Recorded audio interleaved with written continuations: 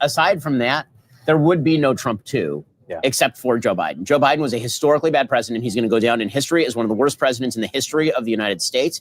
In the modern history of the United States, it's a running gun battle between him and Jimmy Carter. So we can easily say that he's now the worst living president of the United States. And I think that without him, none of this would have been possible. So we owe a big thank you to President Biden. With that, and I'm glad that we'll never have to say that again because he's not going to be president again. So that's going to be great. But I think that there's really three things that I've been thinking about today. One is the uniqueness of President Trump as a human and as a figure. It's just unbelievable. Like you get used to this stuff, covering it every day. We cover it every day. Trump, as you say, has become part of the normal political landscape. And then you see the image of President Trump coming out of the White House and getting into the motorcade to go to take the inaugural oath at the Capitol building behind us. And you think to yourself, man, this is unbelievable. Like the writing here is just insane. You have a person who came from literally nowhere in politics, like had never held office, to become president of the United States. He loses an election to Joe Biden in the most contentious election of our lifetime, without a doubt, between BLM riots and COVID and changing the rules and the insanity that followed. And then he comes all the way back to the presidency of the United States as a singular figure. There's nothing remotely like it in our lifetime. And then you think about the American people and what the American people have said here is that they are tired of the fake normality provided by the Democratic Party. We kept hearing all those. The pitch was always, Donald Trump is not normal. He's not a normal guy. He's super not. This is not normal. You kept hearing that during term one. And then you got Joe Biden, who's supposedly the most normal guy. He's so normal. He's like a normal politician who's super normal. And it turns out everything he did was not normal. Everything. His presidency was a sham because he wasn't even alive. His executive orders vastly exceeded the scope of his office. The policies that he pursued were disastrous for the United States, both at home and abroad. In his waning hours, he pardoned a bunch of people with blanket pardons that he couldn't. It's nothing like nothing we've ever seen. For crimes they are not accused of. He tried to add a constitutional amendment 72 hours ago by presidential fiat. And then they say that he's Captain Normalcy. The American people say, you know what? We're tired of the illusion of normal. We just want normal. So President Trump is supposed to, in his speech today, talk about the power of common sense. This is supposed to be the theme of his speech. It's going to be a common sense. That's all we're asking for. That's all we're asking for. Even like I'm a conservative. I wish you were more conservative. He isn't. He's commonsensical and utilitarian. And guess what? That's what the American people want. They want common sense, utilitarian, pragmatist, winning first president. The one thing we haven't mentioned here is us, the media. The fact that the left-wing media that enforced all these illusions on the American people, threatened them essentially with any violation of their beliefs. They've been particularized. They're going through the 7 stages of grief, which are whining, anger, denial, denial, denial, denial. They just absolutely cannot get around the fact that they don't matter anymore. And we do. And we do for a reason, not because we have the reporting power they have. We don't, not yet. But we do have the power to debunk the lies that they tell. And we've done it bit by bit, piece by piece, skirmish by skirmish. And we beat them. We beat them down to the ground. Yep. I wish you guys could see immediately behind us, the angle's a bit steep, but the presidential motorcade only just ending, a motorcade which began before we even went live. Certainly the longest motorcade I've ever seen as President Trump is arriving at the Capitol. And I believe it's a little sunny out here. We can't see everything as clearly as we'd like in the confidence monitors, but I believe we also saw President Biden leaving the White House to make his journey over to the United States Capitol for the inauguration of Donald Trump. We're going to tell you more about that right after a quick word from our sponsor, Oracle. We'll be right back. Even if you think it's a bit overhyped, AI is suddenly everywhere, from self-driving cars to molecular medicine to business efficiency. If it's not in your industry yet, it's coming and fast. But AI needs a lot of speed and computing power. So how do you compete without costs spiraling out of control? Time to upgrade to the next generation of the cloud, Oracle Cloud Infrastructure, or OCI. OCI is a blazing fast and secure platform for your infrastructure, database, application development, plus all your AI and machine learning workloads. OCI costs 50% less for compute and 80% less for networking. So you are saving a pile of money. Thousands of businesses have already upgraded to OCI, including Vodafone, Thomson Reuters, and Suno AI. Right now, Oracle is offering to cut your current cloud bill in half if you move on over to OCI. For new U.S. customers with minimum financial commitment, offer ends March 31st. See if your company qualifies for this special offer at oracle.com/president. That's oracle.com/president. Again, oracle.com/president. And see what Oracle can do for you.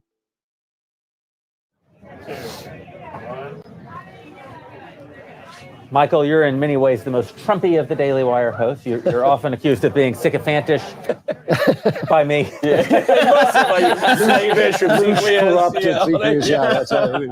I do have to say, you've been the most bullish on President Trump's chances all the way back to 2020 that he would come back, that he would be elected president again. Yep. It's a vindicating moment for you, I'm sorry to say, but happy for the country. You make a great point. I do seem very right and handsome and lively and exuberant.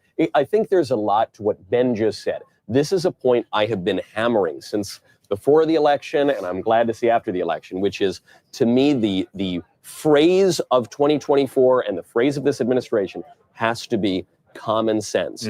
Ben, when you say you wish Trump were more conservative, you're speaking in a political, ideological way. Now, there is a kind of deep conservatism even to the notion of common sense, but there are a lot of people who voted for Trump who did not ever vote before, or who had voted for Democrats, who've never read Russell Kirk or Edmund Burke or Hayek or anybody, who just kind of have a gut sense that something was wrong and Trump was kind of going to make it right and paradoxically was going to be a normal president.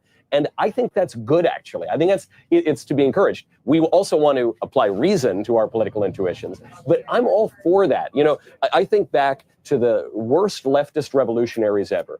One guy in particular, Antonio Gramsci, who observed that a revolution can only succeed if it holds the common sense. And the left totally kissed that away. And if Trump can make his remarks today and the theme of his admin, that we're going to be normal. It's okay to be normal, guys. We're going to use common sense. We're going to defer to the wisdom of our ancestors and the things that have just kind of worked out before. If he can do that, he is going to hold not only the center right, he's going to hold the center left. I think he could even expand that new coalition. Well, you saw the executive orders. I mean, he's supposed to issue some 200 executive orders today. Now, listen, as a fan of constitutional government, not a fan of that many executive orders, but that is a perfect response to what the Democrats have done in centralizing executive power since the Obama days. It was Barack Obama who, after he lost Congress, said he would rule by pen and phone. And then it was Donald Trump who tried to reverse many of those things. And then it was Joe Biden who expanded it radically. Yep. Joe Biden issued more executive orders while he was president than any president of our lifetime for his 4 years. And now Donald Trump has to reverse all that stuff. And so his executive orders right now are very commonsensical things. It's put Remain in Mexico back in place. Yep. It's from now on, men pretending to be women are not going to be treated as women. They're going to be treated as men. This is literally one of the, that's in the, by the way, that phraseology is the exact phraseology of the executive order. It says men pretending to be women. That's his exact phraseology. That is a wild difference from the kind of pseudo respect that's been granted to this stupid proposition for the last several years that Matt, of course, has been fighting against so prominently. You know, the fact that these sorts of things were up for debate, and the fact that these are quick and easy wins for Trump. Now, the thing, you know, if I want to speak pragmatically about Trump for a second, the thing that the big risk for, I think, for Trump is that President Trump wants wins, right? He likes headlines and he likes wins. The one cautionary note is don't go for the quick and easy win over the long-lasting systemic change, because I think that there are going to be a lot of shiny objects where you can grab the win right in the moment. Yep. But the big thing that he was elected to do was, for example, clean out the deadwood of government. It's not just to issue an executive order and declare the thing over. I think that President Trump knows that. I think his cabinet knows that. But I think that's also going to require the support of the American people, understanding he also has a majority in both houses of Congress and ostensibly a majority on the Supreme Court. They should be able to come back behind these executive orders and codify a lot of them in actual law. And if they don't do that, I'm worried that Congress has actually become a vestigial organ that is incapable of passing legislation. He's also shown that he's learned something. I mean, he staffed his administration this time. He didn't staff it at all last time and essentially allowed the Republican Party to staff it with people who hated him. Yeah. Now he's got people who love him, and I think that that's an important thing. They keep saying he appoints loyalists. I think, what are you going to do? Appoint enemies? Of course. Guys in your administration who are going to do what you tell them to do, and he sent a lot of sticks of dynamite into these departments, which is exactly what they need, especially in the legal departments, especially the FBI, the DOJ, has to be cleaned out. This reign of terror, and it has been a reign of terror. I mean, let's face it. You know, it's one thing for the media that is protected by the First Amendment, but people were being raided in their homes for protesting abortion, punished for going to the Latin Mass. Right. I mean, if it were only Knowles, I would say fine. But you know, other people, you would enforce it yourself. I would actually go in and investigate you myself. But no, this is an amazingly oppressive regime, and the idea that Trump is abnormal for opposing it, and the people who support Trump are abnormal for opposing it, is anti-American. This is the most interesting thing about about the last 20 years of American government, is that Barack Obama and Joe Biden both present as moderate, which obscures their radicalism. Yeah. They're two of the most radical men ever to hold the office of the President of the United States. Donald Trump, on the other hand, presents as a radical. But he's pretty moderate. And yet he's pretty moderate. Because it takes a crazy, and this is the thing I've been saying about him from the beginning. It took a crazy man to break this glass, to break this incredible shield of dreams that's been put over the American public where they couldn't see what was happening. And there's also we're talking about the political side of it. I mean, in the culture, there's a real massive shift that's happening right now. And it's probably not as sudden as it feels, but it feels very sudden. And so, for example, that executive order with that language on the trans issue is really significant. There's also, I mean, the Daily Wire just reported today, the latest poll, I think it was from New York Times, on the trans issue. It's something like 80% now, majority of both Democrats and Republicans saying things like, we don't want men and women's sports and that sort of thing. A majority against, transing the kids. And if you go back and look at the polls 5 years ago, it wasn't like that. I will say our company should take credit for this. Okay, really, Donald Trump in 2016, when he was running, said Caitlyn Jenner could use the women's restrooms. He did. I mean, and the reality is that it was the outside voices in the conservative movement that held the line on this. And we were leading the charge on this. Everything from Matt doing his unbelievable work on this issue to the rest of us covering this stuff. I mean, I remember being threatened on national TV by Zoe Torre in 2014, right? I mean, so like we've been fighting this battle for a very, very long time. It creates a problem so here's the problem the left has right now. I think they have a few problems. One is that they run on emotions, and emotions can't be sustained forever. And so I think people are just sort of exhausted. But then the other thing too is what are they about? Like, what is the Democrat Party about right now? What's their agenda? What's their project? The good thing about Trump is he's always been able to speak very clearly and simply about what he wants to do: build the wall, secure the border. These are simple things. Right now, I think you look at the Democrat Party. You were to get 100 Democrats in a room and say, "What is your party about? What do you guys stand for?" I think you'd get 90 different answers. Well, that's why I think they're freaking out right now, because what they were about was being against Trump. Yeah. Okay. That's really what they were about. I mean, since Trump won, every single waking moment for the Democrats has been, we oppose Donald Trump and everything he stands for, and we're going to blame his victory on the Russians or on Facebook or on some sort of corruption. And then it turns out the American people threw up a giant orange middle finger a second time and said no to that. So what exactly do you do when your entire case is, we just don't like the guy the American people selected? And who is their leader? Who is their leader? I like that Trump has changed the Republican Party, but even if Republicans hate Trump, at least it's clear who runs the Republican Party. It's Donald Trump. Previously, 3 months ago, you would say, well, probably Barack Obama runs the Democrat Party. I think he's basically out. Joe Biden certainly isn't running anything. He's probably not running his toothbrush in his mouth. Kamala Harris isn't. So who is the figure? Who's the figure in media? Who's the figure? They don't have one. So they're obviously confused, which is why I'm so excited about the executive actions today. 50 expected executive orders, and then additional executive actions once he's sworn in. The thing I love most about it is not just what it's going to do to the border, not just he's inviting certain legal challenges potentially on birthright citizenship, not just the gender stuff. It's that he is going in, guns a-blazing. He is organized. To your point, Drew, he just outsourced hiring to the GOP in 2016. But one of the big problems was he couldn't get people to work for him because the brand had been made so toxic by the dishonest media. That's a huge shift now, too. The fact that Bill Gates is saying, wow, what a fascinating guy. Oh, how intriguing. We're going to work together. If Bill Gates is going to work, if Mark Zuckerberg is going to work for Trump, then everybody is going to work with him. And so he's going to be able to staff really, really good people. We're approximately 12 and a half minutes out from the beginning of the inaugural ceremony inside the Capitol Rotunda. You're starting to see a lot of familiar faces. I see Charlie Kirk in the room right now, several prominent lawmakers. Vivek, Elon Musk already have walked through. A pretty remarkable moment in that this is taking place inside the rotunda of the Capitol. Normally, you would see it happening directly behind us on the National Mall, on the steps of the Capitol. That's where these events are typically held. It's obviously why we selected this location, but there have been enormous changes and frequent changes and rumors of even more changes over the last 48 hours. As the government has responded both to the incredibly cold weather here in Washington, D.C., and we are told security threats against the president. I've given some thought to it.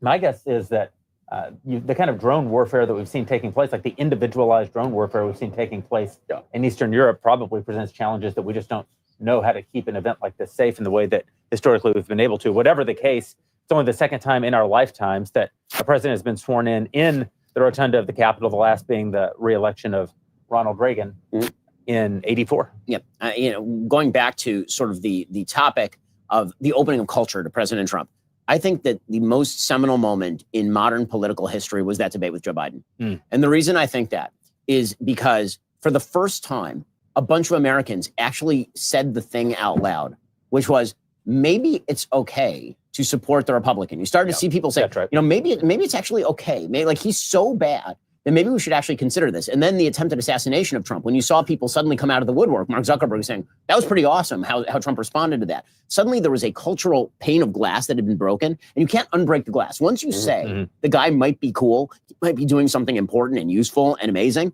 once you say that, you can't unsay it, right? Well, if you put somebody in the untouchable box, once they're out of the untouchable box, you can't stuff him back in. And I think that was one of the big problems that Kamala had. She kept trying to stuff Trump back in the box that had already been destroyed by the debate with Biden. And so Joe Biden did more damage to the Democratic brand in the last year. Like, listen, I think Kamala Harris would have lost him anyway because she's a uniquely terrible candidate. And that goes back to, the sort of modern media sensibility that you're talking about, Drew, which is without the podcast, without the videos, without the ability to expose people in long form, the media would have been able to cram her down our throats. 20 years ago, she's the president of the United States because the media is able to hide her behind glass and then just pretend away all of her problems. In this election cycle, you've got long form interviews with her that don't exist. And then you have long form interviews with Trump or JD who are acting like normal humans. And that's a completely different thing. So the cultural willingness to now say the thing, Joe Biden is responsible for that. So once again, I want to thank the outgoing president of the United States, who's awful, who's awful and deserves all the ignominy we can ladle upon him for the rest of his life. We should talk a little bit more about that assassination attempt, because I keep going back to this moment when Trump had COVID and he came back and he said, don't be afraid of it. Don't let it dominate your life. And Jake Tapper went on and said, no, it's right to be afraid. It does dominate your life. You should be afraid. And I thought, that's what they're selling us. And when you saw Trump stand up after being shot and say, fight, fight, fight, I think a lot of Americans may have said, oh, yeah, that's who we're supposed to be. Well, I mean, also, I think we're all religious people at the table. Yes, if you saw that and you didn't see the hand of God almost literally come down and grab Donald Trump by the head and move his head this much, a priest friend to not have his head blown completely off on national TV. Like, if that moment your confidence didn't skyrocket that this dude was going to be president of the United States again, I got to say, only secular people probably saw that. We're like, well, he probably just has There's just a great as good a line. shot of not winning. A priest friend of mine says it's a wicked generation that seeks after signs and wonders, but it's a stupid generation that ignores signs and wonders. When Mark Zuckerberg wakes up the next day and says, I think he's going to be president. No, that was because he repealed Roe v. Wade. That was I'm absolutely convinced. You're going all the way. Okay, you're going all the way. No, I think that was absolutely all right. Second chance. Second chance. I mean, speaking of second chances, I will say that it is rare, and I think this is the rare moment, and this is why I think that we should approach this with a lot of excitement and encouragement, but also some trepidation, because God doesn't give countries second chances very often. Oh, that's right. And this is a second chance for the country. If you had told me 4 years ago that Donald Trump would re-enter office with a Republican majority in the House, in the Senate, and with sometimes 6 votes on the Supreme Court, I would have said, you're out of your mind. That's crazy what you're saying to me right now, given the sort of political situation in the United States 4 years ago. And the fact that God has given this opportunity, the American people have taken the opportunity to do this, it means that you can't blow the opportunity. Yeah. You cannot be distracted by the dumb kind of stuff that sometimes we get distracted by in political, like the meme coins or the TikToks. Like, just do the thing. That's the opportunity. Grab the thing. Do the thing, and the American people are going to be grateful for it. All they want is some sense of solidity in an ever more chaotic world. Yeah. And God giving us the second chance, like, if it's not seized, I don't think God takes kindly to people who don't take their second chance. I think also on the right, we have this responsibility to keep our fringes out of the center, the Jew haters and the women haters and the black haters. I think we just got to say no. I know there's going to be moments when they get the clicks, when they get the attention. We got to just turn our backs on them. But because our party has always been the party of liberty and justice for all. It should remain that way. We don't need to hate anybody. We can actually do everything we need to do without letting those people in. And something that's very encouraging is for every, if people spend too much time on Twitter, one will think that the country is in a rather bad place. Yeah, good point. But, you look at Trump himself.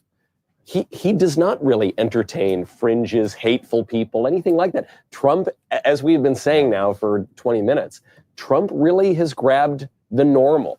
Trump, he's kind of like the normie president. I actually think this is a terrible, the ascension of Donald Trump is a terrible defeat for the sort of pseudo-fascist voices on the far right, the anti-Semitic and racist voices on the far right. They've had a lot of prominence online in the last 4 years because opposition fuels things like that. And in fairness, when you see the left ascendant, it creates this reaction, and it creates support for a reaction. Especially when they're silencing people. That's right. Yeah. But it's very hard to have a far-right extremist protest against an ascendant and productive and effective right-wing government. Yeah.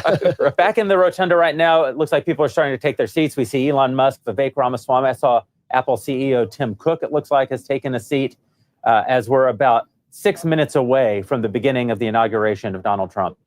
They'll run late. My prediction, this thing ain't starting in 6 minutes. Yeah, I mean, no they way. don't have people Listen, I spent good money on this countdown clock that's playing. Expect a timely inauguration. And I have to say, this green screen of the Capitol looks really It's realistic. beautiful. Oh, yeah. Amazing. And this green screen is also freezing cold. Yeah. It's amazing. Wow. Well, one of the things that is amazing is, like, we are literally counting down the moments until Joe Biden leaves. I can't get over how bad a president he was. Yes. Like, Did you like there were Joe rumors. Biden? But really, like, it's an amazing thing to have lived through a historically bad president, like a truly historically bad presidency. Two of them. And Barack Obama was truly historically bad, but in a different and more insidious way. On purpose. On purpose, right? Joe Biden. I mean, there were rumors yesterday that leading up to this inauguration, Joe Biden was at the very last minute going to cram through a series of UN resolutions targeting Israel. This was the rumor. There was the Security Council meeting that was happening this morning, and that was the going rumor. And it was like, that might happen. That's plausible. Right? I mean, that's plausible. And he tried to actually add a constitutional amendment by fiat I love that. on Twitter in a statement he clearly did not write. I love that, though. Do you know why I love that? The reason I loved him trying to ram through the ERA, which had a deadline of, 1977, then it was like 1982. I mean, they blew past it 40 years ago. And so It was 1979. It was more recent than that. It was more recent, yeah. And right. they did extend it till 82, but they didn't extend it till 2022. So when the Archivist of the United States said, hey, you can't just declare constitutional amendments into existence, Biden kept moving anyway. But it wasn't just Biden. It was Kamala Harris. It was Tammy Duckworth. You could tell it was an organized Democrat strategy to just... Hillary Clinton, deny till you die, just say that this is the case. Why were they doing it? Yeah. Because they had nothing else that actually happened to point to as an accomplishment. And they still That's why. And they still think the media exists to cover it up for them. Well, I think they also they have to reanimate. Their going argument since 2012 has been the war on women, right? I mean, that was the animating argument in 2012 against Romney. And it was an idiotic argument in the first place. But this has been their animating argument. They tried it with the trans issue. They tried to pretend that somehow the trans issue was a war on women, when in fact it was a defense of women. And then after the repeal of Roe versus Wade, they decided that that was going to be like the big winner issue for them. And it turns out the American people kind of normalized on that, meaning that if you're in California, you realize California made your abortion policy. And if you're in Florida, then you realize Florida made your abortion policy. And I think Trump, again, this is one of those areas where being a conservative is different than being a pragmatic politician. I wish that you were more pro-life on a federal level. And also, if you're a pragmatic politician, what he did by taking that off the table as an issue in the campaign was actually quite important. So it's easy to forget to that point that it was, 8 months ago, you had the kind of the idea, the popular wisdom was that because of Roe v. Wade, that in fact conservatives would be in the position that the left is in right now. Exactly. Total disarray, relegated to irrelevance. And that was an argument not just among liberals, but there are many people on the right who were panicking over the fact that Roe v. Wade had been passed and saw it as a net negative. So the and problem, look how that turned out. I agree. And so I think that because of that, because they blew through the trans issue, that's gone. The abortion issue is normalizing. So they have, but the only constituency that Democrats do really, really well with now is young single women.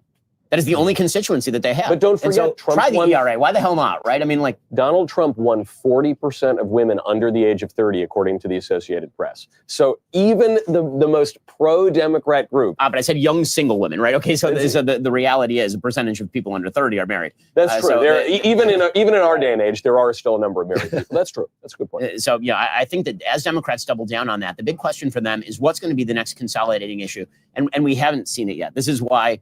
Again, one of my fears is, and I think the most important thing is continued economic boom. That is the most important thing, because the only thing Democrats can consolidate around is some sort of economic downturn. They can't consolidate around social policy, they lose. They can't consolidate around foreign policy because their foreign policy is a complete mess and they don't even know what they believe. Yeah. So the only thing that they can consolidate around is if there were to be some sort of economic downturn. We're seeing the arrival of vice presidents into the rotunda. Vice President Pence walking in right now.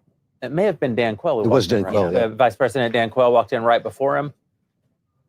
So Ben's prediction that this would not begin promptly So far, there's still a chance. A minute 37? Yeah, we have a minute. They've only got to get a handful. I mean, Carter. They're not going to wheel out Carter anymore. They're going to wheel out Biden though. So He finally can not do anything wrong. There we go. Wow. Oh no! There we go, Bubba. And there's the least happy person in all of America, Hillary Rodham Clinton. The one President Clinton, the one and only President Clinton. President and her husband. Can you imagine just how terrible it is to be Hillary Rodham Clinton? Like you're the person who ushered Donald Trump into power, and then you lost to him, and then Joe Biden, who you really don't like, won in 2020, and then he lost to him, and you this entire time have gotten to just be whiny. Like that's been your entire career has just been whining. By the way, do you know that amazing? If Joe Biden had remained on the ticket, Barack Obama would still have a lot more political power than he does. Yeah. I also he played such an enormous card only to be defeated. I agree with Biden that he would have done better than Kamala, even after the debate, even with the dementia. I think so. I do too. You do? I don't think he would have won, but I agree. I think he would have done better than Kamala. It's hard to do worse than she did. Yeah, there's that. You know, I think that it's hard for me to say that he would have done better. I think because he was so senile, he was so gone. President and Laura Bush walking into the rotunda now. President Bush, who had the best line of the first Donald Trump inauguration, which, if you'll recall, as soon as Donald Trump began reading Steve Bannon's speech, God opened the heavens and poured down tears from the sky, at which point, apparently, George W. Bush leaned over to whomever was sitting next to him and said, "That was some pretty weird shit." My favorite George W. Bush moment recently was at the funeral of Jimmy Carter, where he came out and slapped Obama in the stomach. I miss that guy. I'm sorry. I mean, I have to say that Republican presidents tend to be normies. W was a normie. He was a normie. And the thing about Trump is that he's weird on social media, but we all know Donald He's Trump. the guy at the end of the bar. Correct. We all know him. No one has ever met. Drink. No one has ever met Kamala Harris because she's animatronic. What's his name? And there's Barack, and Michelle is not there. Wow, Michelle did not show. President Obama without Michelle. Wow. That is so or Jennifer Aniston. There have been those rumors. Notably. I wasn't going to say it. That is actually which is shocking because the other rumor was, of course, Yeah, I know. She didn't seem like his type. Let's put it that way. But you know, when I saw Michelle wasn't going to come, I said, okay, well, that happens. She didn't go to Carter's funeral, but that was really weird to see him walk down alone. Yes. Yeah. And it was really weird that she wasn't at Carter's funeral. Yeah. Truly. No, she signed out. She checked out. She's had it. Yeah. She's like, I'm done. I don't like any of these people. I'm done. Yeah. You know, more power to her. Yeah. She signed out. But the question is, of what has she signed out? Yeah. And now we're awaiting the arrival of our current president for only a few moments longer, Joe Biden. Might take a while. Yeah. Well, here come the Supreme Court. The Supreme Court judge. Okay. Chief Justice Roberts. Boo. Kavanaugh. Alito. Yay! Hey, there's a Clarence Thomas. Yep. Yeah. Sonia Sotomayor, Kagan, Gorsuch. Yeah. Only a few more moments before we see Donald Trump enter the rotunda, and a few more moments means you still have time to head over to Daily Wire Plus and take advantage of our limited offer, 47% off of an annual membership. If you use promo code 47 at checkout, we're thankful to all of our Daily Wire members. 65,000 people watching concurrently right now at Daily Wire Plus.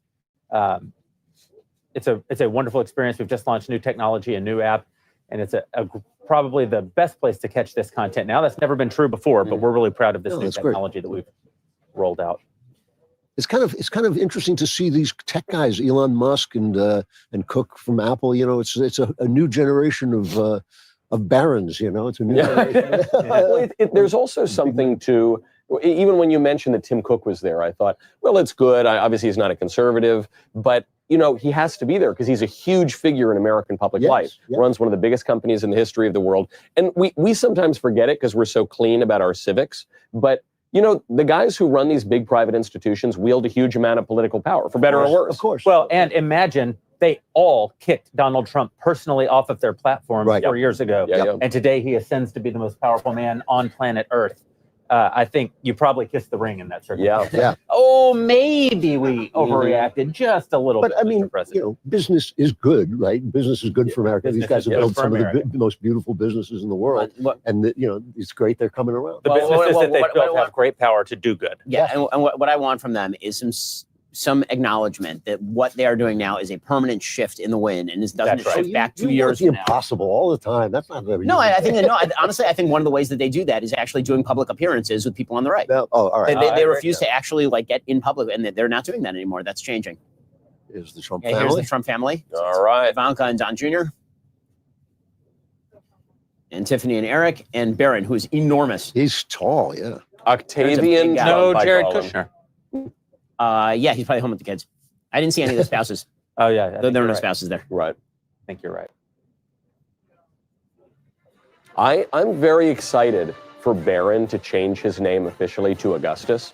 I think that will happen. Is that 28? Does that happen? I don't know. Yeah. The funniest thing that's happened so far was the exiling of Kimberly Guilfoyle to Greece. That is by far the funniest thing. I'm sorry, it's funny. Like you break up with the president's son, and then they're like, "And you shall be delegated to Gaul." You'll now have that. If I could get Court of St. James, I might be willing to. Well, I'm a married man. Court of St. James. That's the best one, you know. It used to be when England was England. That's right. I'm not sure you want to go. Like mega, make Europe great again. Just start by making England great again. That could really happen. This right-wing movement across the West is so encouraging. Our colleague, Dr. Jordan Peterson, plans to devote much of the next 4 years to that particular fight. Really? Yes. He thinks there's a real opportunity in Europe. I spent some of last night. I saw Liz Truss was in town, former UK Prime Minister. Nigel Farage is in town. I haven't seen him yet, but he's been going around to some of the parties. So you do have Giorgia Meloni is in town. You have Javier Milei was here. Milei showed up. That's good. A boy. Yeah. Love me some Milei. He's doing great. He's doing fantastic. It's unbelievable what he's doing. What he's doing is insane. He actually has them in the black. Now, what I want to know is, did my favorite Latin American strongman make it, Nayib Bukele? I believe he is coming. All right, there we go. I think Bukele is coming. And my personal favorite Latin American strongman, Justin Trudeau. Wow, we really just teed it up, and you're right there out of the park. As my father taught me, never pass up a chip. I actually was going to say, when he announced he was leaving politics, this would be the first time since 1959 that a Castro didn't run a Western nation. That's not true. The president of Honduras is Xiomara Castro. Oh, there you go. So we have one more to take down. There is something unique happening across the world, and you do see this kind of thing happen where very akin leaders across the world tend to get elected at kind of the same time. Yeah. And I think that's going to bode well for Europe. I mean, the right-wing movements in France, in Spain, with the Vox Party, in France with the National Rally, in Germany with both AfD in the center and the Center Democratic Union. There is something happening, and it is a revolt of the people against the elitist nonsense that said you can open up your borders endlessly and hand out cash like it's candy while becoming weaker and weaker in the world. That was Germany's third try. They finally destroyed Europe. You know, 2 shots, and they figured this one out. But I give them Franco-Prussian. I think they beat us 4 times. Even thinking, that the Brexit preceded the Trump election so closely, and Orban and Meloni. But this goes back much further. You think of Thatcher and Reagan coming up at the same time. This is and why is that? Because we are one civilization, and America is the global hegemon. So that's obviously going to lead trends, and I think that bodes very well for Europe. I would like to see the phrase "far right" banned from the newspapers. Well, I like the word "far right" if you're actually referring to the far right. It really bothers me when you're just like. What describe you or me? Like any of us? We're all far right. We're like the dead center of the mainstream. I remember when you were the alt-right. That was one of my favorite. I was reading about the Alternative for Deutschland, the AfD party, and the lesbian libertarian leader who thinks that Hitler was a communist. She is a far right leader. Who knew? First Lady Jill Biden walking into Dr. Jill Biden. Oh man, I thought I'd seen the last of Doug Emhoff, and he's still there. I apologize, Dr. Jill. Dr. Doug Emhoff. There he is. There he is. The worst Jew in America, Doug Emhoff. Wait, he's Jewish? That guy. I cannot stand I'm sorry to hear he's a Jew. I didn't realize you. Yeah, exactly. He's kept it a secret. Big secret. I mean, it was secret until like the last 5 minutes when they needed him to be. But, you know, Yeah. oh, God. They are running a fairly, I have to say, they started punctually. Yeah. Yeah. Are you going to try and take credit for that clock? That's it. I'm just like saying. 5 The clock is minutes running, past, is dude. running the government. Well, no, but it began right on time. Oh, now you're just shifting the definition. No. These are like announced entries. There's a guy with a staff, and he says, "Hear ye, the Right Honorable Dr. Jill Biden." Speaking of Look how Doug pissed off she Emhoff, looks, by the way. Look how pissed off Jill Biden is. Look how happy Imhoff is. He's like, I'm out.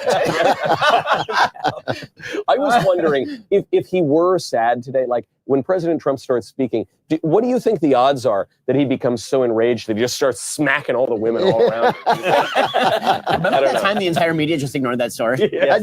That's an amazing thing. That was Will an amazing the moment. Yes. Imhoff-Harris nuptials last her defeat? Will they survive the defeat?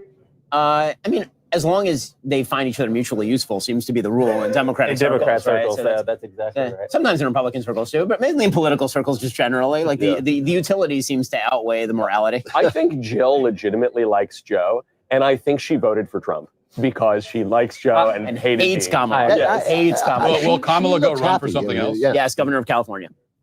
No. Yes. Think so? That's Yeah. And she'll stand a reasonable chance because, Government- because California what used doesn't to be learn California, anything from yeah. it. California The is ashes of psychotic, California. which is why we all left California. Literally all of us. The greatest state in the country, and they have literally turned it Yes. into a dumpster fire. Yes, because So the it's weather not is a drug. You People think are happy Kamala with still has a chance in the wake of it. No. Yeah.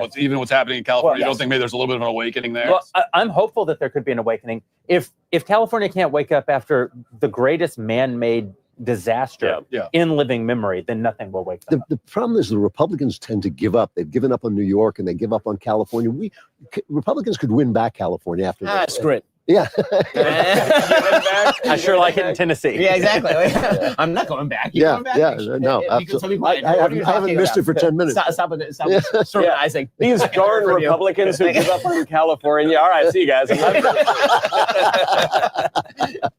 No, the big problem is that for the Republican Party to actually win there, they'd actually have to run on the issues that matter, like running the state well and crime. And they never did that. They always went on like education. Right. You're always going to outbid on education. That's a giant fail. Kamala Harris will run there, and I think that she stands a pretty good shot of winning because, right now it's a high watermark for kind of love for Trump. There always is this honeymoon period. Trump's actually getting one. He didn't get one last time. This time he gets one. That's right. But 6 months from now, the left will have reconstituted in some form or fashion, and Kamala, as running for governor of California, now that Newsom has completely blown it, could be the person who says, listen, I ran against him. I only lost because Joe Biden, and give me the shot again. And the intersectionality, we all think DEI is dead. DEI is dead for reasonable people. For California, it's still very much alive. Oh, sure. Yeah. And so, And Donald Trump should endorse her if she runs for governor. it's so funny. It's so funny. You deserve it. You deserve it. What happened to your clock? They're trying to find Biden. He's wandered off. They were doing so well. It is kind of disappointing. I like to think that if we could hear maybe somebody saying a prayer or something and be like, oh, yeah, well, that makes sense. But I don't think so. They're all talking to each other. yeah, it's probably just all falling apart on me. All my plans end this way. Barron is like Nikola Jokic. Yeah. He's dominating everybody. Oh my God! Amazing. Last night I love was talking to Gorka and I'm sorry. Gorka's a giant too. Calvin Robinson. I felt like a munchkin. I didn't even see Calvin. Yes, he shaved off that afro. I talked to him for 20 minutes. It was when he walked away. I went, "Oh, that's Calvin Robinson." Our friends from the Blaze were at the parties last night. We were at the TPUSA gala last night. All five of us, I believe, and Dr. Peterson, and our buddies Glenn Beck and Tyler Carden and Gaston Mooney, who are like giants. Yeah, they're all giants. I know. We need to carry around apple boxes when we're around these Nordic, Speak for yourself, guys. Right. and around Walsh. The problem is that Matt's actually a small forward, but in our lineup, he's the center. We're a very undersized team, right? Yeah. That's just what it is. It's a Jewish basketball team. You guys do make me feel very tall. Thank you. You're welcome. You're welcome. I did get home in time to watch your team get humiliated in the what was essentially the Super Bowl because nobody can beat either of those teams. We were at our fancy ball last night. And I was watching the game on the phone. Yeah, and I was watching Matt get sadder and sadder as the night went on. Last moment was pretty.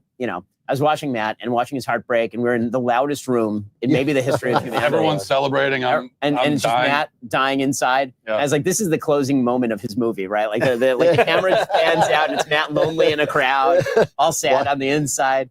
And I was like, at that moment, I realized that Matt had out miserabled me, which I didn't think was possible because I hate giant parties. Oh my God, like, giant parties! Passion, man.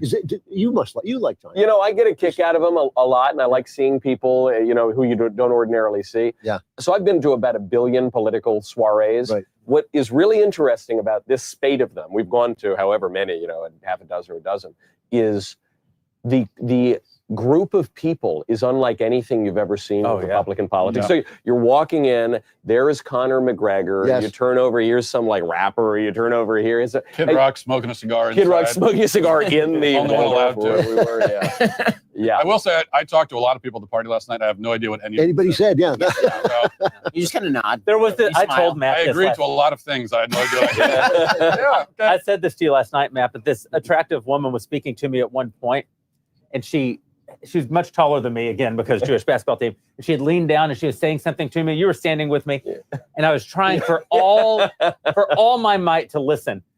And we got to the point where she stopped talking, and it became clear that she had asked me a question, and I had not heard one No, you couldn't hear syllable, anything. not a single syllable. I believe you said, I really wish I could have heard a single word you just said, but sorry, Nothing. But even that, these events are so schmoozy. That's just what these inaugurations are.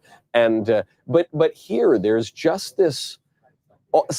There's the slippery kind of slick DC event, and then there's the just exuberant DC event, and this is the latter. It's very fully in the So I think this was always part of the charm of Trump. Yeah, on the way here, so we had to walk for 1,000 miles through a blizzard. Uphill both ways. Uphill both ways barefoot, to get here. And, I was just taking a look at kind of the aesthetics of MAGAville, because DC is now MAGAville. Yes. And this is MAGA country. So Jussie Smollett should have made his case this weekend, right? He got it wrong. Polar vortex. Yes. This is MAGA country. And the thing about the Trump aesthetic that's hilarious is that just aesthetically it's really ugly. Okay, like the Trump hats, right? Like they are. I love it. But no, this is kind of my point, is that everything aesthetically Trump is 1986 family reunion in Minneapolis. Right? Like that's it. That's everything. At right? the Mall of America. At the Mall of America. Right? Like the hats are square and boxy, right? They don't actually fit your head properly. And the ties are too wide. And all the signs are in like Times New Roman font. It's like it's hip to be square. It's like the 80s. Yes, that's it. That's the whole thing. That's the whole thing. And so somebody was saying, like, why are we playing God Bless America, God Bless the USA by Lee Greenwood for the 127th time? And it's like, because you know what? Most Americans actually like this kind of stuff. They like it. They kind of like this kind of stuff. It turns out that the aesthetic of the 1980s, we kind of like it. It turns out that Huey Newton, Huey Lewis was not wrong. We like remembering. Yeah, I don't know about Huey Newton. But Huey Lewis was We right. like remembering back to a time when our nation was still powerful and ascendant and confident. And our hope is that in Trump's second term, we're able to be that kind of. And now we can all feel like Patrick Bateman, like, hey, left, you like Huey Lewis in the news? I will say it is bizarre and surreal to walk around DC and everyone everywhere is a conservative. It's like everywhere you go. Such a change. And I'm looking forward to it because I live, right near here, and it's going to change everything about my actual existence. I love it. Yeah. And we were greeted as liberators. Who's this guy? I don't know. This is a close-up on this. Where's his tie? Where's his tie? Yeah, that's You're at the inauguration of the President of the United States. This is one of the things I. Who are you? Oh, he's singing. He's singing. Okay. Oh, he's the opera singer. Oh, this guy's So good. he had to have an open throat. Because I was going to say, that's very Italian of him. But that checks out. That actually works. Oh man, I feel bad that I mocked this guy. Yeah, no, he's cool. I've heard him sing before.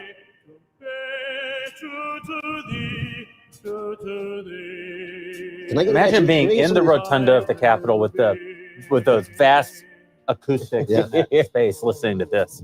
Can I get somebody to turn up my ear a little bit? I'm having a hard time hearing.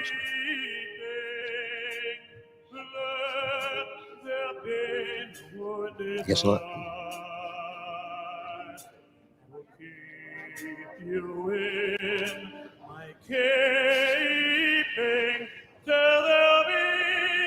What's he singing? He's not the Star Spangled Banner. No.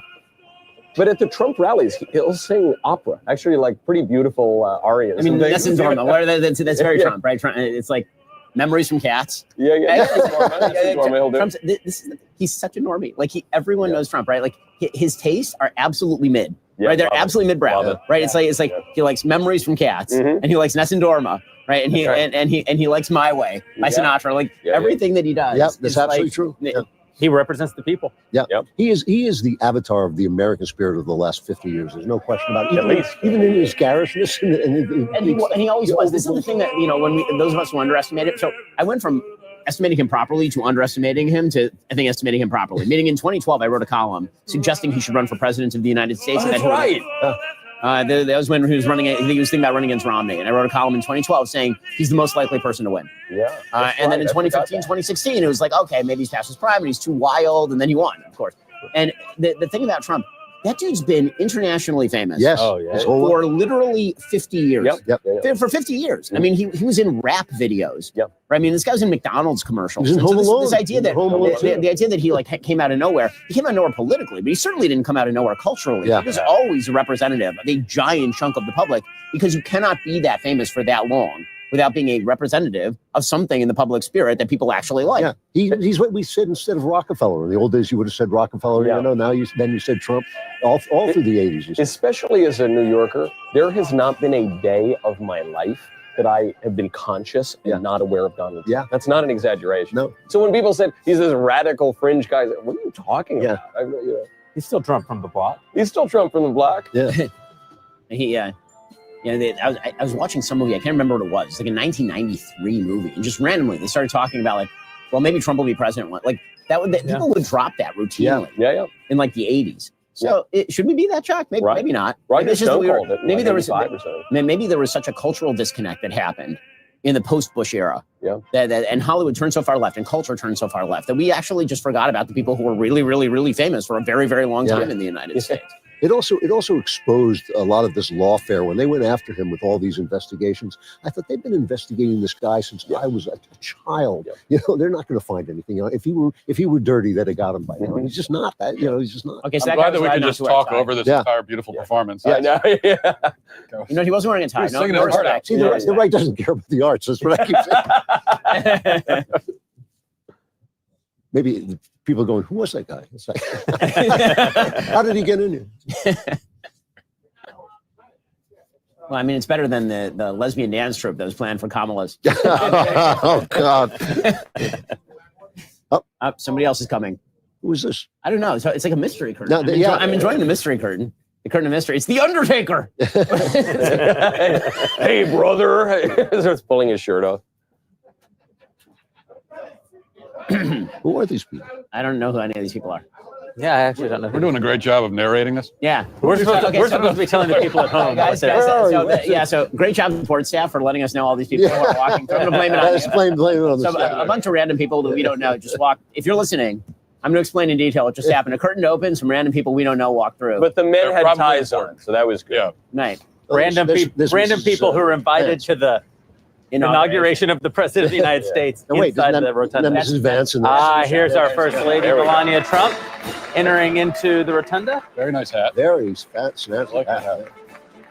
She has excellent taste. Do you think we could put her on the covers of some magazines now? I mean, oh, it's coming. I guarantee. If Michelle Obama won't appear on them anymore, I guess there's room for the supermodel First Lady. That was the pettiest thing about that. Yeah, ridiculous.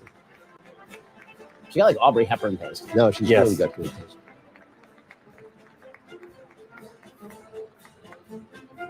Bold to wear a hat too. Yeah. It says that you're confident in your sense of style. Yeah. I mean, That's truly. a great analysis, though. I know, but I just wasn't expecting actual fashion analysis from our straight fashion correspondent, Jeremy Boring. We depend on Jeremy. I like to say straightish. The fashion commentary. Yeah, like color palette analysis of what that means for the future of the country. She's painting in bold colors. She's got the contrasting black and white just demonstrates how bold this presidency is going to be. It's a concession too from Joe Biden that she decided to wear blue, Jill looks unlike on election day. She looks so miserable. Look, she does. She looks absolutely miserable. Not miserable enough. Ranking member of the Joint Congressional Committee on miserable. Do you think that's? Yeah, I think she got what she deserved. You're a merciful man. God comes for us all. And That's his true. justice. Here comes Secretary is the Honorable Hakeem Jeffries.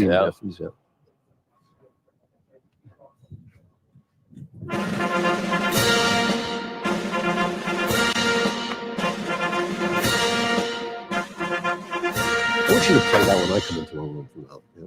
I'm hoping for a Charles II. Trump comes Ladies out. He and says, gentlemen, "Gentlemen, the go President of home." the United States, the Honorable Joseph There R. he is, Biden people. Jr. It's and his Vice exit- President it's of his the exit United show. States, the Honorable Kamala Devi Harris.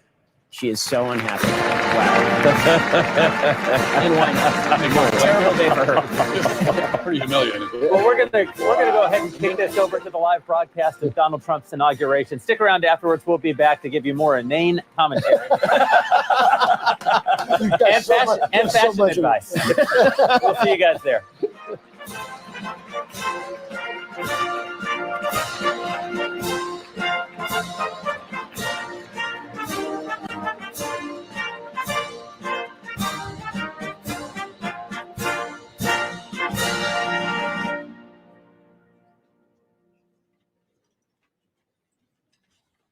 Ladies and gentlemen, escorting the Vice President-elect, the Executive Director for the Joint Congressional Committee on Inaugural Ceremonies, Mr. Michael Wagner, Senate Deputy Sergeant-at-Arms and Doorkeeper, Jason Bell, and House Deputy Sergeant-at-Arms, Mr. Sean Keating.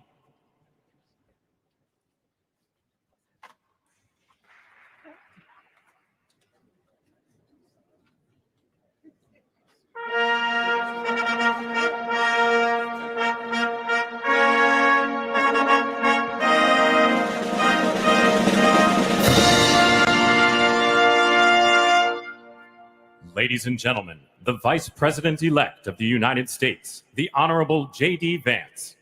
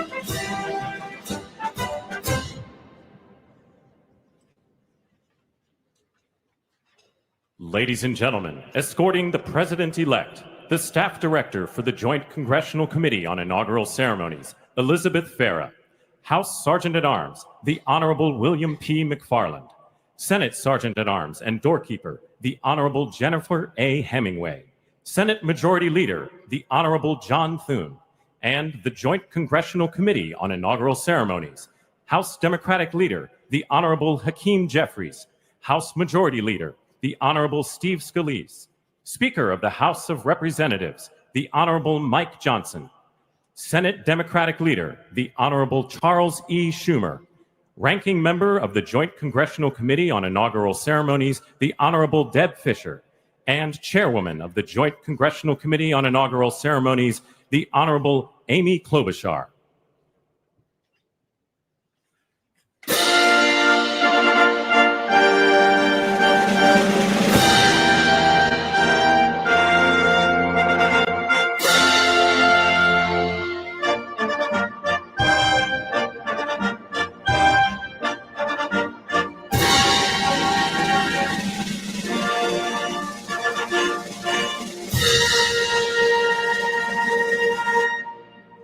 Ladies and gentlemen, the President-elect of the United States, the Honorable Donald John Trump.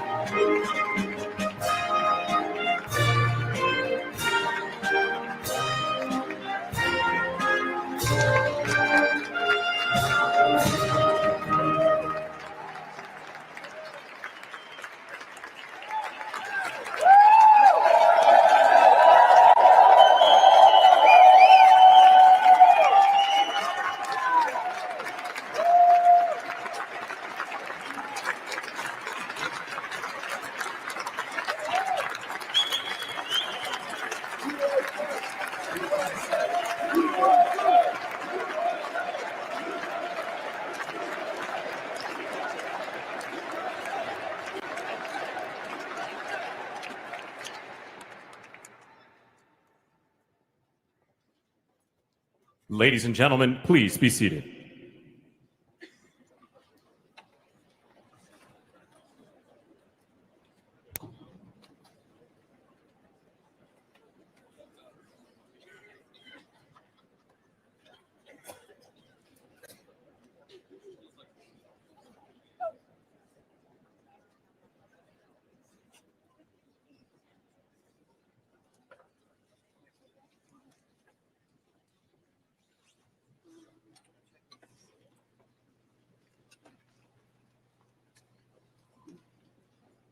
Please welcome the chairwoman of the Joint Congressional Committee on Inaugural Ceremonies, the Honorable Amy Klobuchar.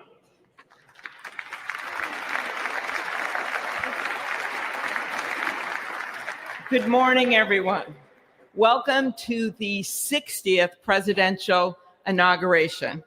Today, President-elect Trump and Vice President-elect Vance will take their oaths of office, and we will witness the peaceful transfer of power at the heart of our democracy.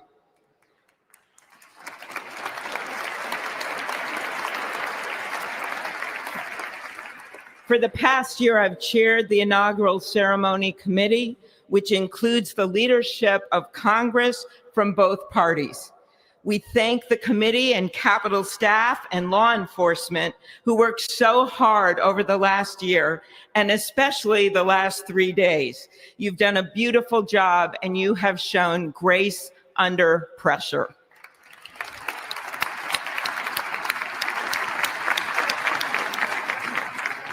Our theme this year is our enduring democracy.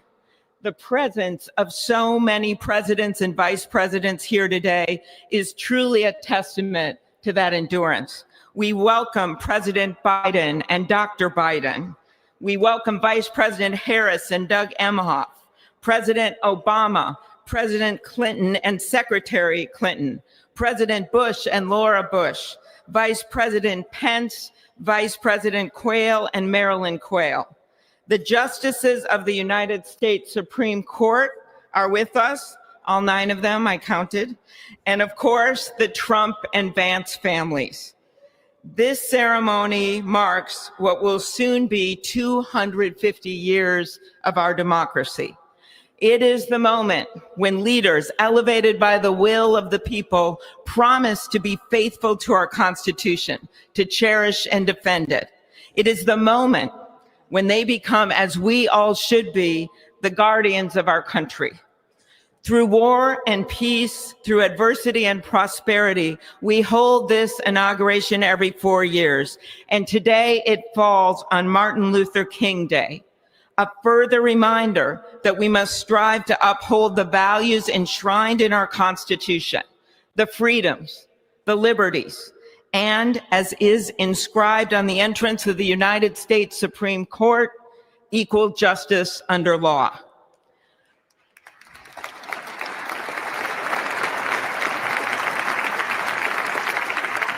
But what makes this moment more than a passing ceremony is all who are watching it across the country, the people of this nation, the ordinary people doing extraordinary things.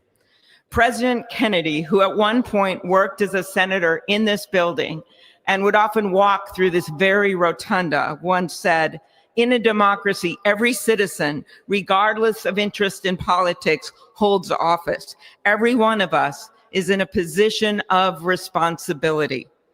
With that responsibility of citizenship comes an obligation not to seek out malice, as President Lincoln once reminded us, but to view others with the generosity of spirit, despite our differences.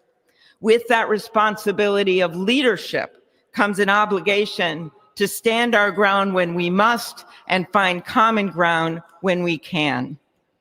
With everything swirling around us, the hot mess of division, it is on all of us, to quote an incredible songwriter who just happened to be born in my state, to ensure that our nation's democracy is our shelter from the storm. There's a reason this ceremony takes place at the Capitol. In other countries, it might be in a presidential palace or a gilded executive office building. Here it is traditionally held at the Capitol the people's house. It is a fitting reminder of the system of checks and balances that is the very foundation of our government. 3 equal branches of government.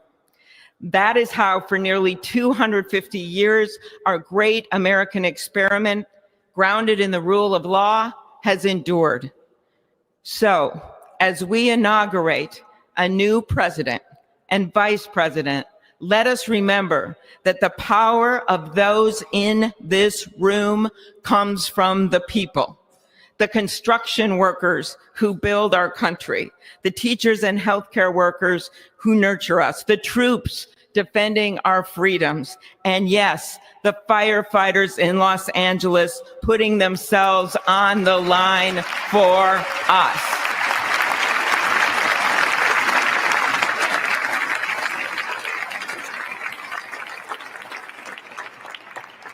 Our democracy's strength and grit must match theirs. May God bless our nation. Thank you.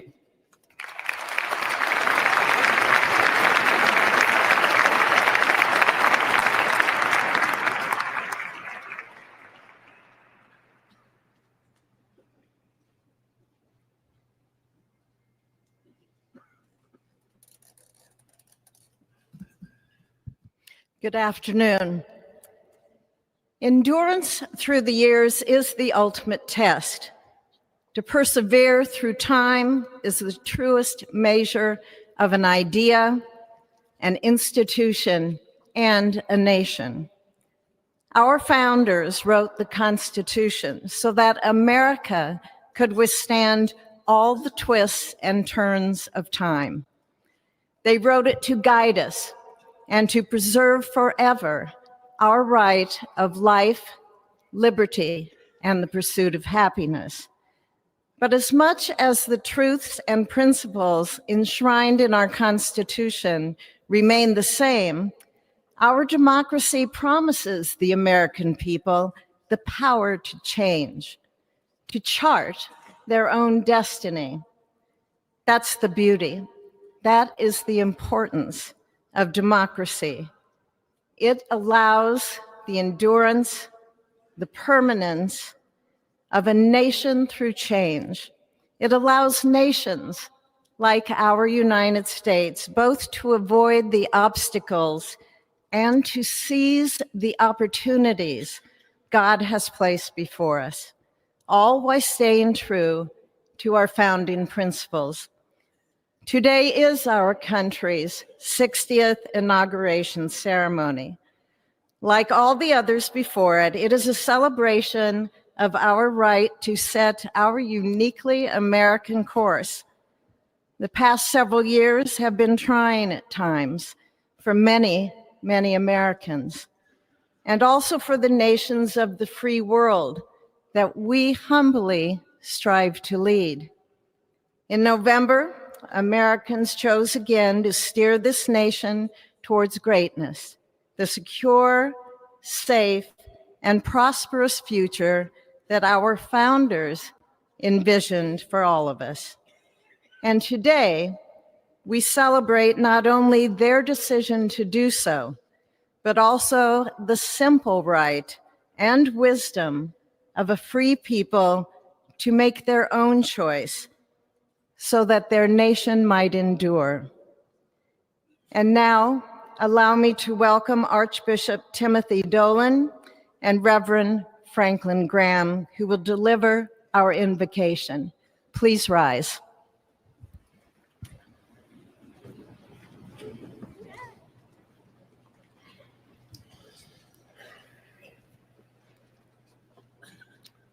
Be still and know that I am God, supreme among the nations, supreme on the earth.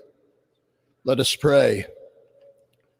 Remembering General George Washington on his knees at Valley Forge, recalling Abraham Lincoln at his second inaugural, with malice toward none, with charity for all, with firmness in the right as God gives us to see the right. remembering General George Patton's instructions to his soldiers as they began the Battle of the Bulge 8 decades ago. Pray.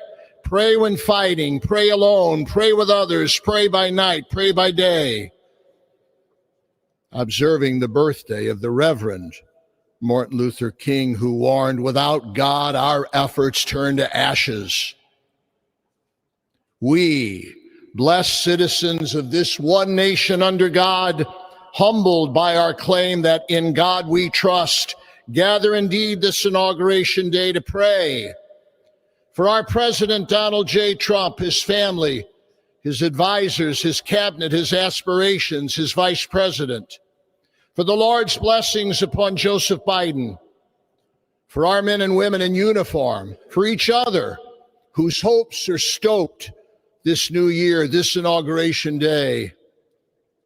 We cannot err in relying upon that prayer from the Bible, upon which our president will soon place his hand in oath, as we make our own the supplications of King Solomon for wisdom as he began his governance. God of our fathers, in your wisdom you set man to govern your creatures, to govern in holiness and justice, to render justice with integrity. Give our leader wisdom, for he is your servant, aware of his own weakness and brevity of life. If wisdom which comes not from you be not with him, he shall be held in no esteem. Send wisdom from heavens, that she may be with him, that he may know your designs. Please, God, bless America. Please mend her every flaw. You are the God in whom we trust, who lives and reigns forever and ever. Amen.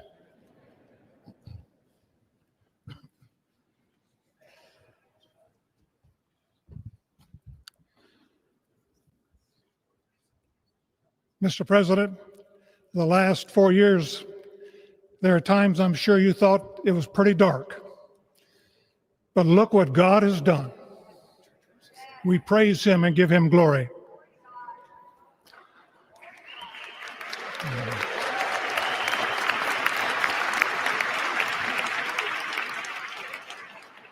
Let us pray. Our Father and our God, thou hast said, blessed is the nation whose God is the Lord. As the prophet Daniel prayed, blessed be the name of God forever and ever. For wisdom and might are his. He changes the times and the seasons.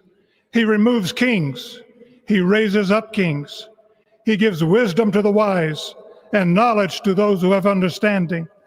Our Father, today, as President Donald J. Trump takes the oath of office once again, we come to say thank you, O Lord our God. Father, when Donald Trump's enemies thought he was down and out, you and you alone saved his life and raised him up with strength and power by your mighty hand. We pray for President Trump that you'll watch over, protect, guide, direct him. Give him your wisdom from your throne on high. We ask that you would bless him and that our nation would be blessed through him. We also ask that you would bless and protect Melania as First Lady. We thank you for the beauty, the warmth, and grace that she shows not only to this nation, but to the whole world. We thank you for Vice President-elect J.D. Vance and his wife Usha and their young family. May he be a strength to President Trump, to stand beside him, to hold up his arms like Aaron held up the arms of Moses in the midst of battle. The prophet Samuel reminded the people, it was you that brought them up from the land of Egypt. And he said, now stand still that I may reason with you before the Lord. So Father, we take this moment to stand still, to remember the great things that you have done for this nation. Thank you for the protection, the bounty, the freedoms that we so enjoy. We remember to keep our eyes fixed on you, and may our hearts be inclined to your voice. We know that America can never be great again if we turn our backs on you. We ask for your help, and we pray all of this in the name of the King of Kings, the Lord of Lords, your Son, my Savior, and our Redeemer, Jesus Christ. Amen. Ladies and gentlemen, please welcome Associate Justice Kavanaugh to administer the Vice Presidential Oath of Office.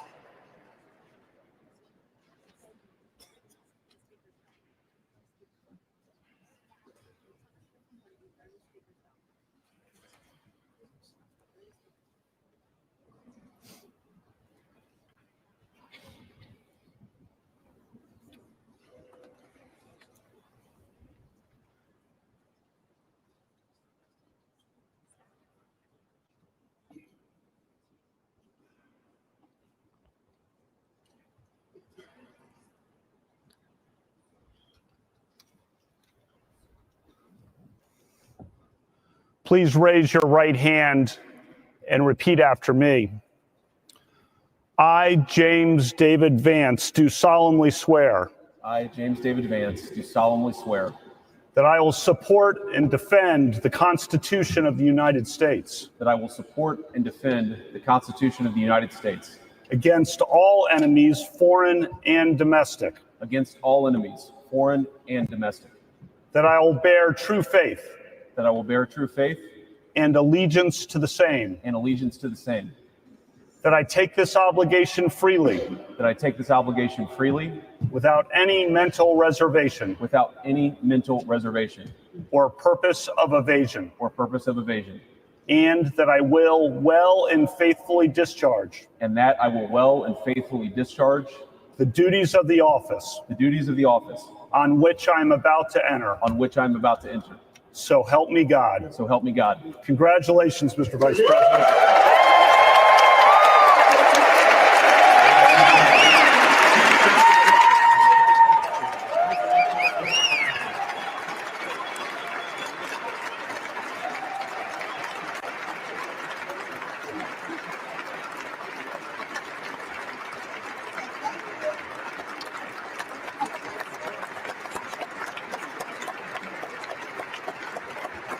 Ladies and gentlemen, please welcome Chief Justice Roberts to administer the Presidential Oath of Office.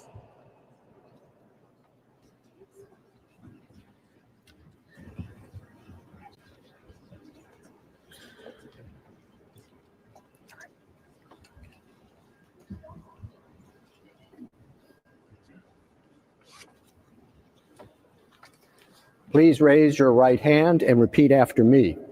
I, Donald John Trump, do solemnly swear.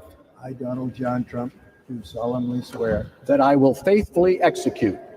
That I will faithfully execute. The office of President of the United States. The office of President of the United States. And will, to the best of my ability. And will, to the best of my ability. Preserve, protect, and defend. Preserve, protect, and defend. The Constitution of the United States. The Constitution of the United States. So help me God. So help me God. Congratulations, Mr. President.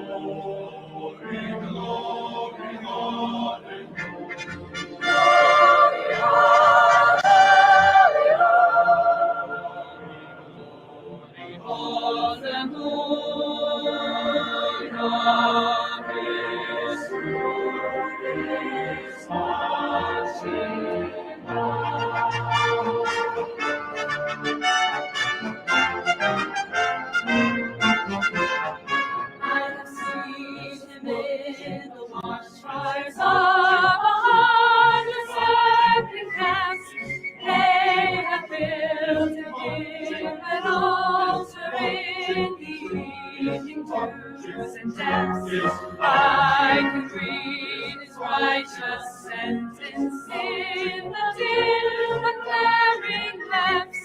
His day is marching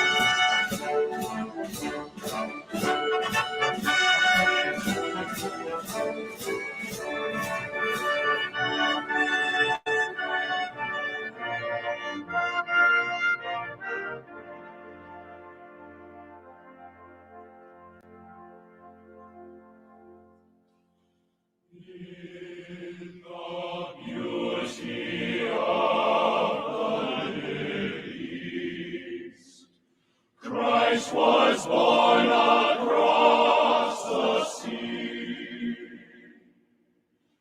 with the glory in his bosom that transfigures you and me. As he died to make men holy, let us die to make men free, while God is marching on. Glory, glory, hallelujah.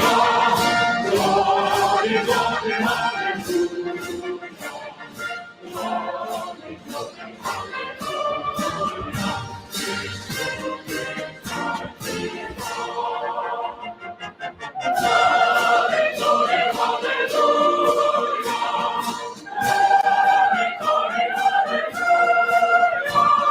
Glory, glory, hallelujah. His children are free. Glory,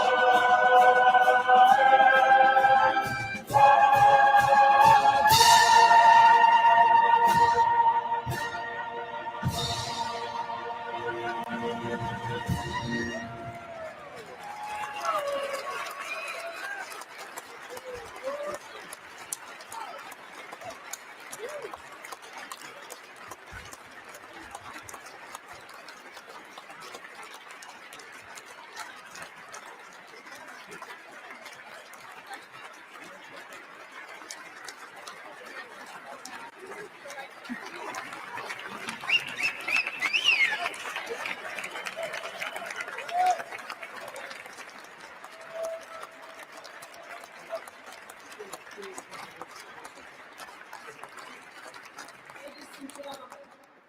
It is my honor and pleasure to introduce to you the 45th and the 47th President of the United States of America, Donald J. Trump.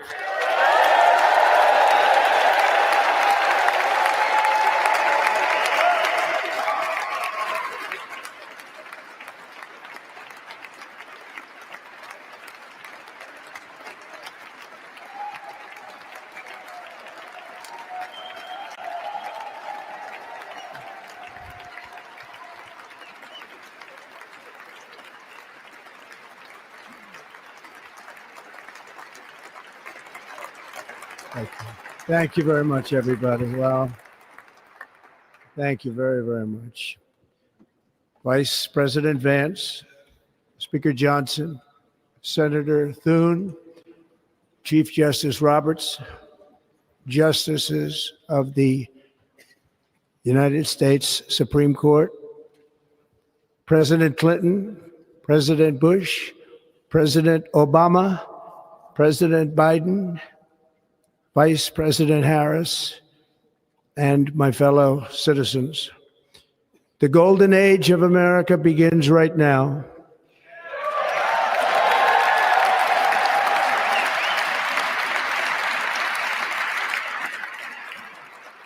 From this day forward, our country will flourish and be respected again all over the world.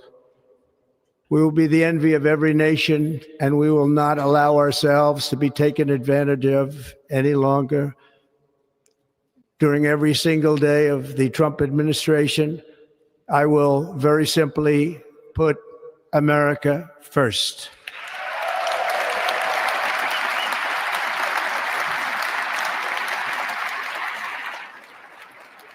Our sovereignty will be reclaimed. Our safety will be restored. The scales of justice will be rebalanced. The vicious, violent, and unfair weaponization of the Justice Department and our government will end.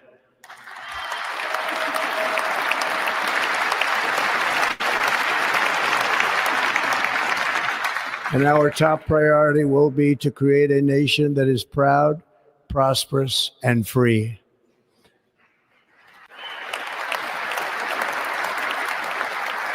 America will soon be greater, stronger, and far more exceptional than ever before. I return to the presidency confident and optimistic that we are at the start of a thrilling new era of national success. A tide of change is sweeping the country. Sunlight is pouring over the entire world. And America has the chance to seize this opportunity like never before. But first, we must be honest about the challenges we face. While they are plentiful, they will be annihilated by this great momentum that the world is now witnessing in the United States of America. As we gather today, our government confronts a crisis of trust. For many years, a radical and corrupt establishment has extracted power and wealth from our citizens while the pillars of our society lay broken and seemingly in complete disrepair. We now have a government that cannot manage even a simple crisis at home, while at the same time stumbling into a continuing catalog of catastrophic events abroad. It fails to protect our magnificent, law-abiding American citizens, but provides sanctuary and protection for dangerous criminals, many from prisons and mental institutions that have illegally entered our country from all over the world. We have a government that has given unlimited funding to the defense of foreign borders, but refuses to defend American borders or, more importantly, its own people. Our country can no longer deliver basic services in times of emergency, as recently shown by the wonderful people of North Carolina, been treated so badly.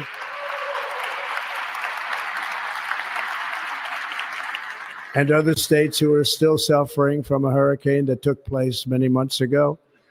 Or more recently, Los Angeles, where we're watching fires still tragically burn from weeks ago without even a token of defense. They're raging through the houses and communities, even affecting some of the wealthiest and most powerful individuals in our country, some of whom are sitting here right now. They don't have a home any longer. That's interesting. But we can't let this happen. Everyone is unable to do anything about it. That's going to change. We have a public health system that does not deliver in times of disaster, yet more money is spent on it than any country anywhere in the world. And we have an education system that teaches our children to be ashamed of themselves in many cases, to hate our country despite the love that we try so desperately to provide to them. All of this will change starting today, and it will change very quickly.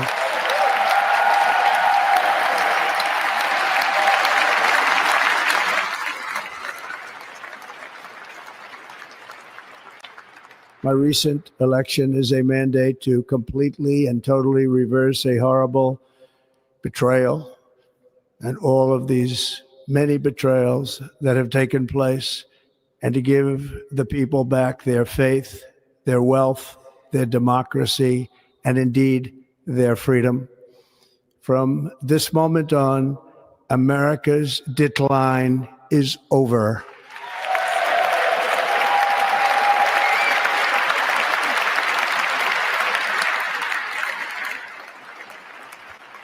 Our liberties and our nation's glorious destiny will no longer be denied, and we will immediately restore the integrity, competency, and loyalty of America's government. Over the past 8 years, I have been tested and challenged more than any president in our 250-year history, and I've learned a lot along the way. The journey to reclaim our republic has not been an easy one, that I can tell you.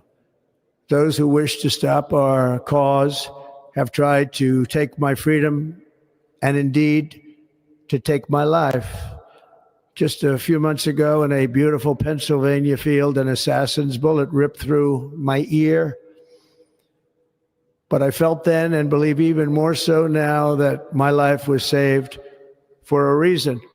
I was saved by God to make America great again.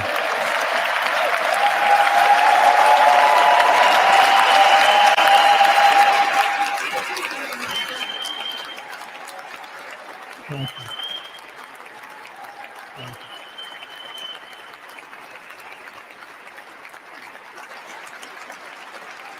Thank you very much.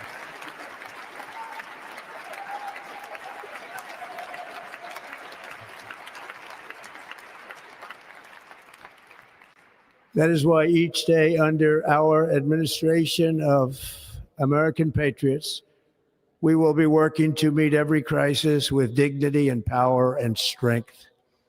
We will move with purpose and speed to bring back hope, prosperity, safety, and peace for citizens of every race, religion, color, and creed. For American citizens, January 20th, 2025 is Liberation Day.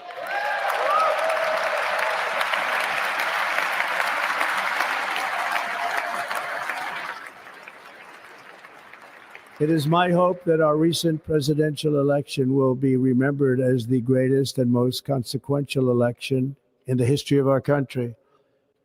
As our victory showed, the entire nation is rapidly unifying behind our agenda with dramatic increases in support from virtually every element of our society, young and old, men and women, African Americans, Hispanic Americans, Asian Americans, urban, suburban, rural. And very importantly, we had a powerful win in all 7 swing states. And the popular vote, we won by millions of people. To the Black and Hispanic communities, I want to thank you for the tremendous outpouring of love and trust that you have shown me with your vote. We set records, and I will not forget it. I've heard your voices in the campaign, and I look forward to working with you in the years to come. Today is Martin Luther King Day, and his honor, this will be a great honor, but in his honor, we will strive together to make his dream reality. We will make his dream come true.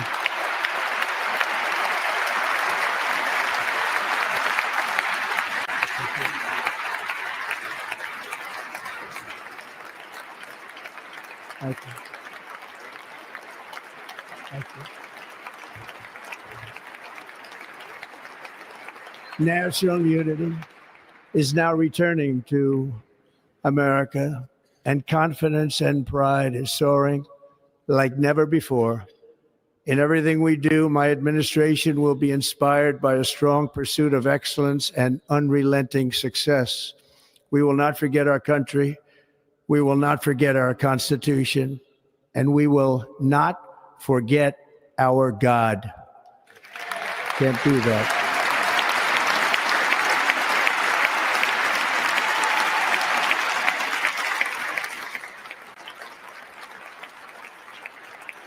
Today, I will sign a series of historic executive orders. With these actions, we will begin the complete restoration of America and the revolution of common sense. It's all about common sense. First, I will declare a national emergency at our southern border.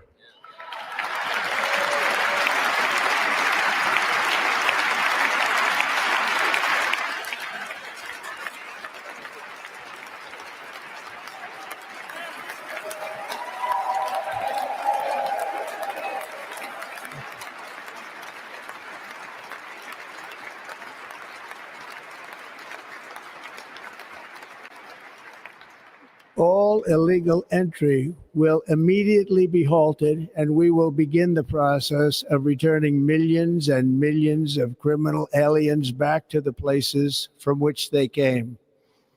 We will reinstate my Remain in Mexico policy.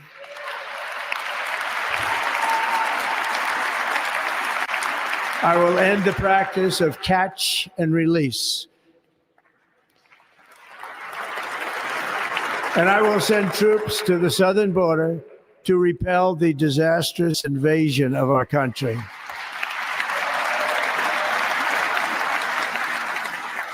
Under the orders I signed today, we will also be designating the cartels as foreign terrorist organizations.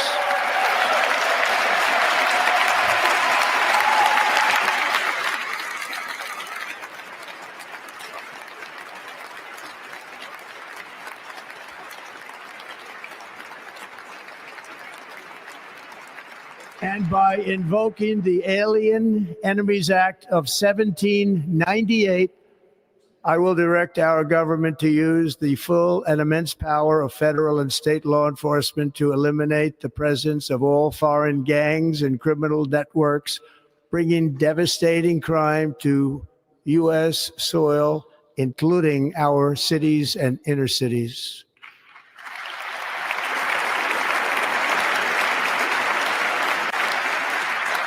As Commander-in-Chief, I have no higher responsibility than to defend our country from threats and invasions, and that is exactly what I am going to do. We will do it at a level that nobody's ever seen before. Next, I will direct all members of my cabinet to marshal the vast powers at their disposal to defeat what was record inflation and rapidly bring down costs and prices.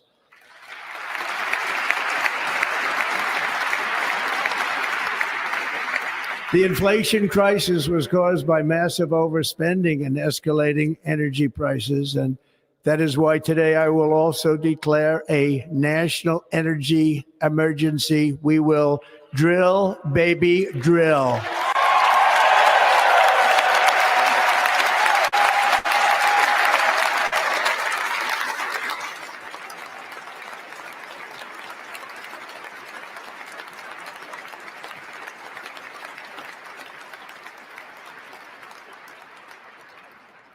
America will be a manufacturing nation once again, and we have something that no other manufacturing nation will ever have, the largest amount of oil and gas of any country on earth, and we are going to use it.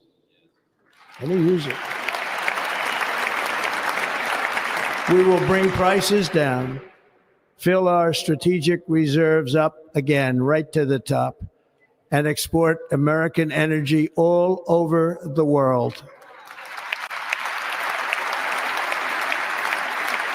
We will be a rich nation again, and it is that liquid gold under our feet that will help to do it.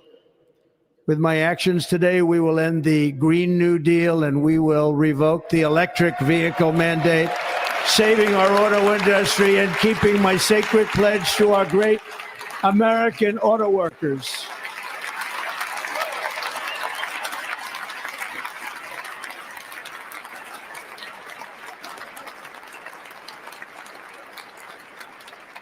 In other words, you'll be able to buy the car of your choice.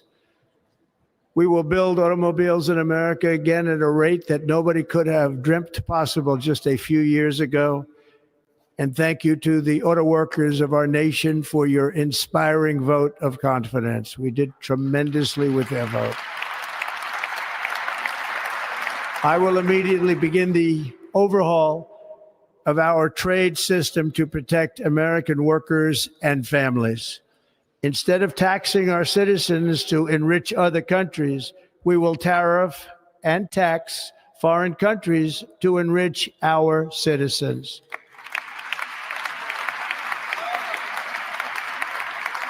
For this purpose, we are establishing the External Revenue Service to collect all tariffs, duties, and revenues. It will be massive amounts of money pouring into our treasury, coming from foreign sources.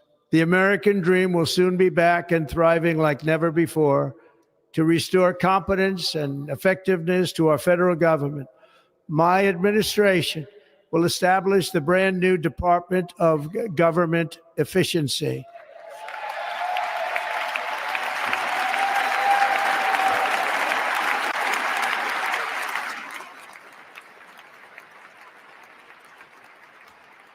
After years and years of illegal and unconstitutional federal efforts to restrict free expression, I will also sign an executive order to immediately stop all government censorship and bring back free speech to America.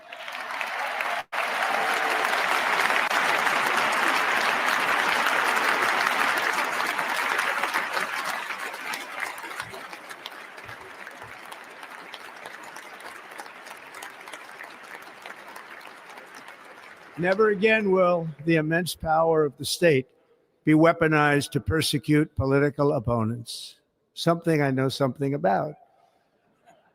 We will not allow that to happen. It will not happen again. Under my leadership, we will restore fair, equal, and impartial justice under the constitutional rule of law.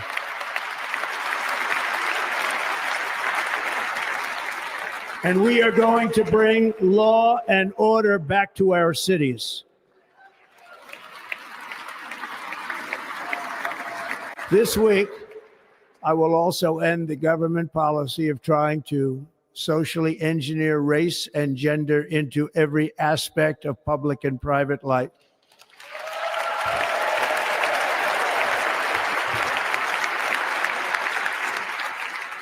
We will forge a society that is colorblind and merit-based.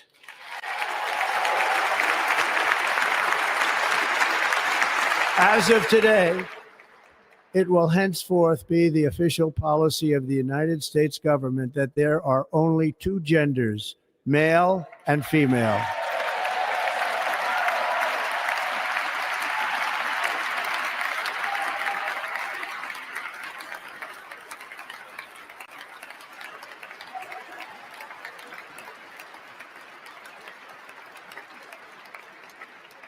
This week, I will reinstate any service members who were unjustly expelled from our military for objecting to the COVID vaccine mandate with full back pay.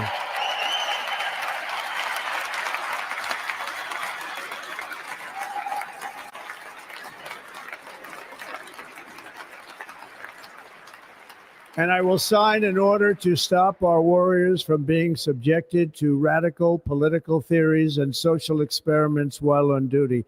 It's going to end immediately. Our armed forces will be freed to focus on their sole mission, defeating America's enemies.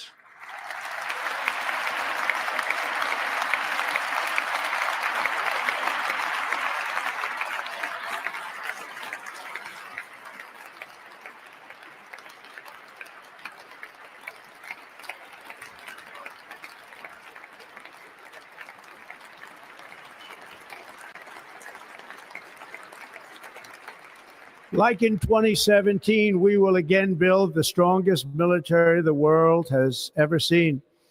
We will measure our success not only by the battles we win, but also by the wars that we end, and perhaps most importantly, the wars we never get into.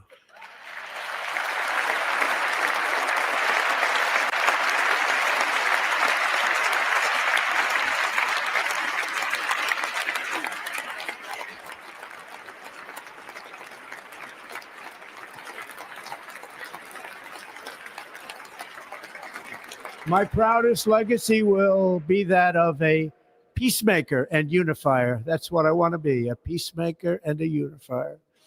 I'm pleased to say that as of yesterday, one day before I assumed office, the hostages in the Middle East are coming back home to their families.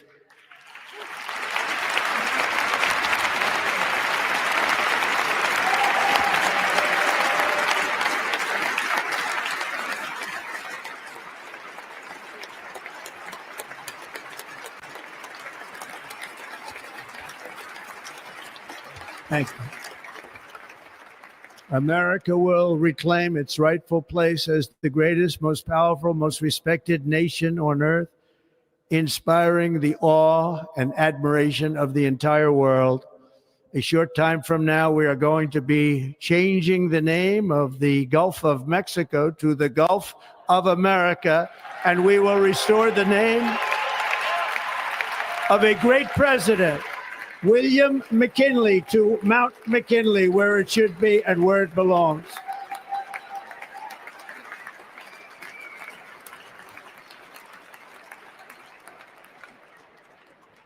President McKinley made our country very rich through tariffs and through talent.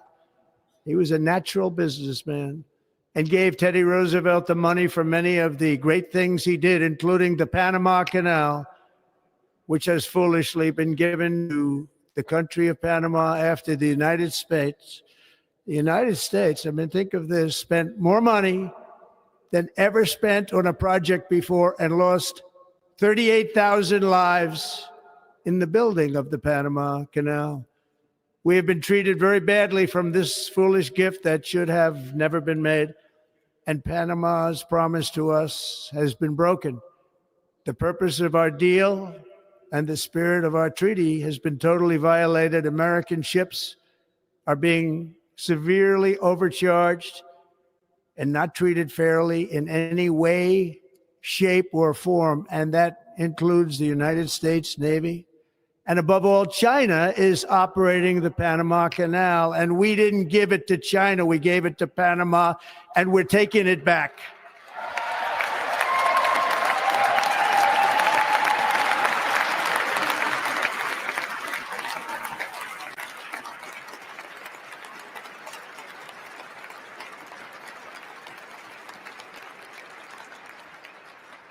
Above all, my message to Americans today is that it is time for us to once again act with courage, vigor, and the vitality of history's greatest civilization. So as we liberate our nation, we will lead it to new heights of victory and success. We will not be deterred. Together, we will end the chronic disease epidemic and keep our children safe, healthy, and disease-free.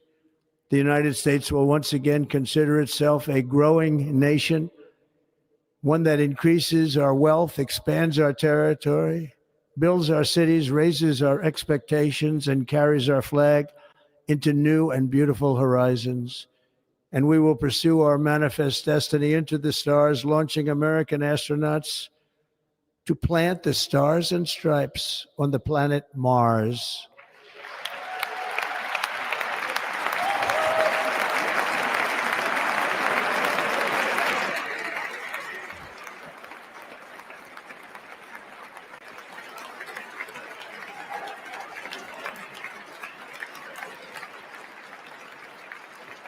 Ambition is the lifeblood of a great nation. And right now, our nation is more ambitious than any other. There's no nation like our nation. Americans are explorers, builders, innovators, entrepreneurs, and pioneers. The spirit of the frontier is written into our hearts. The call of the next great adventure resounds from within our souls. Our American ancestors turned a small group of colonies on the edge of a vast continent into a mighty republic of the most extraordinary citizens on earth. No one comes close. Americans pushed thousands of miles through a rugged land of untamed wilderness.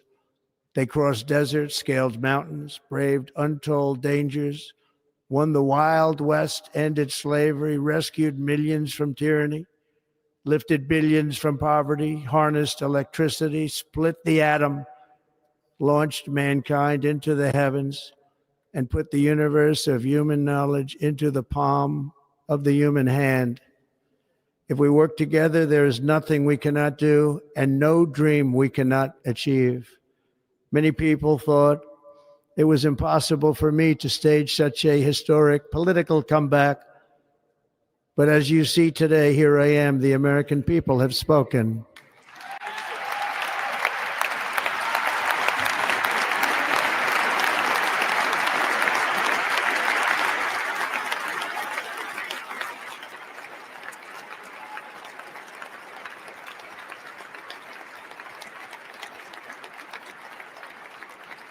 I stand before you now as proof that you should never believe that something is impossible to do. In America, the impossible is what we do best.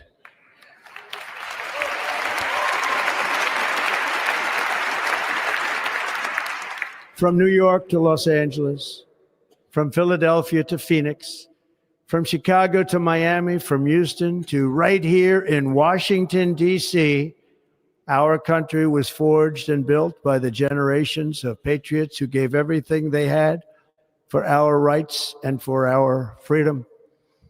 They were farmers and soldiers, cowboys and factory workers, steel workers and coal miners, police officers and pioneers who pushed onward, marched forward, and let no obstacle defeat their spirit or their pride.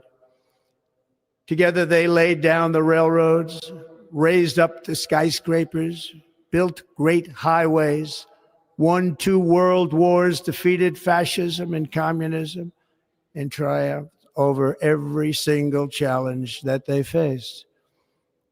After all we have been through together, we stand on the verge of the 4 greatest years in American history. With your help, we will restore America's promise, and we will rebuild the nation that we love, and we love it so much. We are one people, one family, and one glorious nation under God.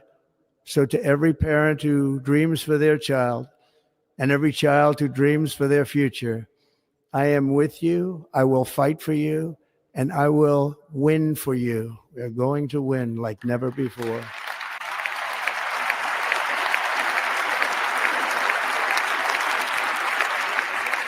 Thank you. Thank you.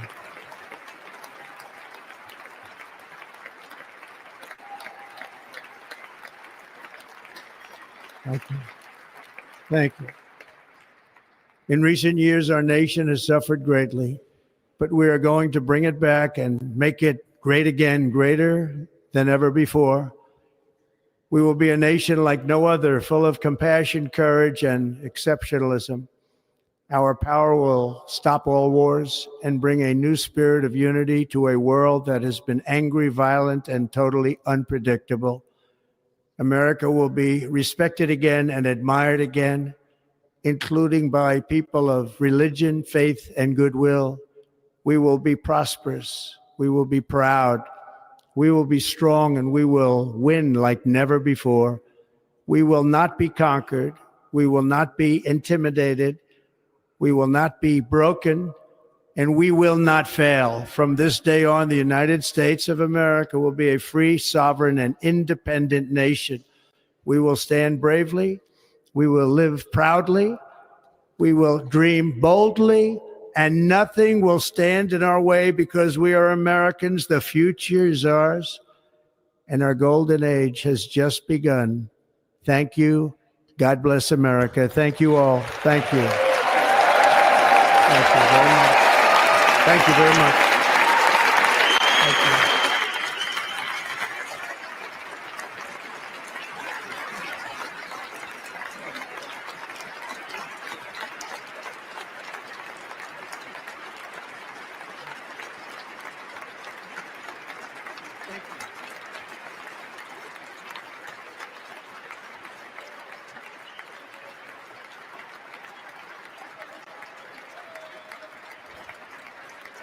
Ladies and gentlemen, performing America the Beautiful, please welcome the Armed Forces Chorus and Carrie Underwood.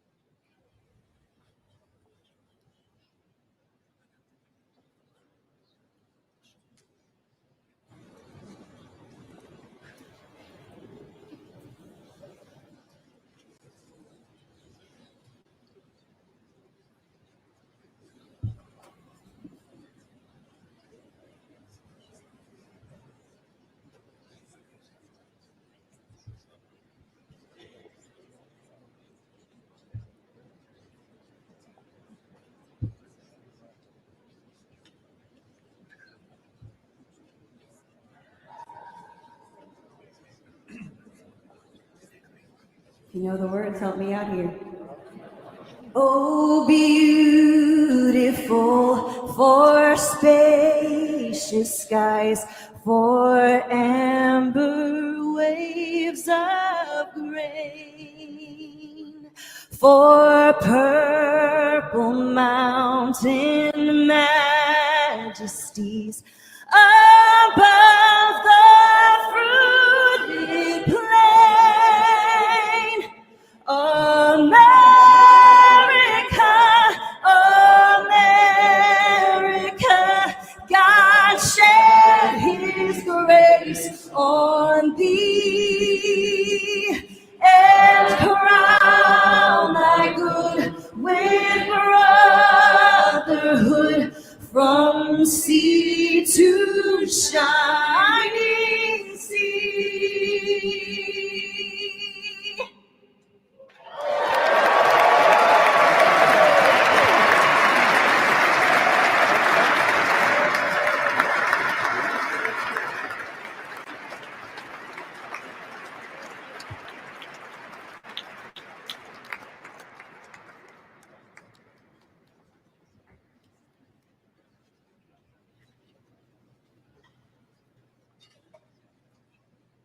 Ladies and gentlemen, Senator Fisher will now introduce the benediction clergy.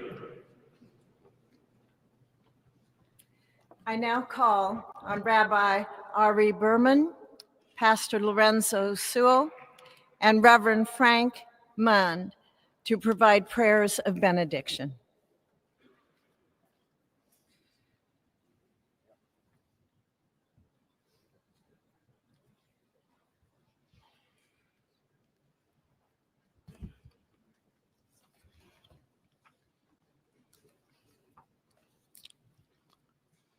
Let us pray. Almighty God, your prophet Jeremiah walked the streets of Jerusalem and blessed its inhabitants with the Hebrew words, Baruch HaGever Asher Yiftach BaHashem. Blessed is the one who trusts in God. Thousands of years later, this great nation, which adopted these words as its motto, "In God we trust," stands at a moment of historic opportunity. Americans are searching for meaning. Our merciful Father, help us rise to meet this moment. Bless President Donald J. Trump and Vice President J.D. Vance with the strength and courage to choose the right and the good. Unite us around our foundational biblical values of life and liberty, of service and sacrifice, and especially of faith and morality, which George Washington called the indispensable supports of American prosperity. Guide our schools and college campuses, which have been experiencing such unrest, to inspire the next generation, to pair progress with purpose, knowledge with wisdom, and truth with virtue. Hear the cry of the hostages, both American and Israeli, whose pain our president so acutely feels. We are so thankful for the 3 young women who yesterday returned home, and pray that the next 4 years brings peace to Israel and throughout the Middle East. Almighty God, grant all Americans the opportunity to realize our shared dream of a life filled with peace and plenty, health and happiness, compassion and contribution. Stir within us the confidence to rise to this moment. For while we trust in God, God's trust is in us, the American people. America is called to greatness, to be a beacon of light and a mover of history. May our nation merit the fulfillment of Jeremiah's blessing. The like a tree planted by water, we shall not cease to bear fruit. May all of humanity experience your love and your blessing. May it be thy will, and let us say, Amen. Let us pray for our 47th president. Heavenly Father, we're so grateful that you gave our 45th and now our 47th president a millimeter miracle. We are grateful that you are the one that have called him for such a time as this, that America would begin to dream again. We pray that we would fulfill the true meaning of our creed, that we hold these truths to be self-evident, that all men are created equal. We pray that you use our president, that we will live in a nation where we will not be judged by the color of our skin, but by the content of our character. Heavenly Father, in the name of Jesus, we are so grateful today that you will use our 47th president so we would sing with new meaning, my country, 'tis of thee. Sweet land of liberty, of thee I sing. Land where my fathers died, land of the pilgrim's pride, from every mountainside. Let freedom ring, and because America is called to be a great nation, we believe that you will make this come true. So let freedom ring. From the prodigious hilltops of New Hampshire, let freedom ring. Or from the mighty mountains of New York, let freedom ring. From the heightening Alleghenies of Pennsylvania, let freedom ring. From the snow-capped Rockies of Colorado, let freedom ring. From the curvaceous hilltops of California, but God, we're asking you not only that, let freedom ring from Stone Mountain, Georgia. Let freedom ring from Lookout Mountain of Tennessee. Let freedom ring from every hill and every molehill in Mississippi, from every state, every city, every village, and every hamlet. And when we let freedom ring, we will be able to speed up that day where all of your children, black men and white men, Protestant and Catholic, Jew and Gentile, will be able to sing in the meaning of that old Negro spiritual. Free at last, last. Thank you, God Almighty. We are free at last. If you believe where the Spirit of the Lord is, there is liberty. Come on, put your hands together and give your great God great glory.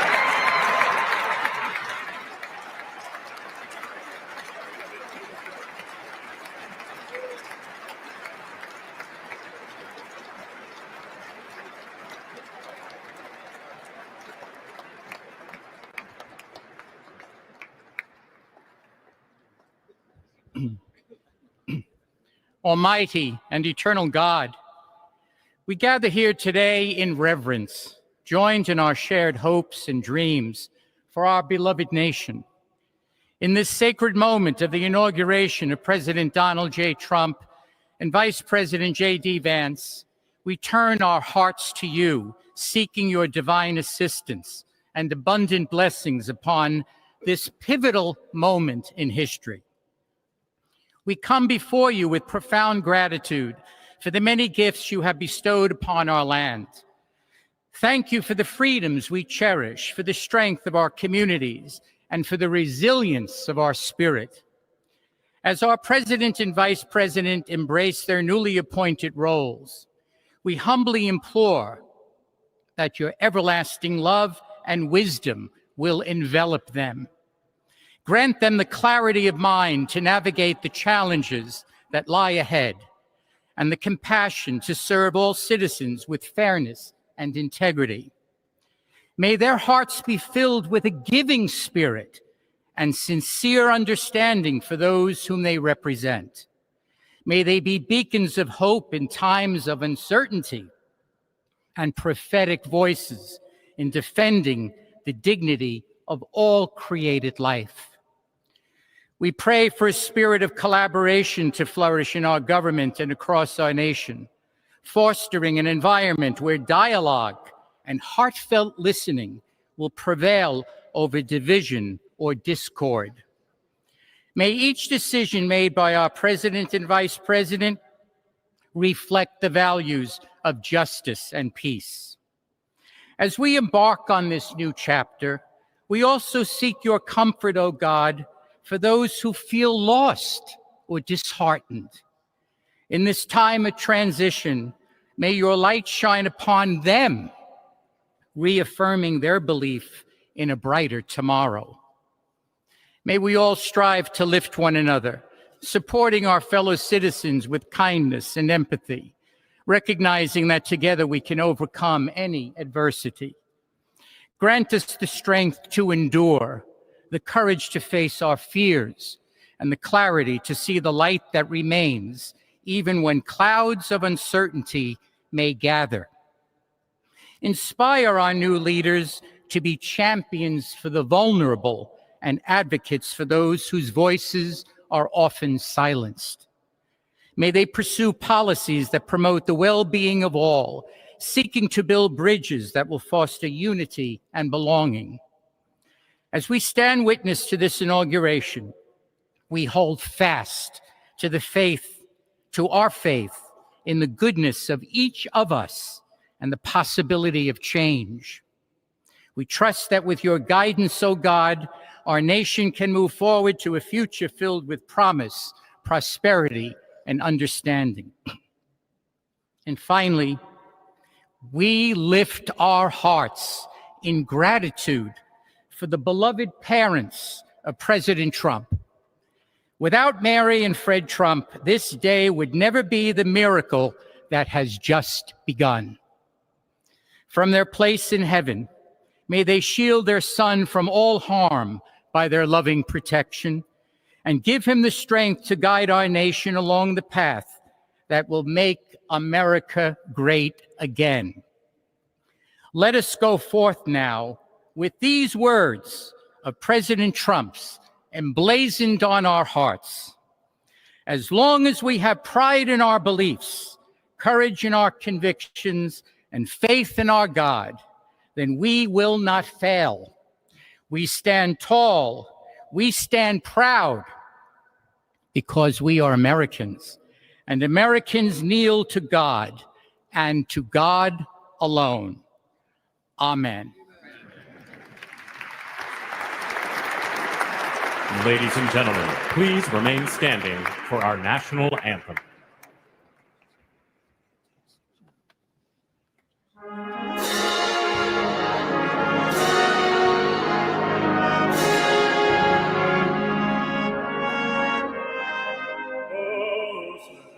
Can you say, o'er the dawn's early light, what so proudly we hailed at the twilight's last gleaming, whose touch and bright stars through the perilous fight of the ramparts wayward were so gallantly streaming, and the racket eager,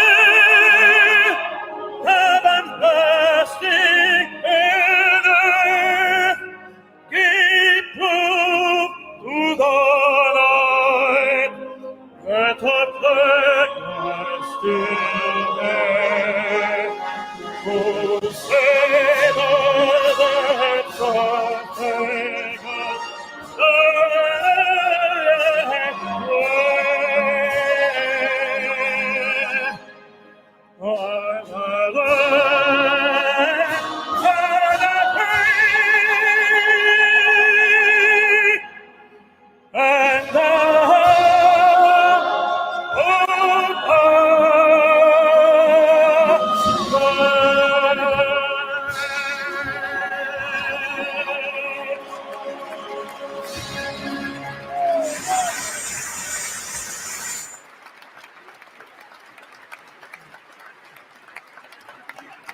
Ladies and gentlemen, please be seated.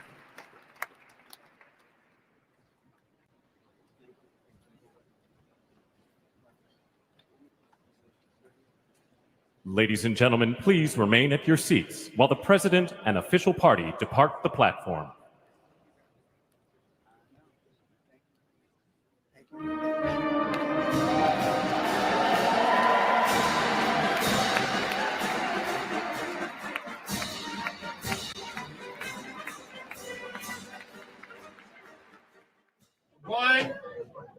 Well, there you have it. America has a new president, 47 himself, Donald Trump, just inaugurated in the Capitol Rotunda, right behind us in a unique and celebratory, for the most part, ceremony. And I think that the theme of it could best be encapsulated in a quote from Donald Trump during his 29-minute address.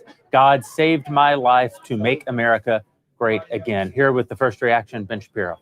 So it's a pretty impressive speech from the former and current president of the United States. President Trump gave a 29-minute address, very short for him.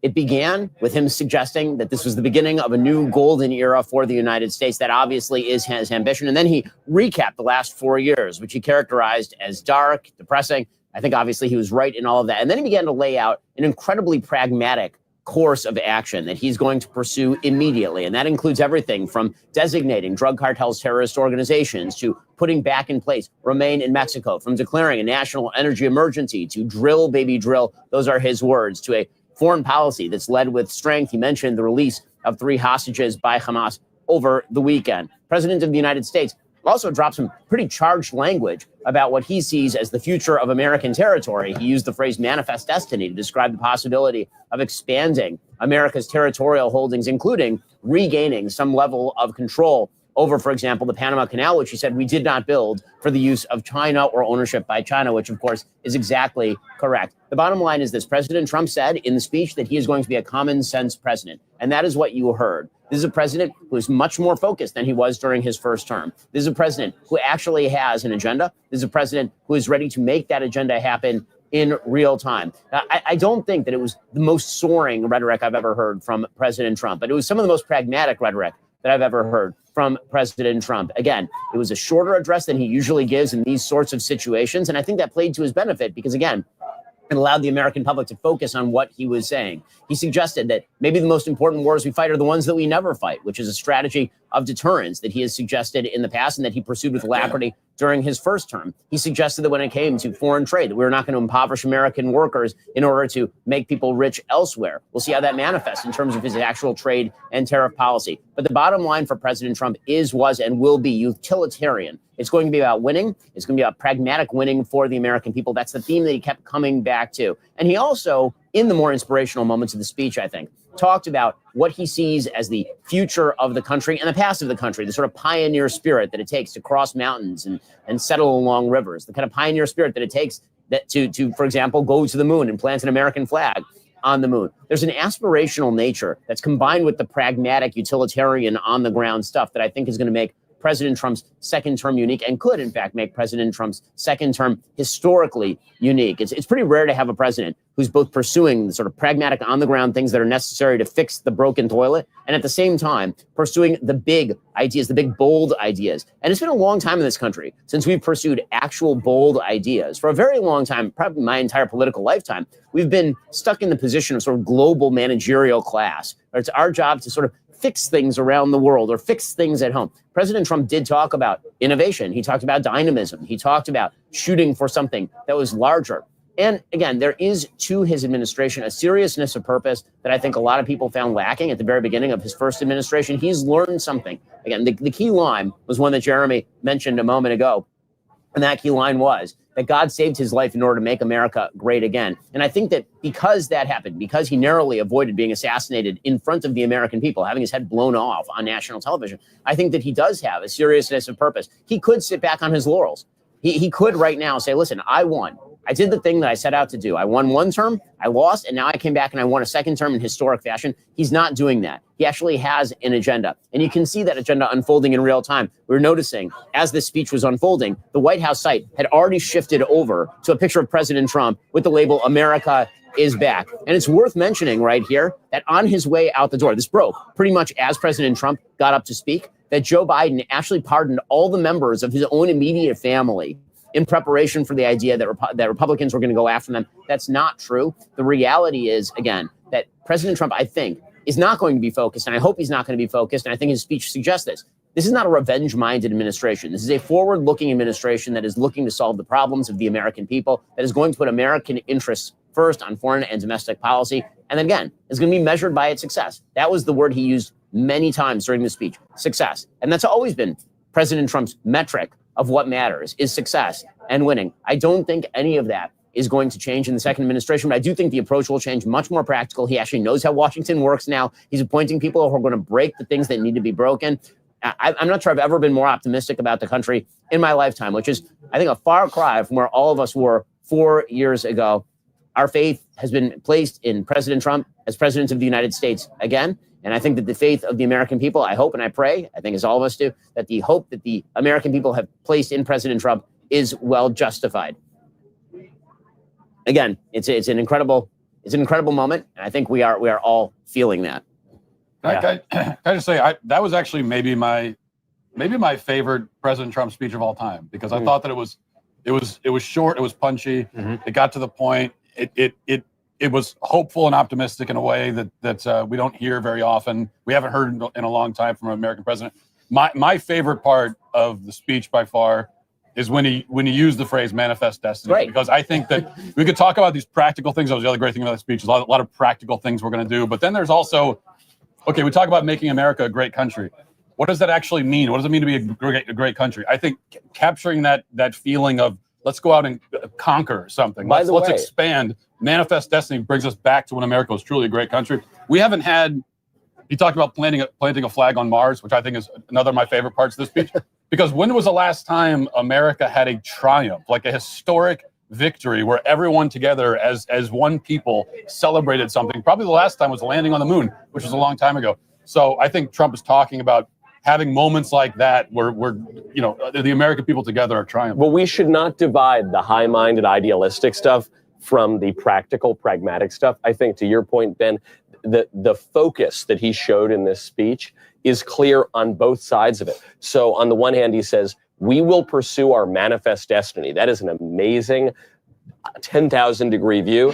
And then he says, we're going to take back the Panama Canal, that we built that. We gave up our lives for that. We didn't mean to give it to China. We're going to take that. He says we're going to, secure our nation and our border. He says we're going to label the cartels terrorist organizations. Yeah. That means that a lot of cholos with face tattoos are about to get a visit from U.S. Special Forces. There's high-minded and there's practical. Even on the tariffs, when he said we're going to rename Mount McKinley to be Mount McKinley, I was joking with Jeremy off camera. I said, and we're going to pay for it through McKinley tariffs. And then immediately he brought it into his practical tariff policy. So I think the focus and the actual coherence to this policy is so encouraging. I was here for it already. I expected it. And I felt he delivered even more than I was hoping for from the speech. I have to say, first of all, I just want to say this one thing. I love this freaking country. I love it. I love it so much. I love the bizarreness of it. I love the chaos of it. I love the fact that a Catholic and a Protestant and a Jew and a black guy and a white guy are all praying to God together. That to me, that's what I'm here for. That's why, I left this country for 7 years. When I came back, I knew exactly why I came back. I came back for this. I came back for this moment, but I also came back for this fight and all the fights that we have to go through to keep that thing alive. This wasn't Lincoln's second inaugural. It wasn't like this beautiful let's come together thing. But even though I believe this is a country for all kinds of people, it's not a country for every idea. It's not a country for the idea that you can cut children to pieces for some sexual, craziness that happens to pass through the university system.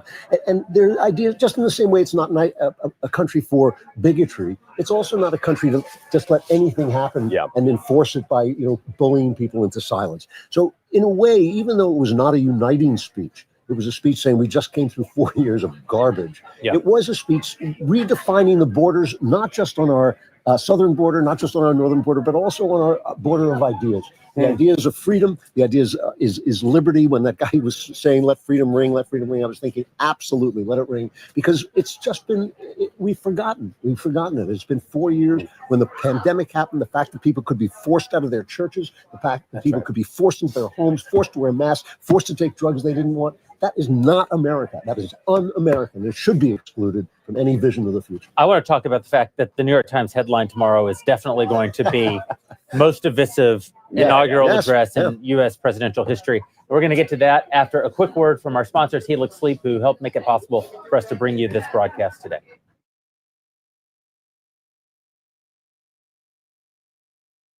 Even if you think it's a bit overhyped, AI is suddenly everywhere, from self-driving cars to molecular medicine to business efficiency.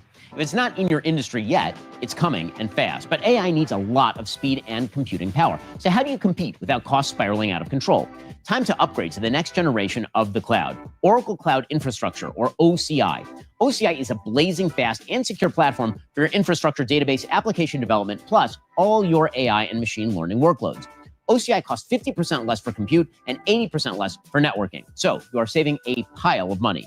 Thousands of businesses have already upgraded to OCI, including Vodafone, Thomson Reuters, and Suno AI. Right now, Oracle is offering to cut your current cloud bill in half if you move on over to OCI. For new U.S. customers with minimum financial commitment, offer ends March 31st. See if your company qualifies for this special offer at oracle.com/president. That's oracle.com/president. Again, oracle.com/president, and see what Oracle can do for you.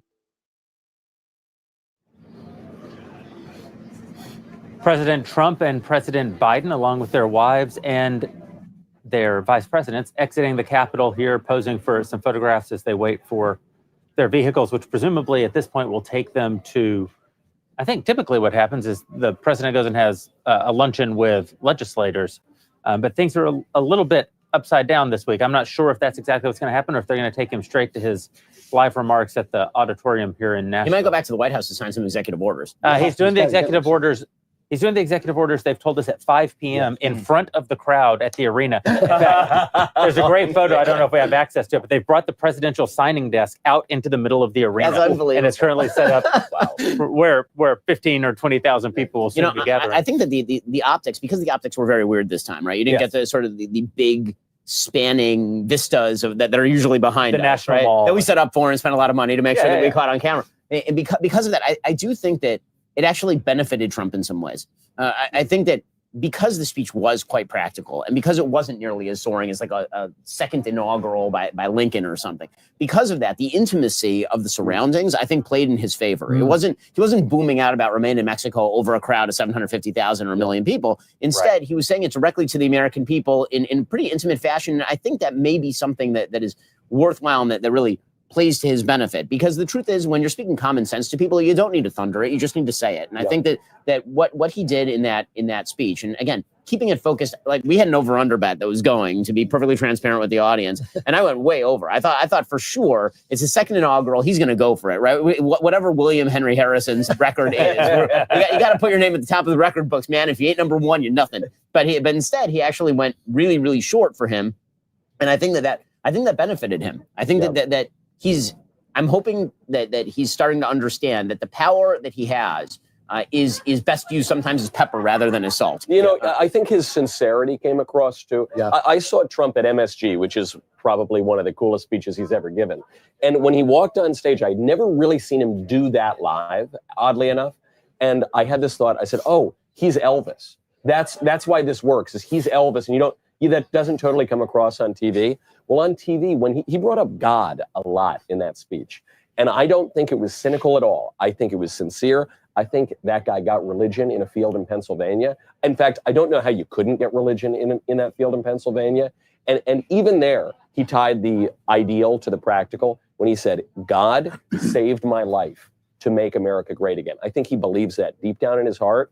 I certainly believe that deep down in my heart. And I think it really came across as truthful. By the way, I'm going to say that I think the Catholics won the invocation game today. Yes, absolutely. Cardinal Dolan's invocation was I think the best invocation. The best prayers I think I've heard in an inaugural. Yes. And very, I don't want to use the word aggressive, but sincere and definitive. There was not the kind of reticence that I've heard. The first two in particular were masculine. That's what stood out about them to me. You don't often get masculine prayers, particularly at events like this.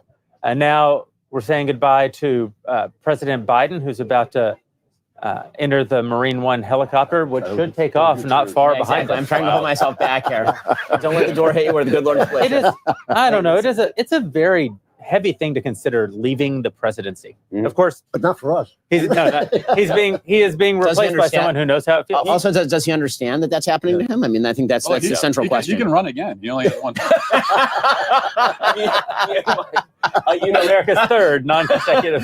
I don't know if you were watching his face when the singer was singing the national anthem. He looked like he was going to weep. He looked like he was going to weep, and not tears of joy. That's for sure. Yeah. And they were tough on him. You know, Franklin Graham came out and he gave that. He said, this is a great. We've been saved. 4 years were very dark. I mean, Trump was tough on him. The first 10 minutes of the speech was Trump basically just curb stomping. It was like, here's all the things that are wrong with the country because of what's happened over the course of the last few years. Looking right behind it. Here we have President Trump and Vice President J.D. Vance seeing off President Biden, whose helicopter is about to take off. I think probably from our jib shot, we may even be able to catch. The image. Well, bye. Bye. Catch you later. Yeah, now we're all looking for the helicopter. Is that the, no, that's the news helicopter covering it. Yeah. Well, I mean, it didn't warm up out here, so theoretically they could have done the inauguration out here. It got real nice. Certainly. The point you made about security. The point you made about it being a small, intimate area, it made him sound much more confident. Yes. He wasn't enforcing his will. He was saying, "I'm going to do this stuff," and I like that a lot. Even the little asides work better intimately. He says, "We're going to stop the persecution of political enemies." I know something about that. No, you're totally right. If he says it softly, it's different than if he's thundering that to a million people. Exactly right. I totally agree with that. And again, I think that he spelled out some very practical policies day one. And if you list those policies, those are 80-20 policies. Those are 80-20 policies. One of the things that President Trump, I think, is really doing here is the thing that you're supposed to do when you get in office, which is focus on the policies where the vast majority of Americans actually like the policy and get off on the right foot. So when he's talking about border enforcement or remain in Mexico, or we're going to go after criminal aliens, right? He specifically said criminal as opposed to like all illegal aliens because he can see the polling, which suggests that it's a little bit wishy-washy about like all illegal, like most recent. But criminals is like an 80-20 issue. Oh, that's right. He picked a bunch of 80-20 issues. And by the way, one of my favorite parts of the speech that we haven't mentioned yet was him talking about the death of diversity, equity, and inclusion, right? Yes, The end of DEI and the return of merit is a huge, huge thing, and maybe a defining feature of what I think the defining feature of what's made America exceptional in the first place. I also want to buy, I said, I do want to buy some stock in superlatives. If somebody has like an ETF in superlatives, I'm all in. Life savings. There can be a lot of use of superlatives over the course of the next 4 years. But once again, DEI is un-American. It's just racism. It's just actually institutionalized racism, and it should be just kicked out the door. The fact that we have to have an executive order to declare that people are male and female is like that almost made me sad. Yeah, when Trump said there are only two sexes. And from today forward, American government will recognize that 1 + 1 equals 2. That's where we've come as a country. And we sort of have to state that you have to. And now we get to the practical business of governing. And I think one of the things that Trump has a lot of latitude to do, and this is one place where he's unique, is because he has built such a broad coalition. When it comes to the actual policy making at the congressional level, right? There's a couple different levels of policy. His executive orders, I think, we're all going to be very, very happy with as a general rule. When it comes to legislative policy, it's going to get messy, and it's going to get messy real quick. Mike Johnson has basically no majority. He has a majority of one vote, one vote. And meanwhile, over in the Senate, there's a majority of 3, but 2 of those 3, but you also have Lisa Murkowski and Susan Collins. Pass small bills reinforcing the executive orders. Don't go for giant omnibus where there's going to be 3 years of negotiations. Every one of these executive orders turned into but here's the problem. The reason, so here's why that's not going to happen. Ideally, and this is where the battle is going to be, and I think that we need to be practical about it. Here's President Biden's helicopter taking off. If we go into our wide shot, we'll probably be able to see. Well, coming around. There it is. Wow. See ya. Catch you later, dude. Hey, buddy. Wow, the last time a helicopter took off from this kind of disaster was Vietnam. I'm going to take a selfie with Biden leaving. Pretty remarkable. Bye. Catch you later. Toodles. See you, pal. It couldn't come a moment too soon. All right. Woo! Hey! Yeah. Catch you later. Woo! Toodaloo. Wow. The crowd behind us equally happy to see President Biden heading back to Delaware. Where he'll enjoy some nice beach time with his newly pardoned family. I will say that some of the most he didn't pardon the grandkids though. He did not pardon. We can still go after the grandkids. Let's get them. I think one of the most enjoyable aspects of actually being here, obviously it was kind of a cold vantage, and we didn't get the beautiful view of the inauguration that we had expected to have.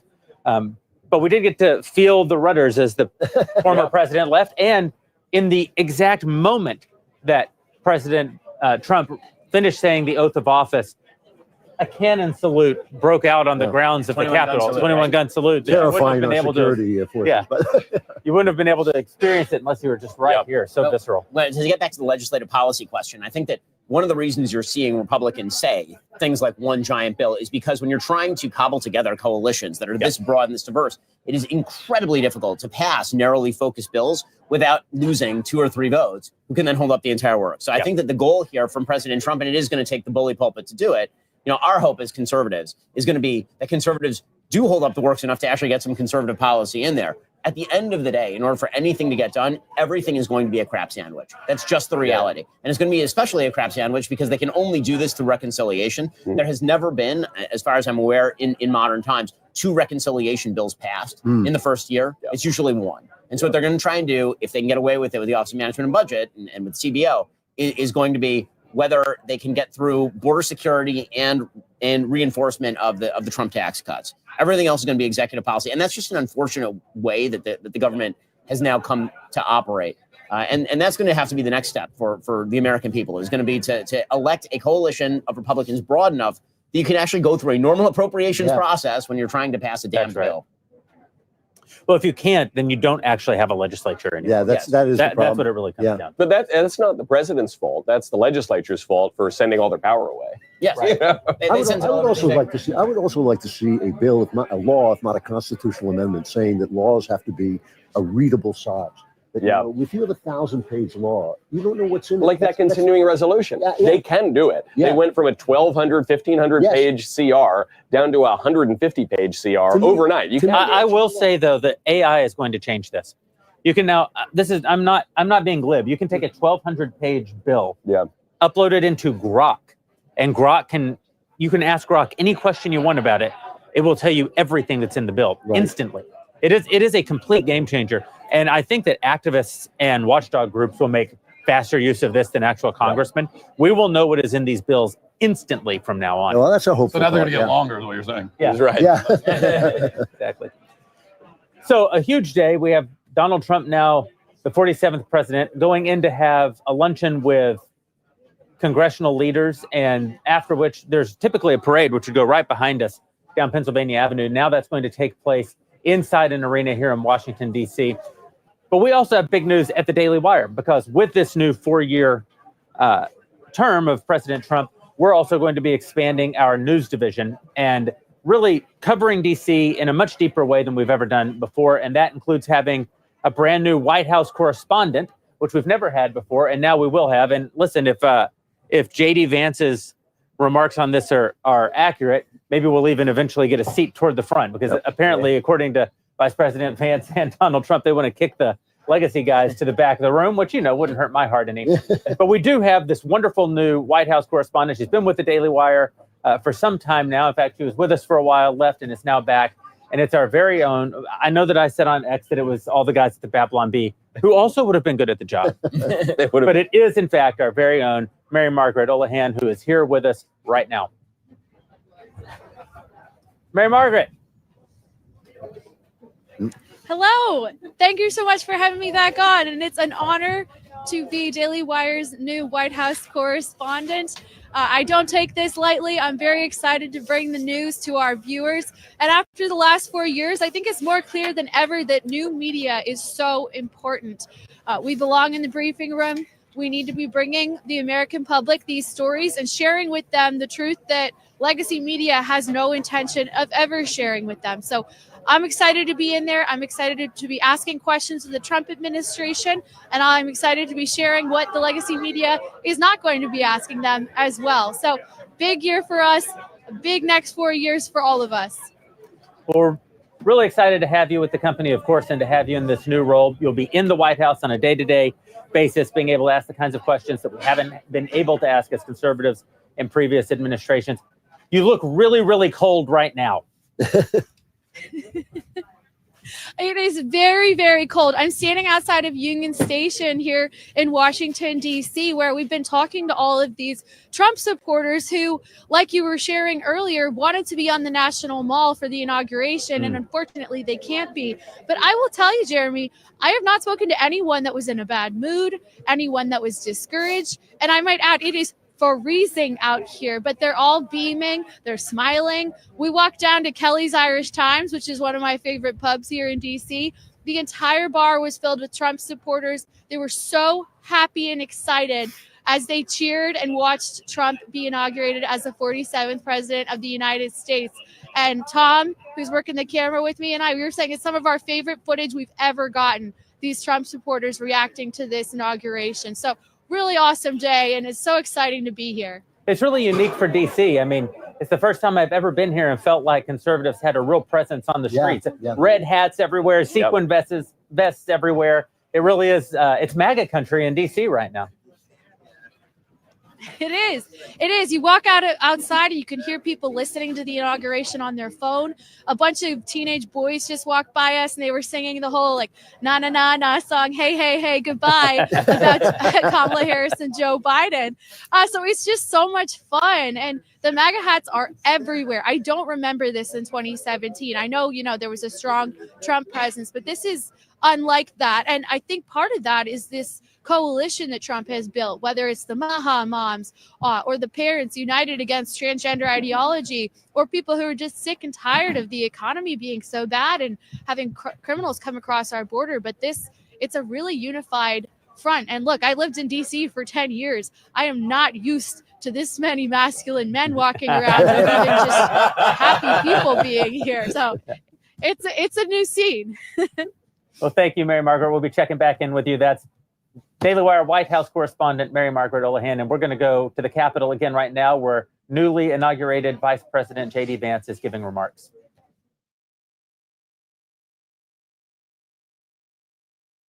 The President of the United States, Donald J. Trump.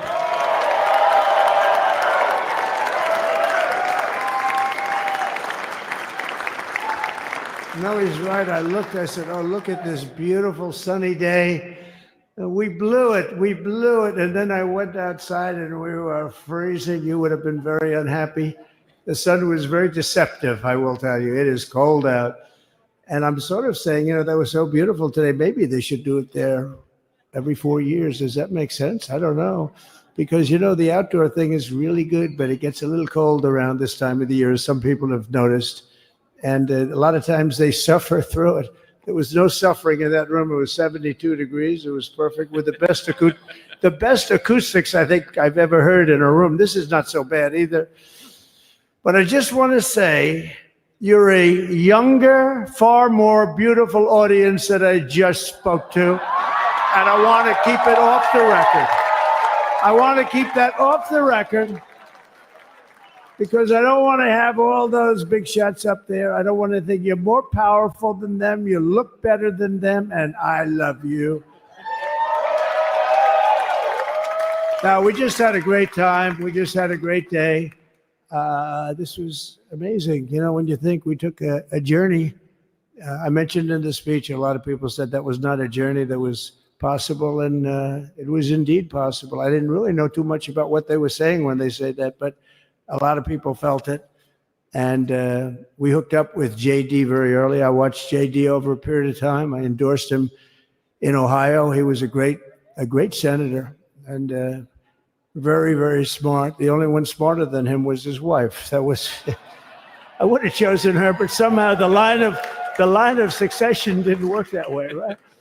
But now she's great and he's great. This is a great, beautiful couple and unbelievable career. I just said to him, you are very upwardly mobile, because he hasn't been doing it that long, but he picked it up so quickly. Remember, the first week was a little bit like the fake news was hitting him really hard. And I said, ooh, this may be tough, but after that, it was smooth sailing for him. He took on everybody. He took on the meanest. I don't want to use the word corrupt because we're into a new system, so let's wait till the corruption begins, because it will. But he took on some pretty mean people, and he handled it well. I want to also congratulate Mike Johnson for the job that he's doing.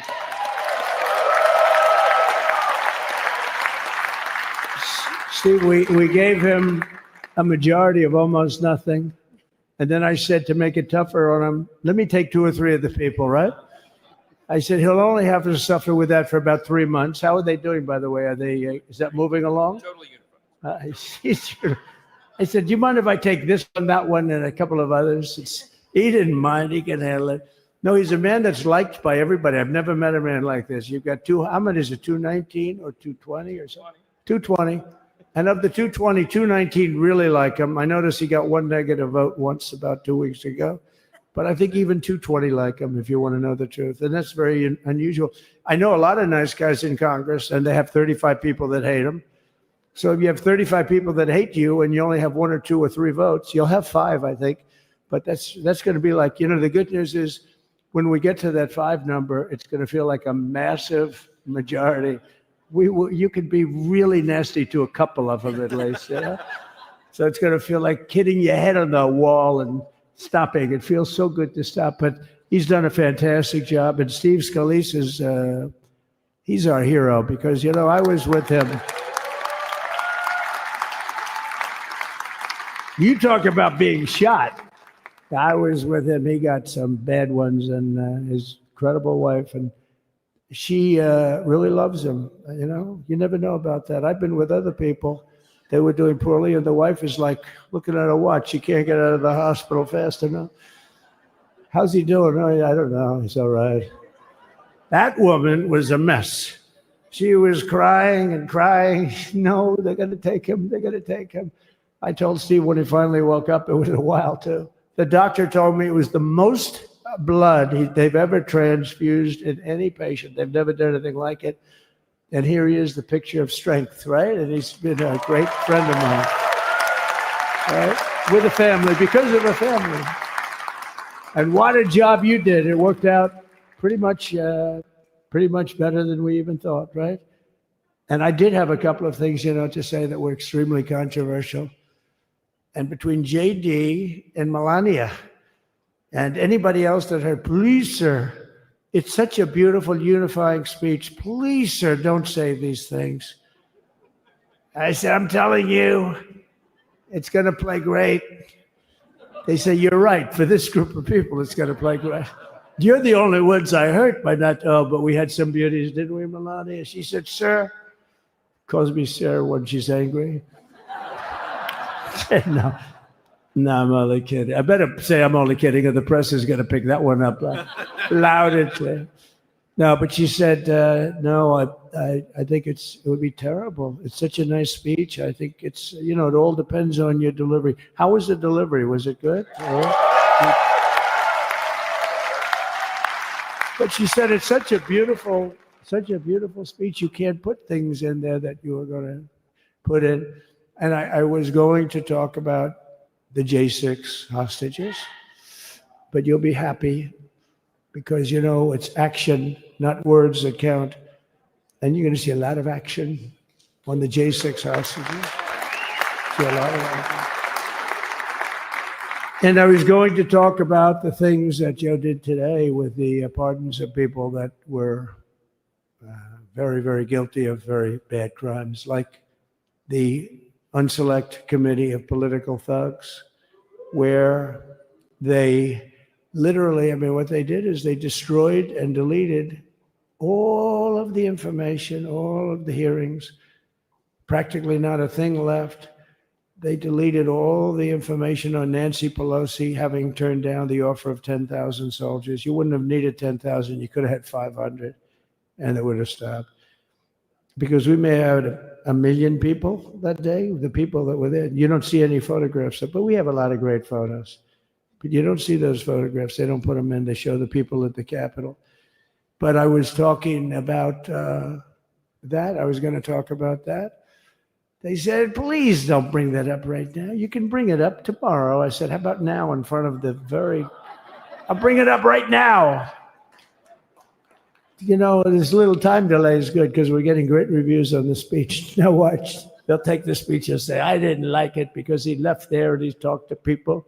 But we're giving you a little more information than we gave upstairs. But no, they pardoned a lot of people. They pardoned, before we even get to today, they pardoned, 33 murderers, absolute murderers, the worst murderers.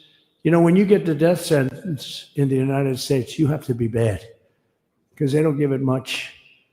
And he pardoned almost everybody having a death sentence. And if you went through the crimes that were committed, you wouldn't even believe them, the level of violence, the people that were killed, the innocence of people that were killed and children killed by these people. And he pardoned them for whatever reason.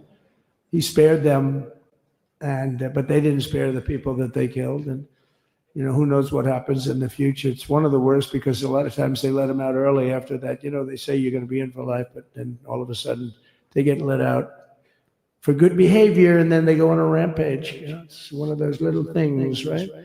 But I was going to talk about that. But I was really going to talk about the level of, what's going on. Why are we doing this? Why are we trying to help a guy like Milley? Why are we doing Milley? He was pardoned. What he said, terrible what he said. Why are we helping some of the people? Why are we helping Liz Cheney? Liz Cheney is a disaster. She's a crying lunatic and crying Adam Kinzinger. He's a super crying. I never saw the guy not crying. He's always crying. I looked at him. I remember years ago, he was actually on my side. And then one day, when you don't want to kill people in wars, they turn against you. Liz Cheney hated the concept of not going to war with everybody. Let's kill everybody. Let's spend a lot of money on military equipment. Where her father works, right? And but what she did was incredible. Think of it. They destroyed and deleted all of that information that went on for almost 2 years against Trump. And the reason they did, because it was all false. Like the person that said, I tried to strangle a Secret Service agent. That's one of the toughest human beings I think I've ever seen. I actually had a friend saying, please don't change that, sir. You are the coolest sucker in history. Remember, she said, I put my hands around his neck because he wouldn't go to the Capitol. Made up fiction. And I was rebuffed. And the guy on the right is a massive weightlifter. probably stronger than me. Do you think he's stronger than me, honey? You know who I'm talking. Possibly stronger than me. Slightly younger than me, like, I won't say how many years because I don't want to talk about that, but a lot of years.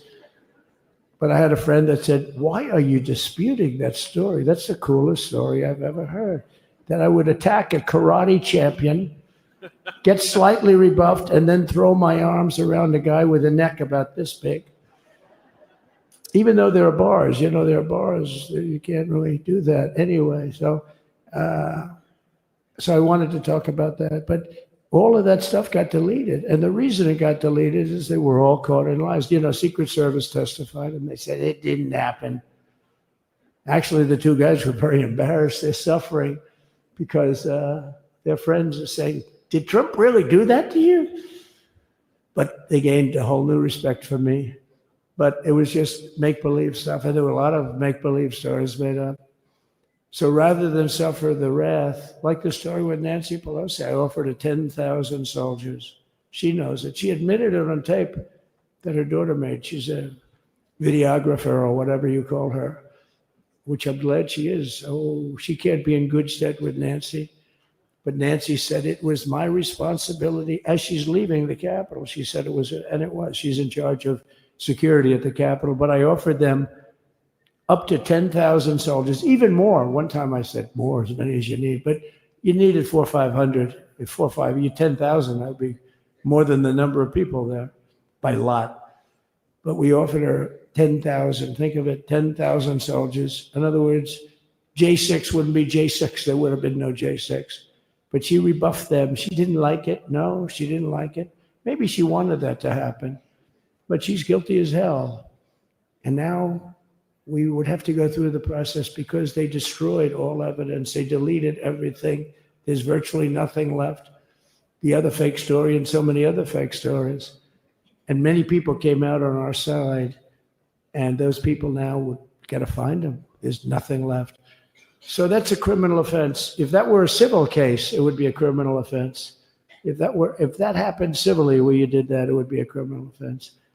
So I decided I'm not going to make this speech complicated. I'm going to make it beautiful. I'm going to make it a unifying speech. And then when they said we have a group of people that are serious Trump fans, I said, this is the time to tell those stories.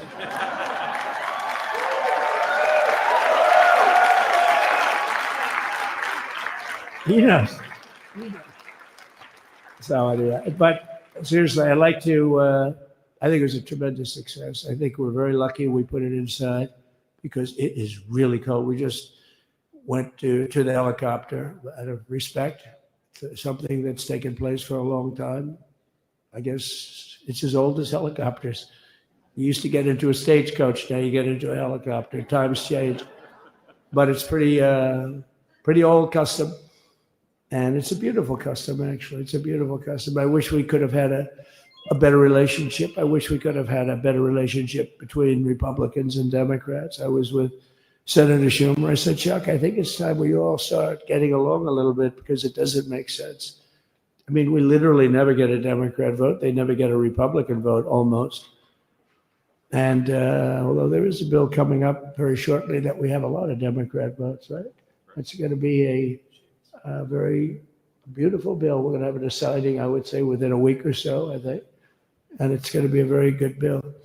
You all know what I'm talking about. So I just want to thank you all for being here. You have been our fans from day one. All these people all over. You've been our fans. This has been there's never been anything like it. There's never been anything like it. This has been a movement like no movement ever in history for probably any country, let alone this country. You know, if somebody's running for president, and if they go out and they announce they're going to Arizona, they're going to Nevada, they're going to someplace, if you have 200 or 300 people, that would be standard. Ronald Reagan would go out. I mean, outside of the last couple of days where people get a little excited, but even then you have a couple of thousand people.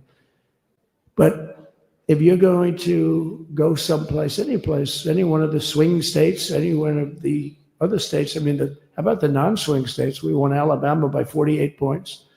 We won Tennessee by massive numbers. Wyoming, we won by numbers that are, nobody's ever seen numbers like that. And, you know, places like California, we did great, but when they send out like 38 million ballots, and nobody knows where the hell they're sending them, and then they come pouring back, the whole thing. You know, they passed a law in California that if you work in an election bureau, and if you so much as ask for a voter ID, if you say, sir, ma'am, could I please look at your voter ID? They have the right to put you in jail. You're a criminal. Can you believe that? There's only one reason that happens. They want to cheat. So they had it where voter ID wasn't accepted. But now if you even ask for it, this is seriously a bill that was just signed, passed in their legislature, and it was signed. And I think when we get things cleaned up and we get back to a little bit of normalcy, I'm going to ask the speaker to really get involved, because I think we would have won the state of California, because, you know, if you look at my numbers with Hispanic, we're at 56%. And we were winning. We won the Texas border that had never been won. As the governor said, he's doing a good job, the governor, by the way, of Texas. But as the governor said, it hasn't. Oh, did I get lucky? Did I get lucky? Supposing I said, you know, he's not here, but the governor of Texas has done a terrible job. Wow, look at you. You mean we couldn't get you up in the front row? I tell you. Supposing I said, JD, the governor of Texas, is not doing his job. You heard what I said. See, I didn't know you were there. I said he's doing a great job. He's doing a phenomenal job. But now you're going to have a partner that's going to work with you, because you didn't have, not only didn't he have a partner, he had people selling the wall, right? We have a fence structure that we worked on, the governor worked on with me. And I didn't love it, to be honest with you. I wanted a nice precast concrete, you know, 40, 50 feet high, like a beautiful, could have been a T-shape, Y-shape. I love construction. I wanted that sucker to go up maybe 50, 60 feet. It would have looked beautiful, a nice Y shape. And they said, the problem is, sir, they climbed that like a rabbit. I said, what do you mean? No way. And they brought some of these guys out. They climbed it like... And the other thing is you hit it with acid and the thing will disintegrate. You know, they have things for concrete. So they needed very hardened steel, very special steel. And then they needed 7,000-pound concrete inside that steel, inside that steel. And then they have a rebar that's the toughest steel made. Very hard to cut. So this is why very little is cut. I mean, it's right. And then they put a anti-climb panel on top. I hated it. I said, it's so unattractive. And I said, why would that work? I don't believe it works. And I went to watch the Border Patrol, gave a display. We had actually two sets of climbers. The guys that climb up walls with drugs on their back, I mean, they got like 60, 70 pounds of drug, and they go as fast as you can walk. They go bip, bip, bip. Or we have Mount Everest type climbers. And honestly, the drug guys were much better. I couldn't believe it. The drug guys blew them away, right? But it's true, the anti-climb panel, they couldn't get around it. They just couldn't. You didn't have it. So sometimes you sacrifice beauty for efficiency. And we did. So we built this wall, and we built over 500 miles of wall. That's why we had such good numbers. The famous chart that came down, very thankfully, the chart that came down on my right, Governor, had I not looked over there, I'm not speaking right now. You might be speaking here. You want to know the truth? You, JD, and we got a lot of great people in this party, but I got very lucky, but we had the best numbers we've ever had. But I bought, you know, what happens is when you fill it up, it's like water. You fill it up. Now we have 571 miles of wall. And they would always say, you know, when we renovated a wall, so there'd be like a piece of plywood sitting there for 60 years, or a 2x4 sitting for 60 years on the ground and rotting.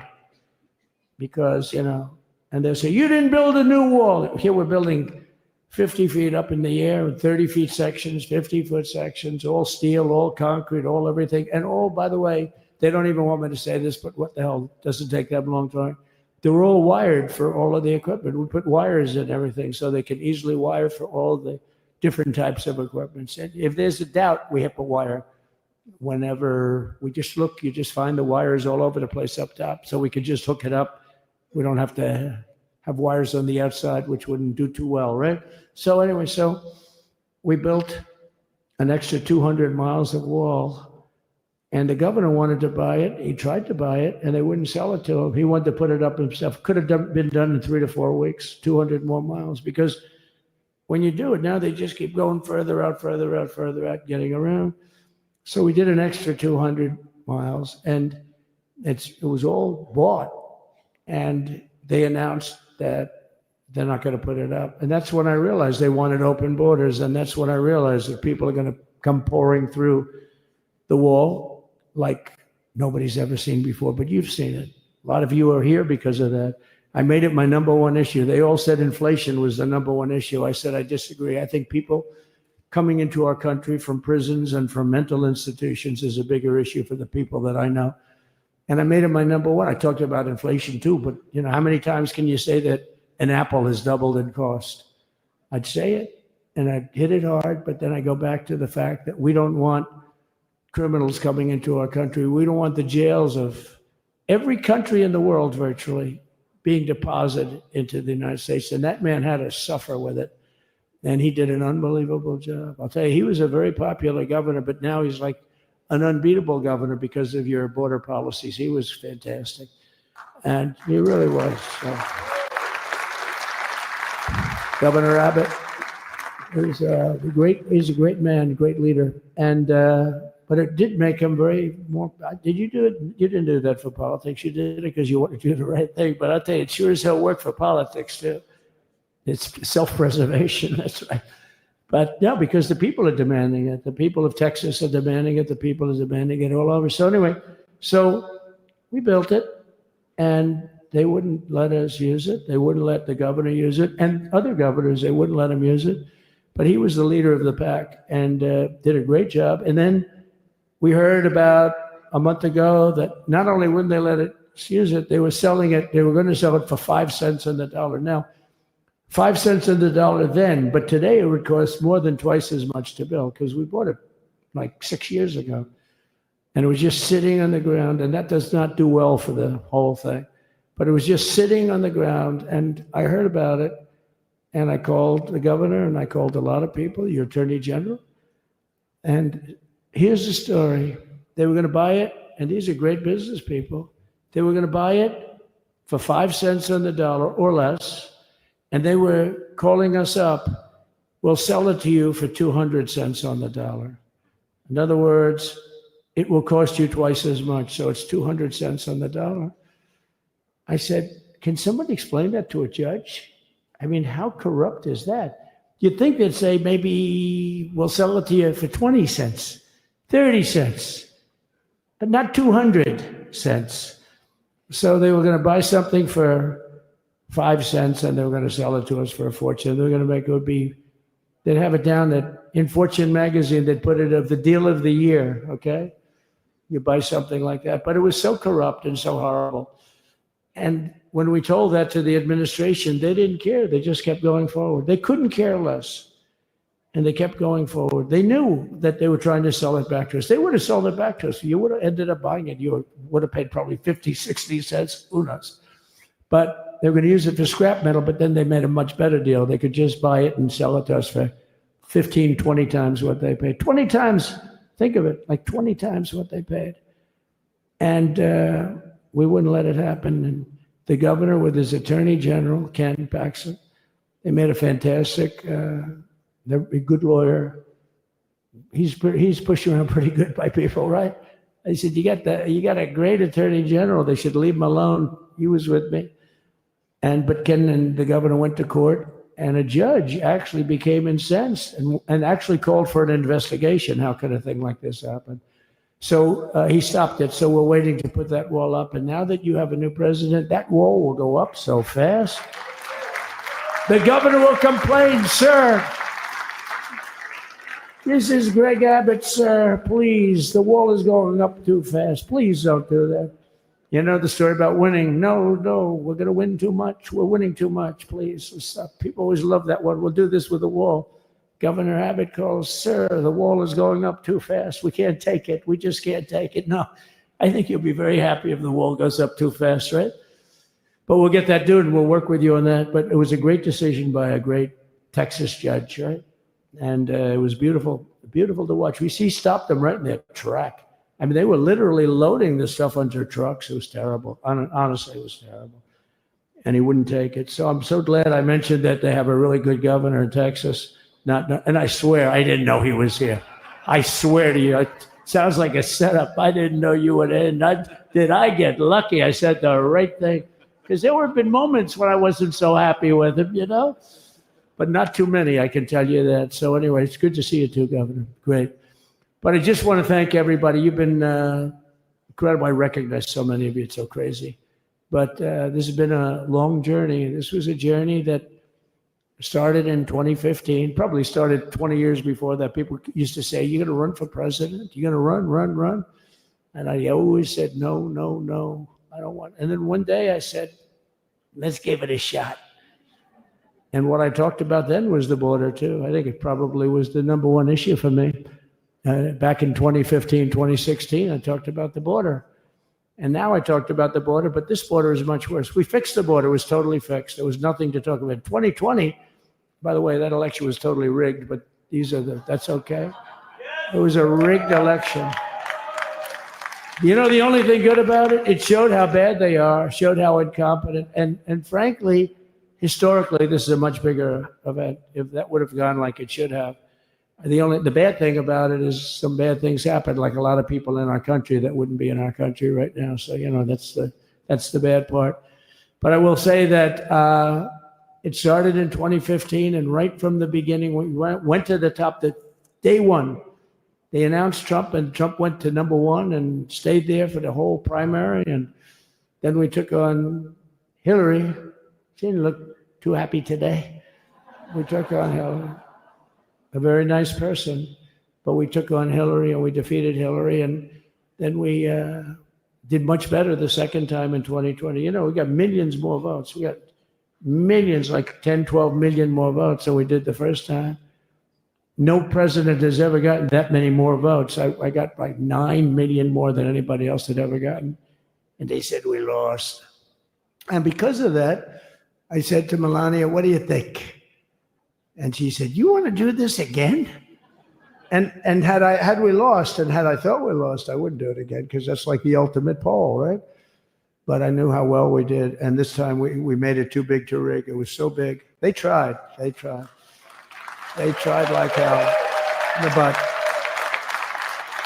they tried to do it, and around 9:02 they gave up. Last time they did bad things. At this time they just said, yes. You know, I don't know if you saw, Mr. Speaker, in Washington, they had placards. They were all set to march. They thought it'd be closer. A gentleman asked me, a very respected gentleman asked me yesterday, how come the polls were so wrong?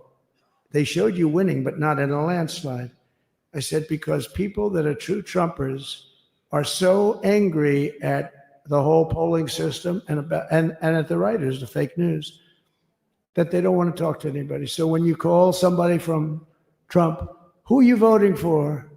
They say, "It's none of your business. I'm not telling you." And that was probably 40% of the people they called. So they would discard that one, and they didn't show that. And then when the election happened, you know, the vote came, and it was much different, much higher than we're going to win, but they really thought, they couldn't believe. The one man said, I mean, it was so much higher. We won all 7 swing states. We won the popular vote by millions of votes, which is hard for a Republican. I'll tell you who came through. The unions came through. The auto workers were great. The Teamsters were great. The firemen were great.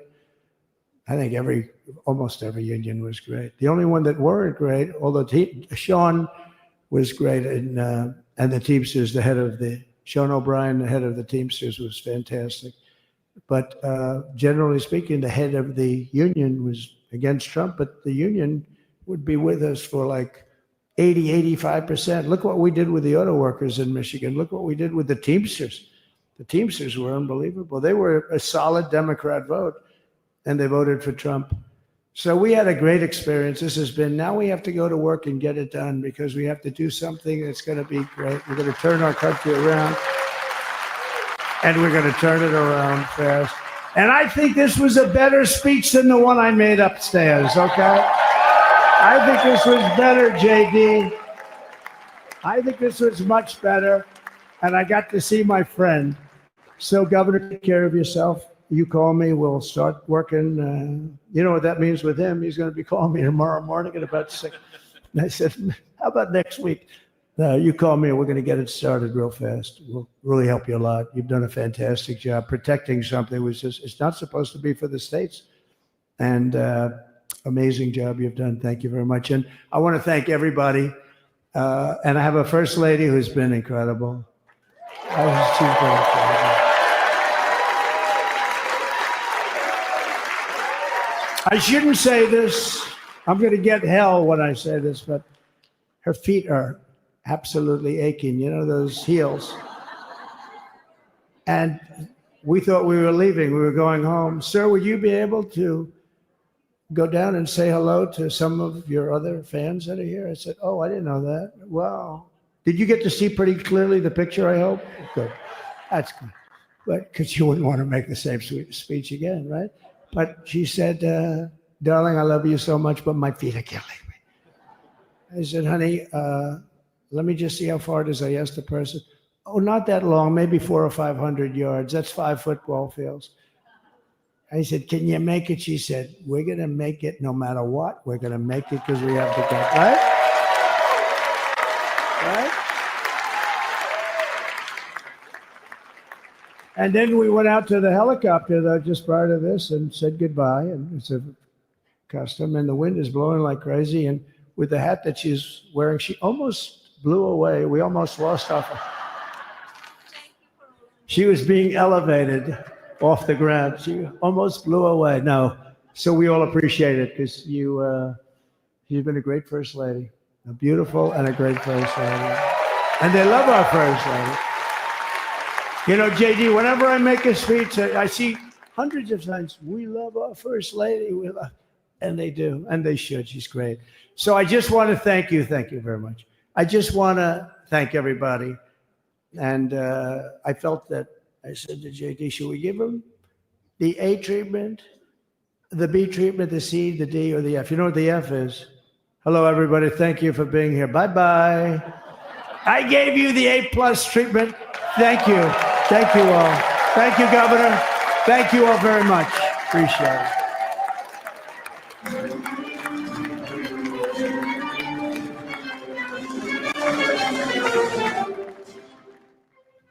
There's just never been anybody like this guy. We've been, the President of the United States giving a second inaugural address off the cuff in the overflow room for people who didn't make it into the inaugural, into the Capitol Rotunda for the inauguration, which included governors and I don't know about legislators, but many other dignitaries.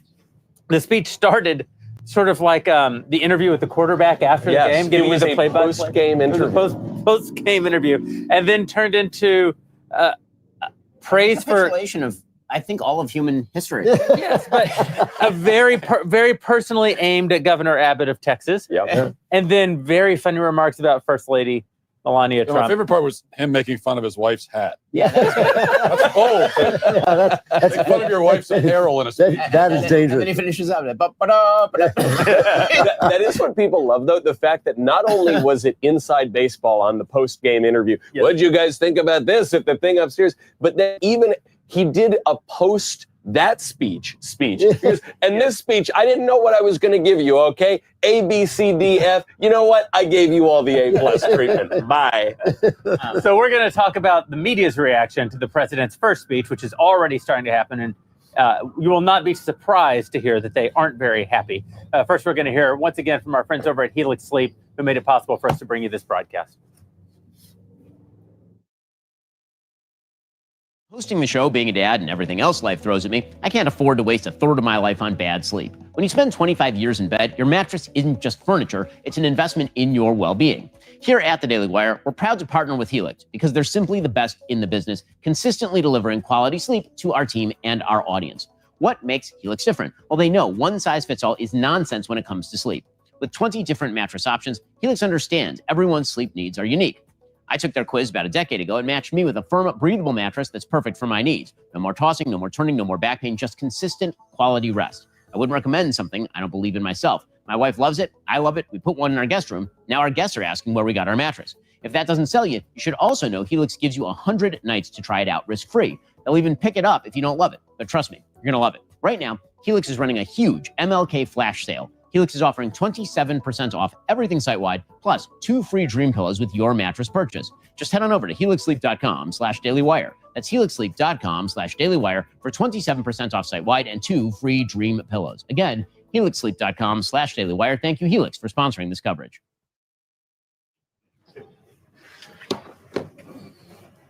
So still a lot more coverage coming here at Daily Wire. Plus of the rest of the inauguration day. We'll be, I think each of us going to one of the inaugural balls and continuing to bring coverage of various appearances of President Trump and J.D. Vance, Vice President J.D. Vance throughout the day. Truly a unique inauguration. Yep. And it was, in a way, I mean, as the media is saying, it was a divisive speech. And it was somewhat divisive for an inaugural address. I mean, one interesting thing about having a non-consecutive second term is that you have a president who does have a grievance.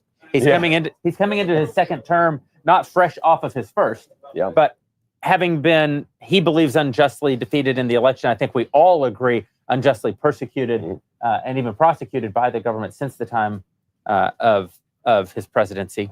And so he threw some jabs. Yeah, I think that, you know, not to steal Michael's shtick of citing annoying philosophers, but you know, the Hegelian synthesis never takes place here, right? So normally you say there's thesis, antithesis, synthesis, right? You have like one thing and then it's opposite, and then they come together in the third thing. Well, what if it just went thesis, antithesis, thesis? Right? Because that's what we just did with the presidency, and I think that's the thing that President Trump is saying. I think what he's saying is, listen, you know, my idea is one.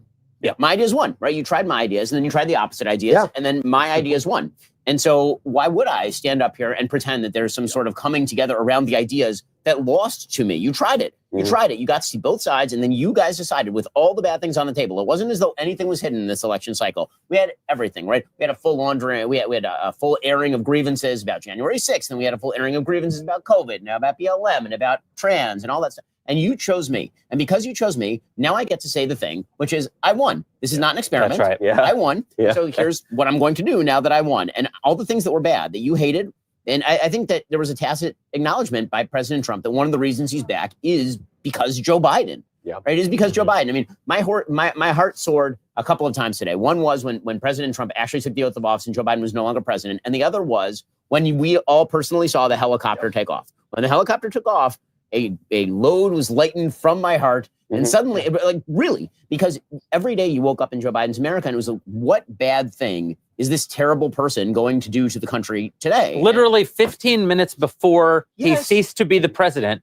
he pardoned his entire immediate family, which is one of the most corrupt and now precedent-setting events that we've witnessed in our lifetime. In 2020, he literally said, you should not do this. He said because there was talk that Trump was going to do this on his way out of office. And Biden was like, you can't do that. That's terrible and norms defying. And now he uses Trump as an excuse to pardon his entire family. Well, I mean, here's the thing. Once you do that, then you have now, you've basically excused all criminality by all first families for the rest of time. This will now be de rigueur. This goes back to the divisiveness of the speech. You know, Barack Obama, the great deceiver, once deceived Americans by saying mostly we fight over the 50-yard line. That was true until Barack Obama. And the thing is, it's not like he's taking over from somebody who increased the welfare state a little bit or, you know, had some programs that we didn't like or something like that. He's talking about people who are actually not just corrupt, but oppressive, anti-American. We're teaching our children anti-Americanism. There's no reason to include them. And the fact, you know, we were sitting around saying, oh, the New York Times just said, what a dark picture he painted of America. And I'm thinking, nobody cares what you say. Yeah. Nobody cares what you say. Right. Dark for you, I guess. Not represent the people. And the thing about the pardons, too, is that the precedent that it sets for such a frivolous reason, because it's not even as though, and we all know this, and Biden knows this, Trump was not going to go after any of these people. He wasn't going to go after the Biden family. It was not going to happen in a million years. The only reason Biden's doing it is just as a last little political stunt to try to make it seem as though Trump is this vengeful dictator who is going to try to put his whole family in prison. I'm not sure about that. I think he did it because he had to do it because he had pardoned Hunter. I think he pardoned Hunter, and then all of his other kids were like, well, now they're going to come after me. There is this weakness that... But Liz Cheney, Fauci, I mean... Mark Milley, chairman of the Joint Chiefs. Yeah. No, that's a valid... I do think that he has built up. He had to have some sort of world-shaking excuse for why he wanted to run again. Because the tacit bargain of his election in 2020 was that he was only going to serve one term. Yes. And he almost said it clearly during the campaign. And then he basically changed his mind in 2022. I'm a transitional president. Correct. Right. And then in 2022, he changed his mind and he decided he was going to run again. So the question became, what is the thing that is motivating you to run again? And he basically said, it's that the tyranny that Donald Trump is going to bring upon the world is the reason I must run again. And so he can't let go of that idea. He can't let go of it, because the minute he lets go of it, then it really defies why he supposedly ran in second place, right? And so he has to keep maintaining that myth. I think people can't handle cognitive dissonance, and Biden is no exception to this. And so he had to just keep maintaining the facade that if he had not pardoned everyone in a 300-mile radius, then Donald Trump was going to go after everyone. By the way, Anthony Fauci actively used the power of government to suppress actually good information being put out by the very guy who's going to end up leading the NIH, Jay Bhattacharya. And the people he's pardoning did terrible, terrible things. They really did. Yeah. And if he says that he trusts the legal system, which he clearly does not, then he wouldn't have done this. Yeah, that's right. It exposes the whole fraud of what he was and what the system is. It also, by these blanket pardons for crimes, no one's even been accused of a crime. Yeah. I mean, there's no investigation into Fauci. No charges have been brought against Fauci. When you pardon someone for a hypothetical crime, you are removing the power of the people to have any transparency into their government, it's also to have any justice within their government. The Constitution says he can pardon people who have committed offenses against the federal government, and the archivist says that means you have to have committed a crime to get a pardon. Does the Nixon precedent, though, ameliorate that somewhat? Nixon hadn't been charged with a crime. That is the one exception, I think. Jimmy Carter pardoned all the draft dodgers, even those who hadn't been. But it was a narrow pardon. It was not blanket. Yes, a blanket pardon. When Jimmy Carter, he pardoned them for dodging the draft. He didn't say anything that you may have done heretofore has now been pardoned. Yeah. No, it's crazy. I mean, it's the letter from the Three Musketeers, right? The bearer has done what has been done, right? It's an insane thing to blanket pardon Hunter, especially because, I mean, for all I know, Hunter may have committed the arson in Los Angeles, given the fact that allegedly all of his paintings were insured. And no one that's a joke, guys. It's not real. Okay, 200 paintings. Today, who's the insurance company on that? So a few months ago, that was about $50 billion in art value. And today, I think it's worth less than the canvas they were painted on. What was it? Nero said, "What an artist the world loses in me." That's, I think, Hunter Biden. And Fauci probably is complicit in one of the great crimes in human history, is the truth. I mean, it's easy to blame the Chinese because the virus came out of China. Fauci was almost certainly financing that, and helping to finance. He was demonstrably financing the type of research that was involved in the release of COVID. I mean, honestly, even you put that stuff aside, the thing that Fauci did to shut down any possible dissemination of information or alternative points of view with regard to shutting down the entirety of the country, that's the part that to me is if not borderline criminal, actually criminal. I mean, that is a wild thing that happened, and you can kind of feel the stain of the last 4 years washing away. It's going to be. It will be fascinating to kind of think what the legacy of Joe Biden will be 10 years from now, or even I think we all forgot he was. For example, it's my next blank book. We forgot he was president the day that the election was over. That's right. The entire world treated Donald Trump like he was president. Joe Biden was an afterthought. I mean, there were deals happening in the Middle East, and Joe Biden just wasn't even a part of it. I think it goes beyond that. People stopped treating Joe Biden as the president the moment Kamala Harris announced for the presidency. He disappeared off the stage of history. Well, you heard Mike Johnson's story about the fact that he didn't even know what executive order he'd signed. It's a truly terrifying. It's a terrifying account. Yeah. And from a very credible source. And nobody none of the press corps has bothered to try to find out who's running the country. And Biden did an interview, I forget what publication, maybe a month ago, where he was asked in the interview, well, could you have even served another 4 years? And his answer in that interview was, Well, who knows? No one knows the future. So finally he admits that, long after the fact. And one of the things I think that we should do, and this is here I'm gonna tout a Jeremy Boring original idea. This is an idea that I touted to congressional leadership as well. What Democrats have demonstrated over the course of the last 4 years, if you didn't already know it under Barack Obama, is they do not care about the institutions, laws, and rules of the United States. Right. They do not care about them at all.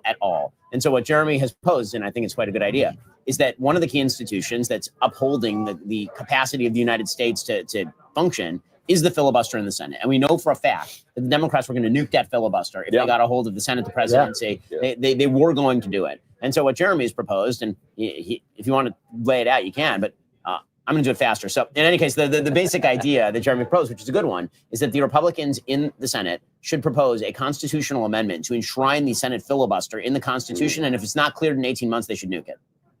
Meaning that either we're all on board or we're not on board. Yeah, that's a good idea. Do we want to preserve our norms? Then let's do it. If not, we're not just going to wait for you to be the one. Because guaranteed, the next time the Democrats have power, they're going to kill it. By saying that if we don't do it, the Republicans will, which is exactly the shtick. Always, this is the shtick. But nature is beginning to heal. The sun is out. The sun is shining. The birds are tweeting. It's like the end of a Disney movie. Right? It's like, it truly is the old Disney movie. It is actually true that in the moment that President Trump gave his acceptance speech in 2016, it began to rain. And as soon as he started giving his speech today, the sun came out. God's writing is like God's writing is on the nose. It is a great day for the country. And one of the things that's important to me is that people remember you're not going to get everything you want. Every president is a mixed bag. Donald Trump will be a mixed bag. You're going to get things that you want. You're going to get things that you don't want. There's going to be disappointments. There's going to be failures. There's going to be unforeseen challenges. But you know who would not have been a mixed bag? Kamala Harris. She just would have been the bag. And just in winning, Donald Trump has changed the course of our nation's history. And so when the challenges come that are in front of us, when the disappointments come in front of us, when he does things that don't feel like what you thought you were supporting, when we get policy that won't be as good on economics as maybe what Ben and I, free economics is what Ben and I would like, or when he has to kill some people overseas and Tucker Carlson gets apoplectic because only our enemies say that we should kill people overseas or whatever bullshit happens. Just know that we do live in a better world than the world we would have lived in had this not happened. And that's not to say that Trump isn't going to do great things. I think he is. I think the beauty of a non-consecutive term is that he comes in empowered instead of, it's not a stay the course. To Ben, your point is great. He doesn't just have a popular mandate because he won the popular vote. He has a popular mandate because a stark choice was given to people in the timeline and they chose Trump's policies. And so I think he's going to have a very energetic second term. But whatever the outcome of it is a far, far better day today than it would have been if we were swearing in either a second term of Joe Biden or a first term of Kamala Harris. The next 4 years are ours. All of the opportunity is on our side if we will just seize it. So let's seize it. Thanks for hanging out with us today at Daily Wire Plus. We're going to be bringing you more coverage throughout the day. If you're a subscriber, thank you very much. You make this possible. If not, we do still have that 47% off using promo code 47 at Daily Wire Plus. We'll look forward to seeing you next time in Donald Trump's America.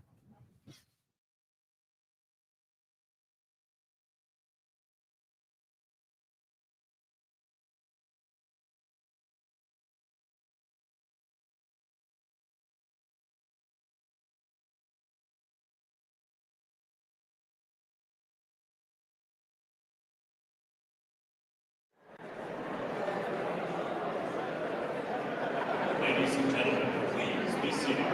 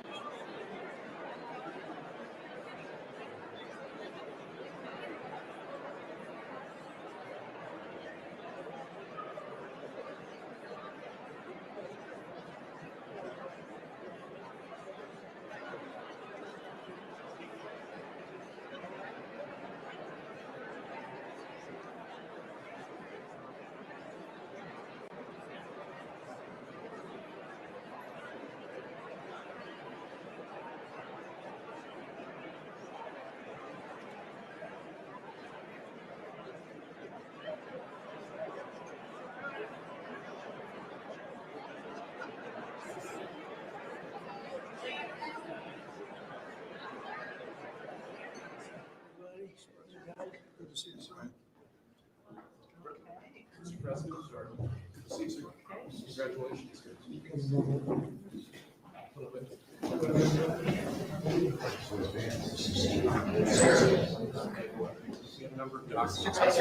Yeah, here. Was it great? We went to the helicopter. It was freezing. The sun was a little deceptive. Yes, it is. So what would you like us to do? Sign your orders. Official documents. Okay, I assume they're gonna be happy with these documents? Yeah, they're sorry, we might not be here. It's the next step. It's a tradition. Sir, the first is 22 cabinet and cabinet level appointments for your signature. Okay.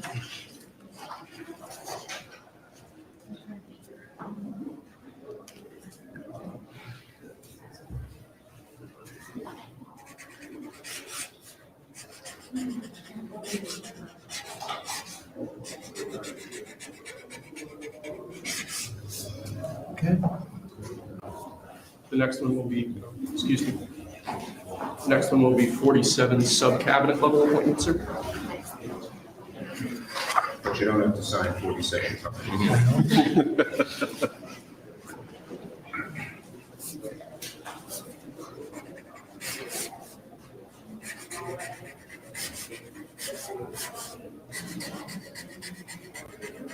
Okay. Thank you, sir.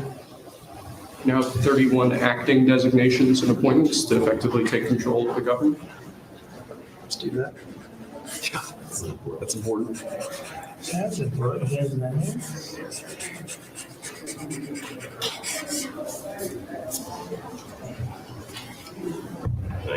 We have 15 commission chairman and acting chairman appointments. Send it. Commission chairman and acting chairman.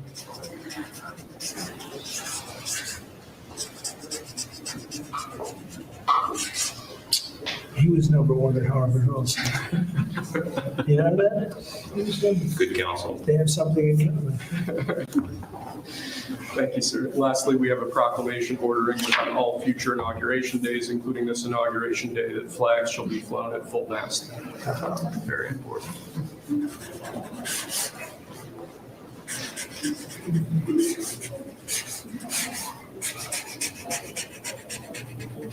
That was a beautiful place to have an inauguration tonight. The sound was so good. The temperature was 72 degrees, but the sound was so good. So, maybe something to think about. I don't know. Thank you. Okay. The good acoustics. Yes. All right. Now, That's thank you. We go to lunch. Great. Very Nice good. to meet you. Thank you very much. There we go. Take that. Good. All right. See you. Thank you, sir. Thanks, sir. Did you have a good meeting with former President Biden? Very nice. Very nice. It's a beautiful custom. Mr. President, It goes back as long as helicopters. Before that, it was a stagecoach. But it was, I thought it was beautiful. Thank you. Great job. Great job. Thank you. Check. Mr. President, do you have any reactions to the pardons President Biden did at the last minute? Well, I'm not going to discuss it now. I think it was unfortunate that he did that. We won't discuss it now. There's plenty of time to discuss it. Thank you very much, guys. Should we go to lunch? Okay. Okay. Head to lunch. Ready for lunch? Okay. Thank you.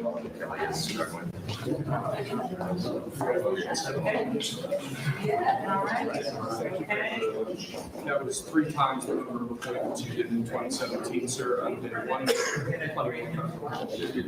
Just getting started. A lot of good work to do on the book. So we're going to stop it. Good counsel. So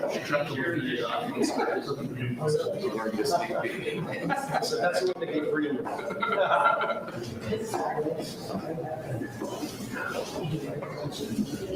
Thank you. That was great. That was great. That was great. Standing ovation. I liked it.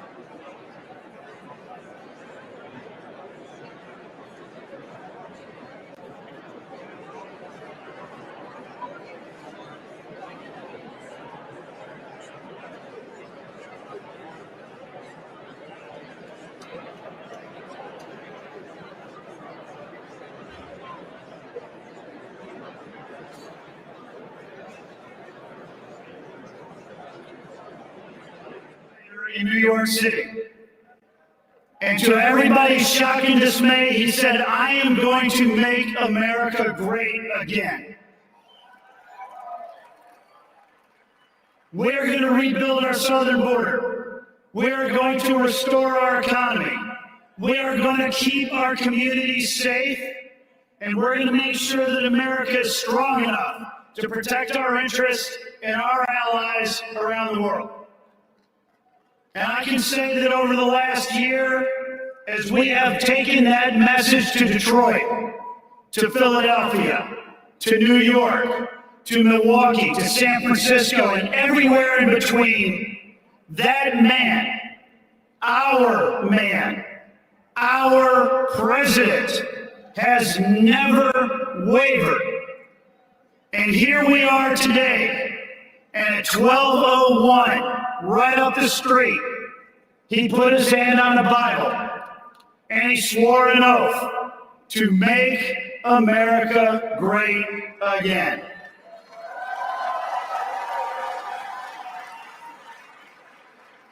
So let me ask you, and let me ask all of America, are you ready for America to be wealthy again?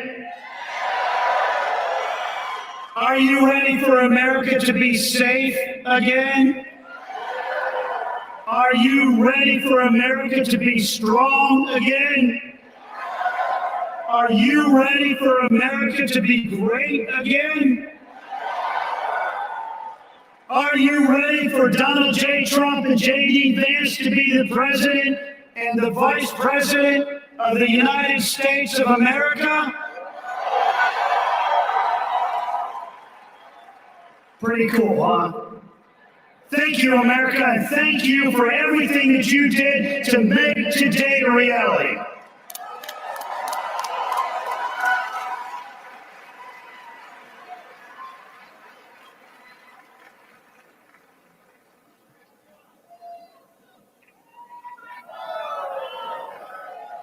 Ladies and gentlemen, please welcome to the stage Congressman Byron Donalds.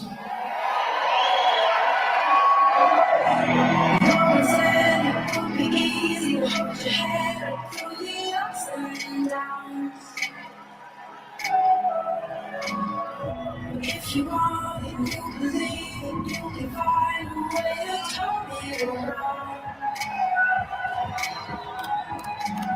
I feel it in my bones.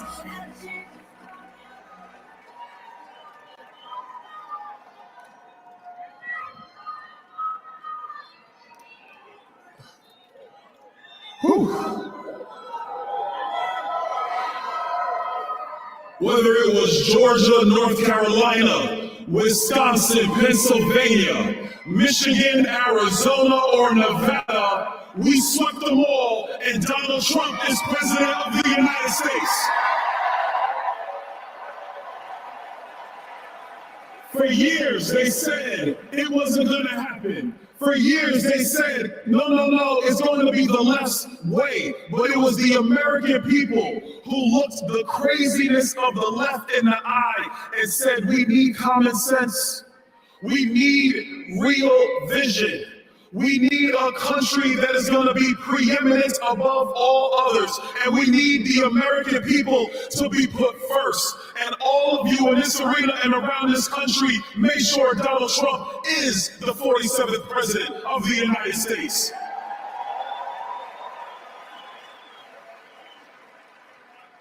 Being here in Washington on January 20th is special for me. This is the day we commemorate the birthday of Dr. King.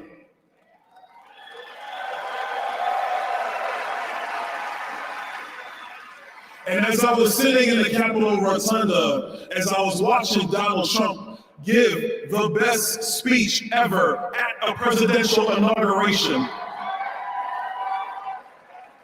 it reminded me to another great speech. And Pastor Sewell in his benediction, I gotta have a talking with him because he was phenomenal. But what it said to me is that in our country, there are no perfect men. There are no perfect women. There are people who were used at a point in time in this country to put this country in position to be better than it was before. And so that's why in Capitol Rotunda, when President Trump talked about that bullet that went through his ear, and that he is here at this time because God has placed him here at this time to make sure that the golden era of America comes through right now.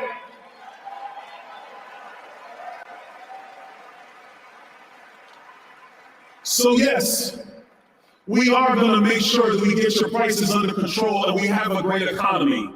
Yes, we're going to get out of stupid wars and dumb conflicts, and we're going to have peace through strength.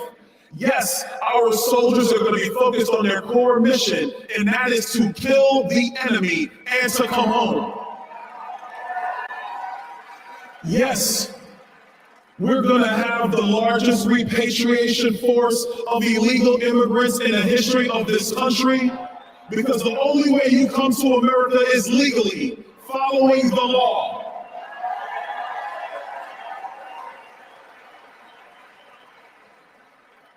All of those promises and more, they're going to be kept starting today at that very desk over there.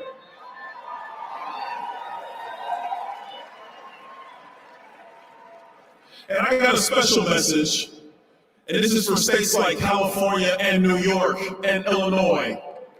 If you want to continue to have a dumpster fire form of government, if you want to continue to mislead your people thinking that your radical policies are the way forward, people like myself in the great state of Florida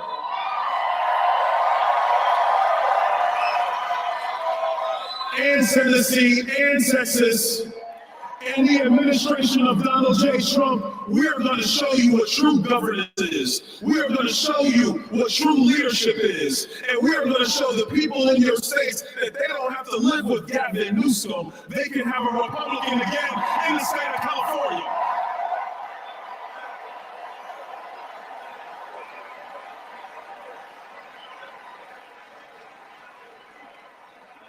And the last thing, because I don't want this to be about red states versus blue states. We are Americans.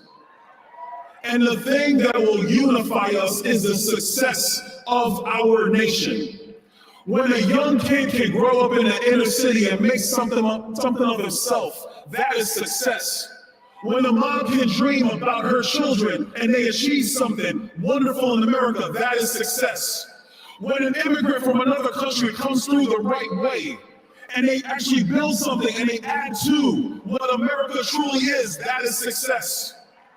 When we unify our efforts and we can disagree, but still keep the most perfect union ever known going, that is success. Those are the common sense ideals of America. That is the leadership that Donald Trump is going to bring. And I don't care if you're in California or Florida, that is going to be the guiding principles of the United States of America.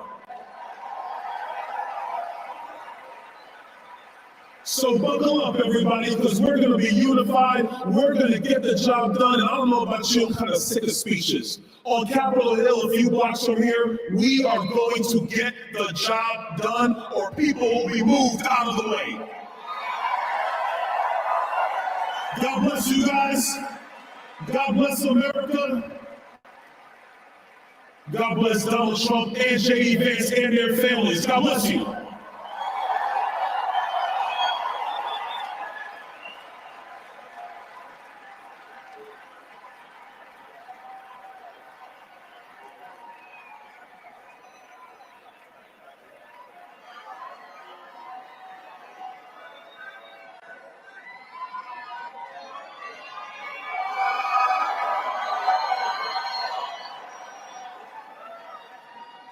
Ladies and gentlemen, please welcome to the stage, Charlie Kirk.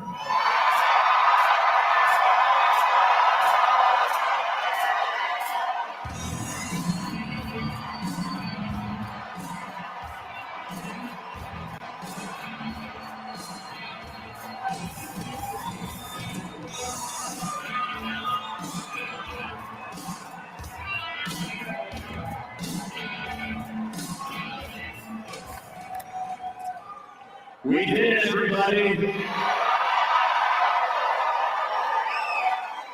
It is hard to believe, almost surreal.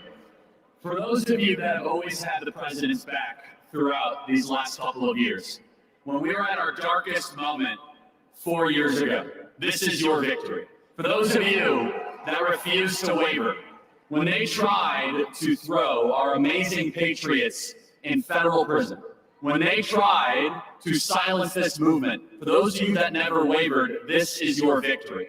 For those of you that are sick and tired of seeing your beloved home be overrun by hordes of illegals, this is your victory. And no longer is this just a rally about what we say we're going to do when President Trump takes office. Now I can say what he's doing right now as we are here in this arena.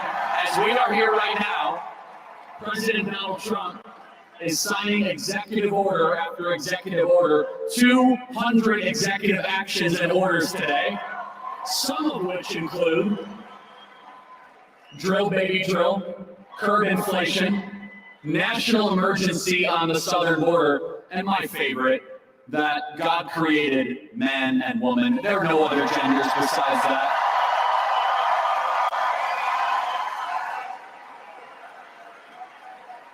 No more critical race theory or diversity, equity, inclusion in our military. Our taxpayer dollars will no longer fund our kids to hate our country. It is over as of today, thanks to President Trump.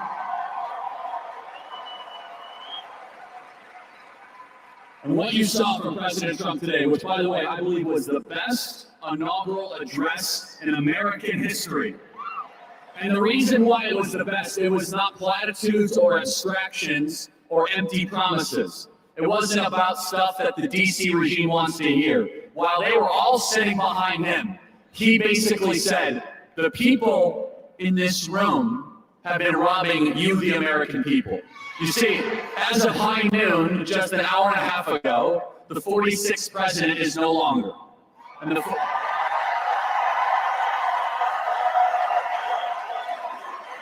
And you might think it was Joe Biden, but it really was a bunch of White House staffers that you've never heard of before. Their term is over. It will go 45 Trump, a bunch of White House staffers, 47 Trump. That is how the succession will go. And what we have seen these last couple of years was the intentional destruction and obliteration of our homeland. And in just one day, we're going to understand a very simple truth, that decline is a choice. That when your country is failing, it's because our leaders have decided to allow it to fail.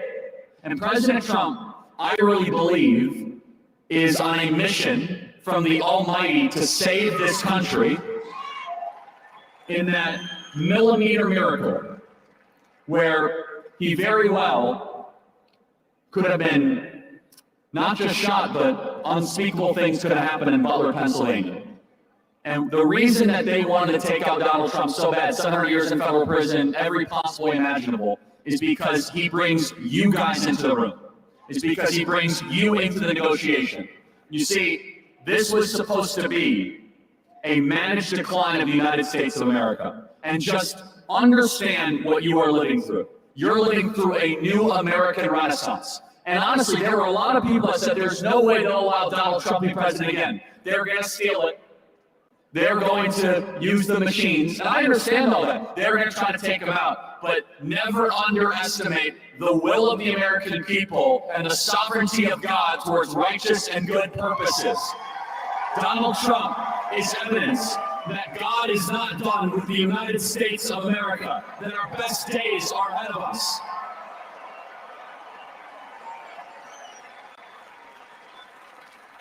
And our marching orders are very simple. Right now, the southern border is being secured and it is being militarized. There are no more illegal entries allowed in the United States of America right now. It is right now. Right now, the invasion is over. It is over.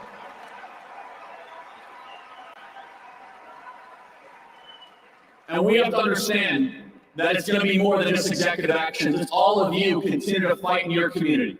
It's all of you continue to understand that this is going to be a bottom-up movement to reclaim our communities, to reclaim our school boards, to make sure our kids love America again. And for me personally, I have a lot of things that I could have done, but the most important thing that I can do and Turning Point can do is to go back on these campuses to make sure that Gen Z is the most conservative generation in American history.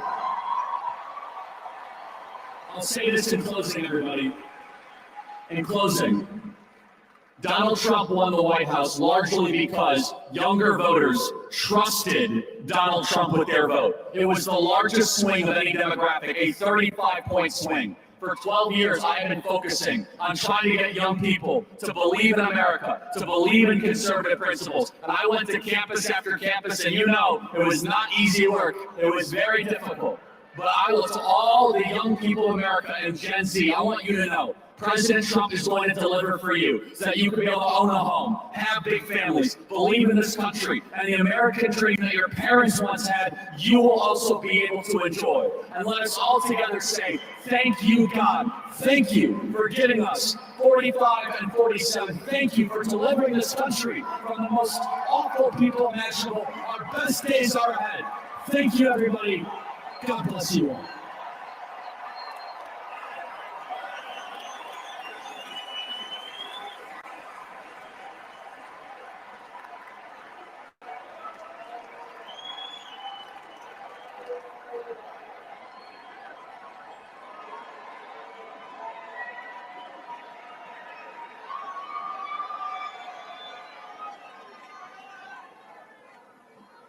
Ladies and gentlemen, please welcome to the stage the next Secretary of Commerce, Howard Lutnick.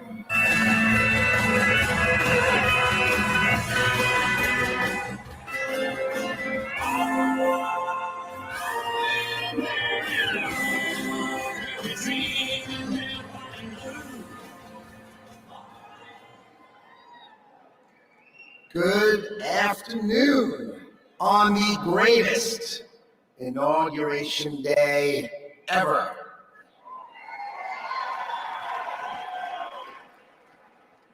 Today is one of the most important days in American history because Donald J. Trump is right now heading back to the White House. I could not be prouder to be standing before you because 77 million Americans voted for Donald Trump to make sure that it is always America first.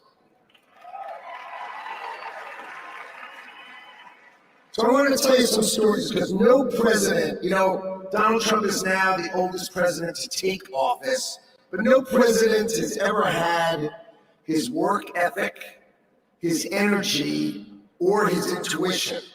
So when the president sees a problem, he calls it out. You know it, right? He's the one who said fake news. He's the one who said the swamp. He's the one who said the deep state. We've all heard him say it, and now we all know it's true. And his intuition is always right, so he starts talking about bad trade deals.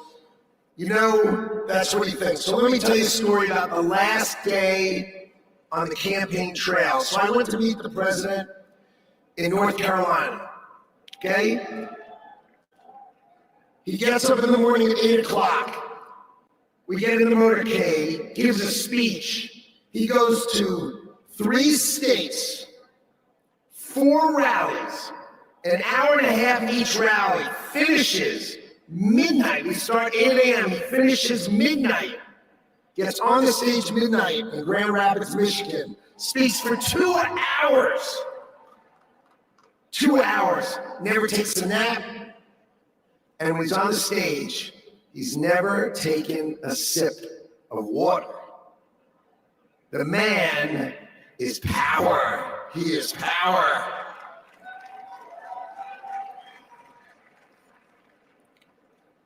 See, no other president will let the administration do it.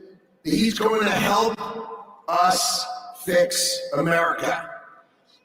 So I've never been in politics before. I spent my life working and building companies, and I worked hard to build a life that really it's only possible in America. But on September 11th, when we saw our darkest day, it changed my life forever. See, my company was located on the 101st and 105th floors of the World Trade Center. We lost 658 of our 960 New York-based employees. My younger brother Gary got killed. He was 36. My best friend Doug, 39. 658 of my friends in college got killed. So 9/11 could have broken us, but we Americans, we're strong. We don't break. So we all, my employees and I, we dedicated ourselves to rebuilding the company so we could take care of the 658 families that we lost.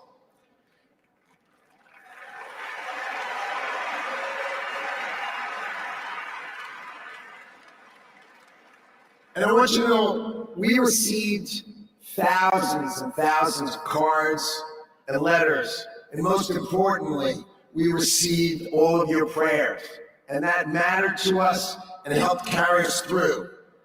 So the events of September 11th, they instilled in me a sense of community and dedication for the country. So when the president asked me to join him in his administration, I jumped at the chance. So I was the co-chair of the transition team, which helped pick for the president, helped sort of set him up so he could pick all the nominees. And then I'm really proud to tell you that he was nominated, President Trump has nominated me to be the next Secretary of Commerce for the United States to serve all of you.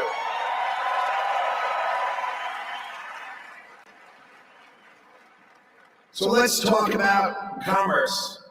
You see, we plan to end the decades of policies that threw American workers to the wolves. Factories were closed, jobs were lost, wages decreased. We left Americans out in the cold while country after country of this world took us to the cleaners and made money off of us. And that is going to end today.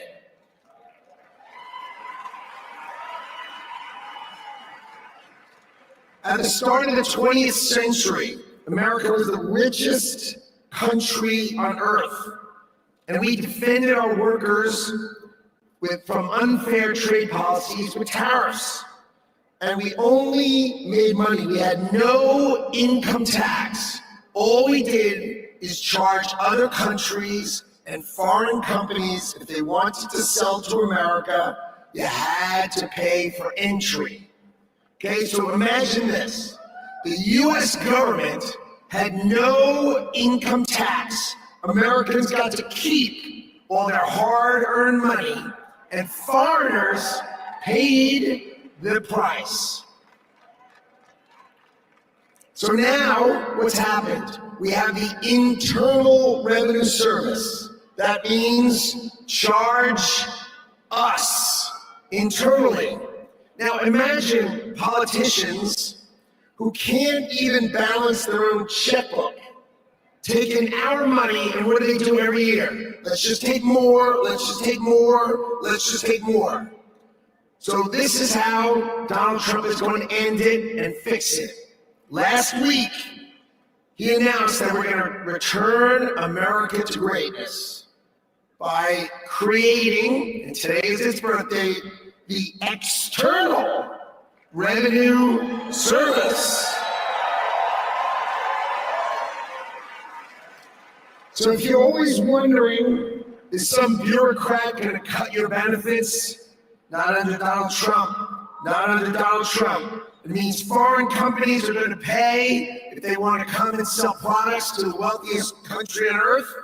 And if they want to compete with American workers, then let's just not tax our American workers.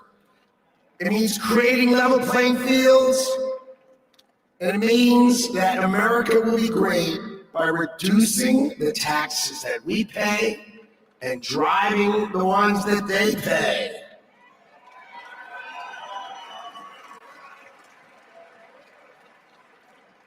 So what that means is the External Revenue Service will put up tariffs or walls that protect you. And that means if these companies don't want to pay, there's only one thing they can do. Build the factories in America, hire Americans with great high-paying jobs.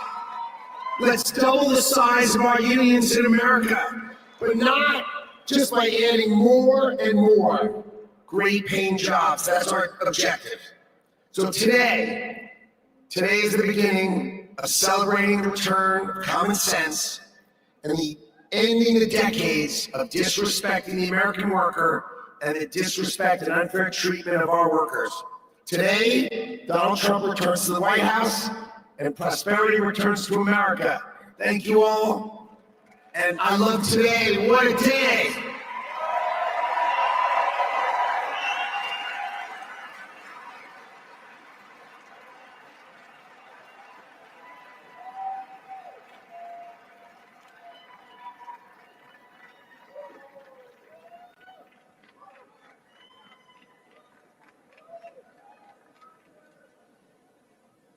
Ladies and gentlemen, please welcome to the stage Governor Glenn Youngkin.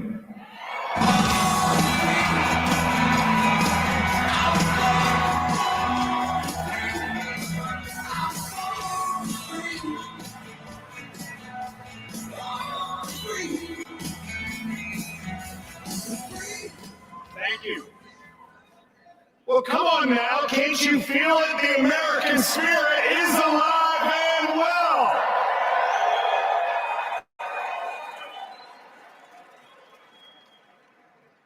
This is the dawn of the golden age of America because we inaugurated the 47th President of the United States of America, Donald J. Trump.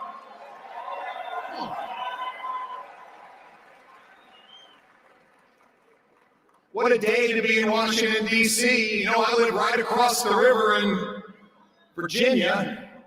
And by the way, in Virginia, we know that taxes have to be low, jobs have to be plentiful, and it's your money, not the government's. But we also know that in Virginia and in America, freedom is not free.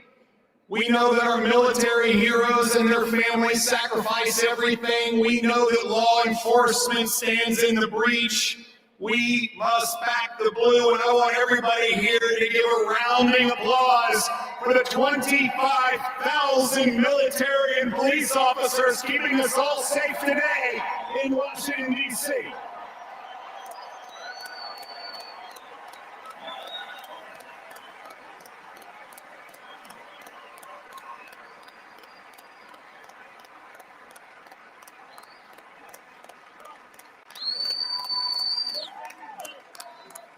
God bless America. My friends, we are standing here on the dawn of a new age, and we are seeing the sun set. The sun set on weakness, the sun set on wokeness, and the sun set on a wide open border that has turned every state into a border state. We are seeing the dawn of a prosperous America, the dawn of a secure and safe America, and the dawn of a world that sees peace because we have a strong America.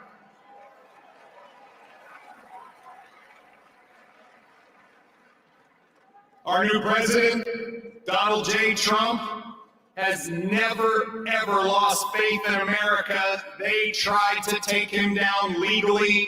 They tried to put him in jail. They tried to even assassinate him. And he never gave up on America. And America, we will never give up on him.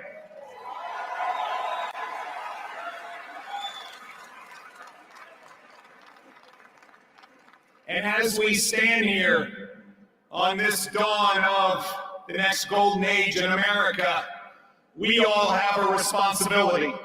It is our responsibility to stand every day in support of this administration, to do everything that we possibly can do for America's success.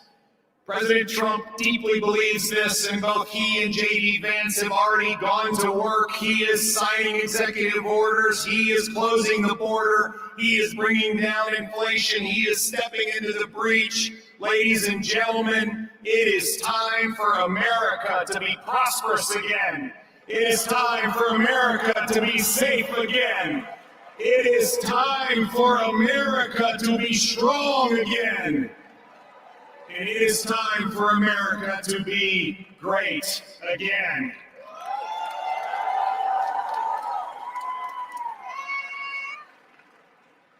I hail from the great Commonwealth of Virginia, and we know a few great Americans in our history.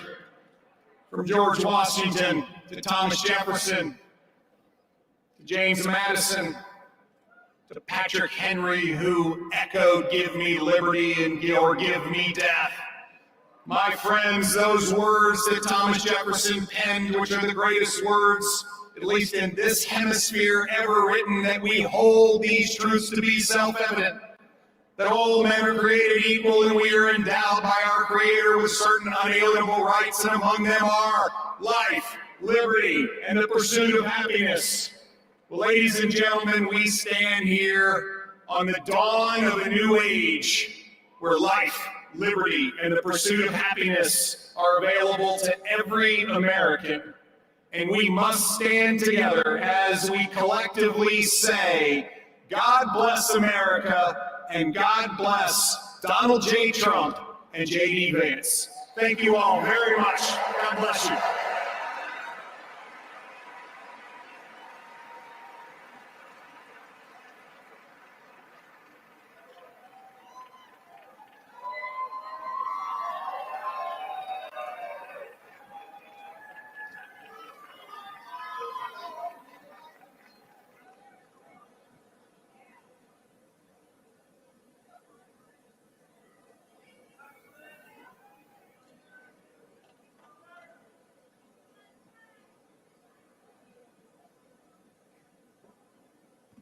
Ladies and gentlemen, please welcome to the stage, Mr. Elon Musk.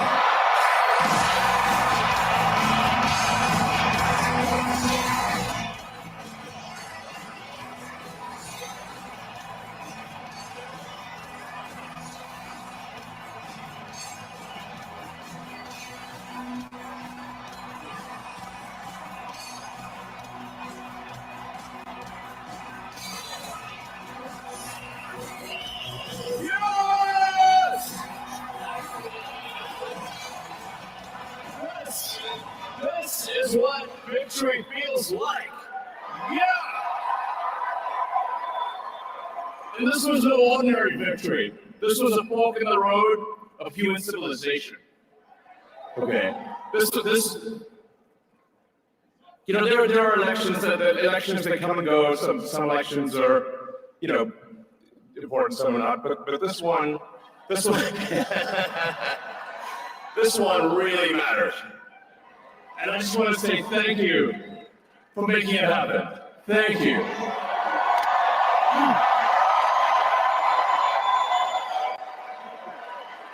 My heart goes out to you. It is thanks to you that the future of civilization is assured. Thanks to you. We're going to have safe cities, finally, safe cities. Secure borders, sensible spending, basic stuff. And we're going to take Doge to Mars.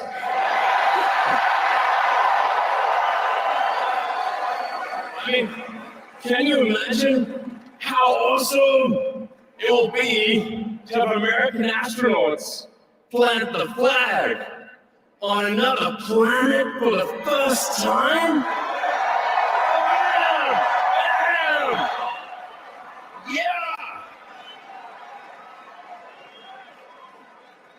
How inspiring would that be? There's always problems in life. There's this problem, solve that problem. But there need to be things that inspire you. There need to be things that make you glad to wake up in the morning and say, I'm looking forward to the future. Yeah. I love you guys.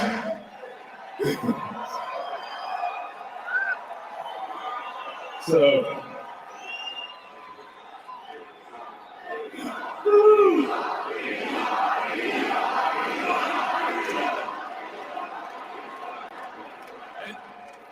And let me tell you, I'm gonna work my ass off for you guys. I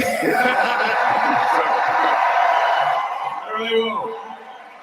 I really will. So, and yeah, but I'm super fired up for the future. It's gonna be very exciting. As the president said, we're gonna have a golden age. It's gonna be fantastic. And one of the fundamental things, one of the most American values that I love is optimism. And this feeling like we're gonna make the future good. We're gonna make it good. So, man, I can't wait. This is gonna be fantastic. So thank you again. And yeah. I'm just so excited about the future. Thank you guys. Thank you.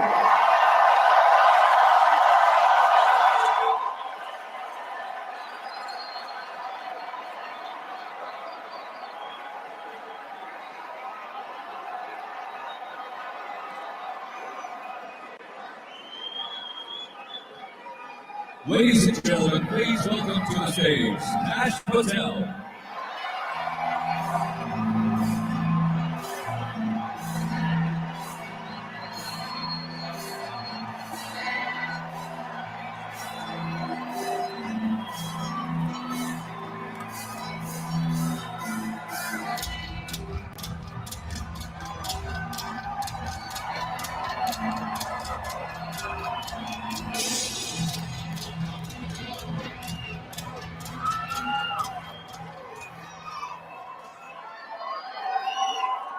My, oh my, how do you follow Elon Musk when he tells you you're going to take you to Mars?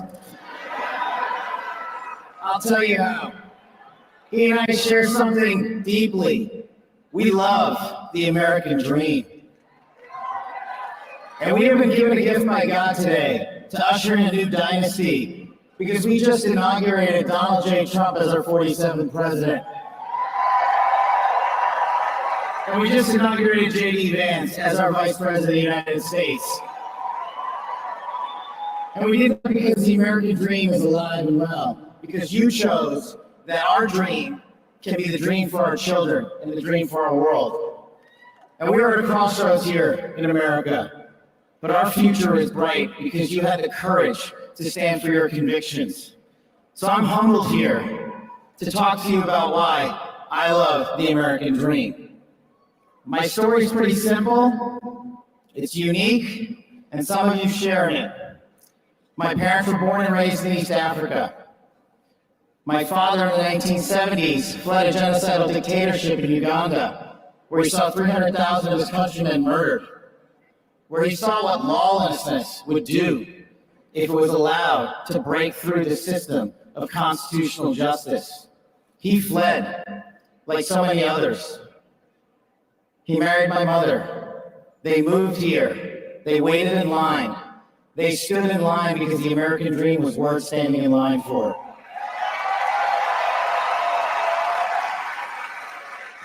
That dream is woven into the fabric of this nation, and our immigration policy is the greatest policy in the world. And now that we have Donald J. Trump and J.D. Vance, it will become the greatest policy in the world again.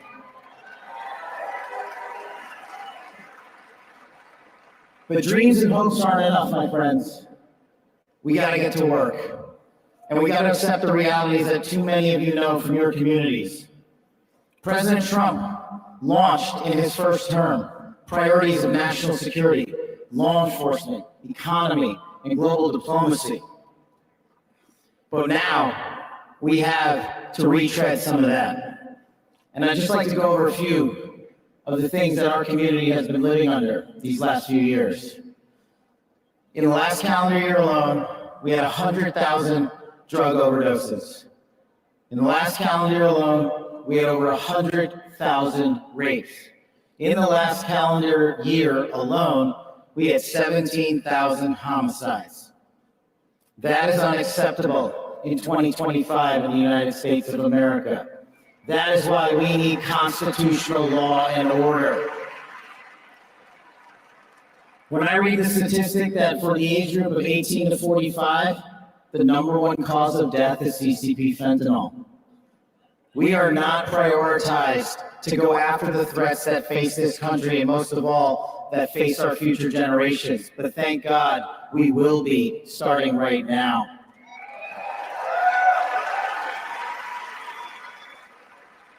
President Trump and J.D. Vance's leadership and administration will usher in the priorities that I cherished during my 16 years in government service. That we will always, always honor the men and women who wear the cloth of our nation and stand on that wall and tell you nothing's getting by them tonight. And so to them, thank you.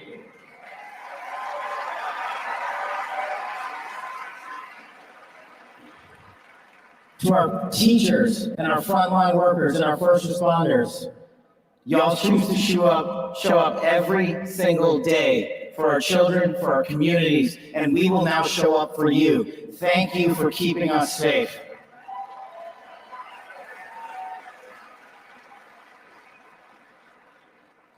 To the men and women in law enforcement, and maybe I'm biased on this one. Our police officers, our sheriffs, our federal agents are some of the greatest warriors that God has ever created. And we will put them first because they have our backs, and now we will have your backs.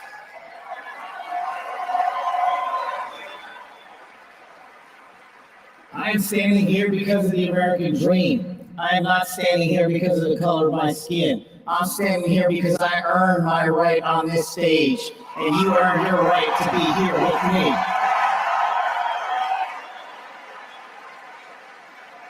And I promise you this, with every fiber of my being, that our law enforcement, that our teachers, that our first responders, that our veterans, that our men and women in uniform who dare to serve this country and put themselves below the rest of our needs will be reprioritized to the top of the heap because they are standing on that wall, and we will not let that light go dark on them.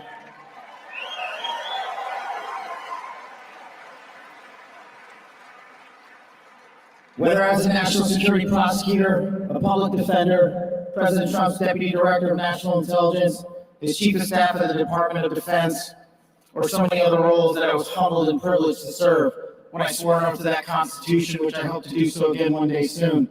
You have my word that you have ushered in a dynasty of change. You have ushered in a dynasty that will allow our children to live this American dream. My American dream. I am living the world's American dream. I am the son of lawful immigrants. We worked our tails off just like you all do, and I'm going to make you a deal. I promise you I will never quit on your children. I will never quit on their children, because this American dream does not belong to me. It does not belong to them. This American dream belongs to the world.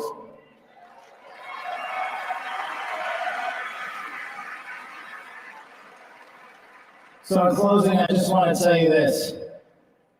It's pretty cool to be speaking in Capital One Arena right before the boss.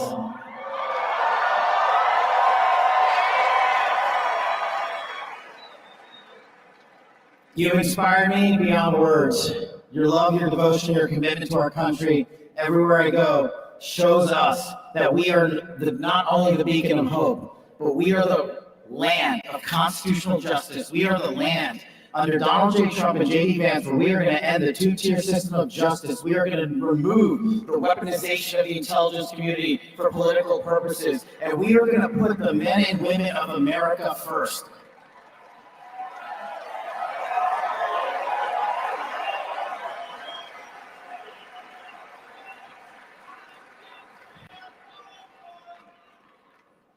So listen, there's just one thing left to do.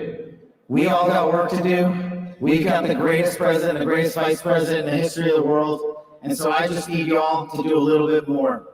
Every time you see a law enforcement officer, every time you see a veteran, every time you see a teacher, shake their hand. Give them a little bit of your time, because they're giving us all of our time.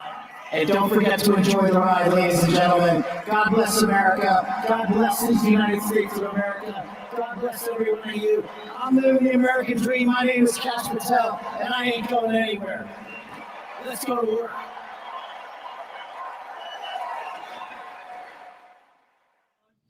Kash Patel is fired up. The Capital One Arena is fired up. America is fired up. And we are just getting started. We are. This has been such an amazing day, Kevin. We've been out on the streets talking to everybody. It's so incredible to see Donald Trump once again become president of the United States. Once again, it feels good. It felt good to see him get up there and just say, I am back. Thank you guys so much for tuning in and joining us here at the Daily Wire. We, again, are just getting started. A lot more coming. Donald Trump will be taking the stage very shortly. You guys do not want to miss it. We will get you there the second that he is on the stage. Don't worry. But this has been a historic event, a historic week, and people here are fired up. I've never felt anything like this. No, the energy is insane. I mean, just walking around DC, you see like teenage boys walking by singing about Trump. You see someone watching the inauguration on their phone. You see people all over the place wearing MAGA hats. It's just unlike anything I've ever seen in DC before. I love being somewhere where there's USA chants breaking out spontaneously. Let's get back to the crowd in the Capital One Arena for the inauguration celebration. USA! USA! USA!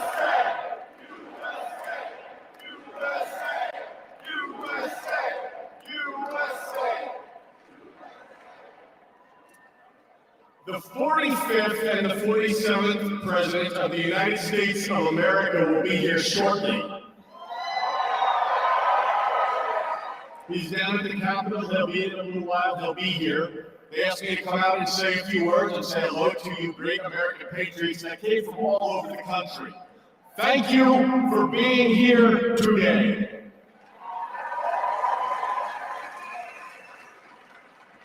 One thing I just noticed when we were leaving the Capitol after the swearing in that really hit me hard after the journey we have been on over the last 9 years, especially over the last 4 years. It really hit me when they took the presidential seal right here and put it on front of the podium for when the president gets here. President Trump often says to us on Team Trump over the years, you're so lucky that I took you on this journey. In the good times and the bad times, no matter what would be happening, we'd be sitting on Trump Force One, Air Force One, in the Oval Office, at Mar-a-Lago, no matter where it may be. Good times, bad times. You are so lucky I took you on this journey.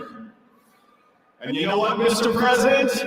You are damn right. You took all of us on this journey.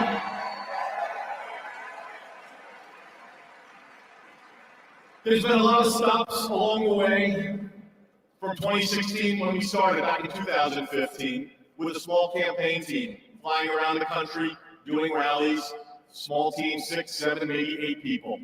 Then it continued to grow. Before you knew it, the GOP nomination was going to Donald J. Trump in Cleveland in 2016. Fast forward, he became the 45th president of the United States of America. He had a great 4-year term, and you know what's been great? The last 4 years have not been great in many senses, but he's now going to be, he's back in office right now, and I'm just absolutely so pumped up for what this president is going to do. He loves each and every one of you in this arena. The guy cares. He has a fighting spirit, as you saw in Butler, Pennsylvania, with the assassination attempt that came a few months ago.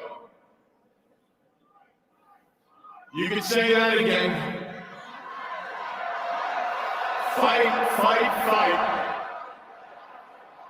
It's a moment that I will never forget, being there and in the hospital with him. I want to just give you a behind-the-scenes moment with the president and the heart that he has. We were in the hospital. He had blood coming down his ear. He wanted to know how his staff was. Myself and Susie were with him, and Stephen Chung and Walt, and even the Secret Service. How are you guys doing? The guy just got shot in the damn head, and he's worrying about us. Are you guys okay? He's on the phone with his family. showed him a picture, the iconic photo of his fist raised in the air.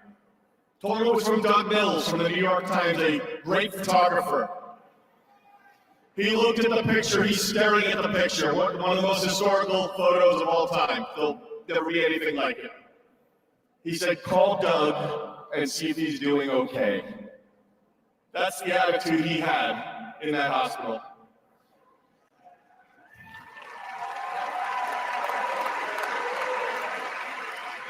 Our president has been resilient through a lot. And I don't need to get into all of it because you're all familiar with it, and I'm convinced much of it that went on over the last 4 years is why he won the election in an electoral landslide.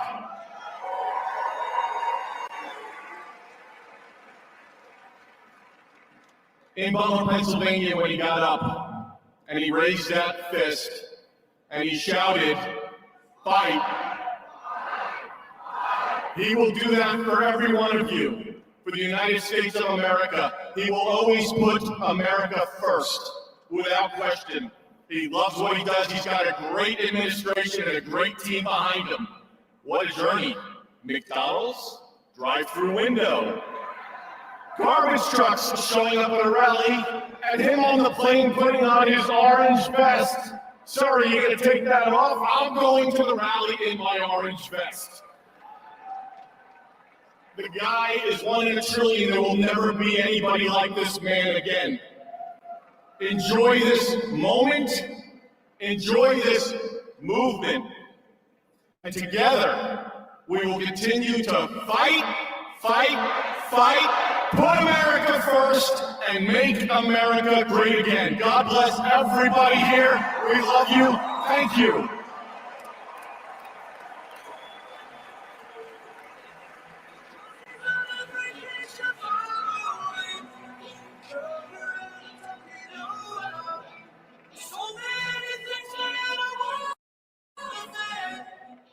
All right, that is Dan Scavino, former White House Deputy Chief of Staff. Really powerful moment there of him recounting Trump nearly losing his life in Butler, PA. And Trump actually touched on that in his inauguration address earlier this afternoon. Let's play that clip, an incredibly emotional, poignant moment. Just a few months ago in a beautiful Pennsylvania field, an assassin's bullet ripped through my ear. But I felt then, and believe even more so now, that my life was saved for a reason. Trump talks about that a lot, you know, the impact that moment had on his life. And a lot of people have told us that it had a profound effect on the campaign, on his attitude going forward. You know, we've seen Trump be a little more serious. I actually, Abbott, we were just talking about this, had the privilege of going back to Butler with Trump when he returned to Butler to have another rally there and to commemorate Corey Comparatore, the firefighter and father who was killed when that bullet missed Trump and hit Corey. So this was a really emotional rally. It was in October. All of these people went back. And right before we got there, I spoke to a whole bunch of people who had sat behind Trump the first time he was in Butler. And they saw him get shot. They saw Corey get shot. They almost lost their own lives. But they told me, we're going back to sit behind Trump again to show him our support. And it was absolutely amazing, Kat, to be there and see all of these people returning, not just to this rally, but to the spot where they could have been shot. They were there behind him, and they told me, we want to stand up for the man who stood up for us. Just really moving. I think it's really inspired so many of his supporters, you know, raising that fist in the air, showing Americans, I'm here for you. I'm not a coward. I'm going to stand up for you no matter what happens. I cannot count how many shirts I saw today and this weekend around DC of people wearing that picture of him raising the fist. I talked to a gentleman who said that he was watching that rally, and it's when he knew. He said, I am now he's like, I'm all in. He said, I'm all in on Trump. And I do think for a lot of Americans, that was the moment. It really was. And we saw at the RNC when Trump brought crowd resonated with that. And he's so good at that. I know at that Butler rally, when they were commemorating Corey, he brought out this opera singer to sing Ave Maria in this guy's honor. And there was not a dry eye in the entire rally as we all just stood there and listened to this beautiful music and looked up at Corey's empty chair where they had put a commemoration of this father in his life. And Trump is just like, he really understands how to honor someone. I remember him saying that Corey's legacy was immortal. And you just don't hear people say things like that anymore. But Trump nailed it. And it was really beautiful. And moments like today at the inauguration are obviously the culmination of the campaign and the election, but it's bigger than that. When you have a president who is quite literally shot in the face, in his ear, who survives, who continues campaigning, goes back to the spot, and then is reelected, this is bigger than that. This is the culmination of surviving that attempt on his life. And I think the connection that his crowd had with him was even deeper after that. And you could see that this week, and you could feel that on the ground. Absolutely. I think that's part of the reason he had that rally yesterday is because he has such a connection with his base. A lot of people would have skipped it and moved on to the very solemn inaugural events, but Trump wants to be there. He wants to connect with them. And so many of them were here because they love him. Historic inaugural address today. Here is how he kicked things off, the vision he has in America. And then again, we'll get back to the stage once the speakers get going again. Once Donald Trump is there, we will bring it to you. The golden age of America begins right now. From this day forward, our country will flourish and be respected again all over the world. We will be the envy of every nation, and we will not allow ourselves to be taken advantage of any longer. During every single day of the Trump administration, I will very simply put America first. Our sovereignty will be reclaimed. Our safety will be restored. The scales of justice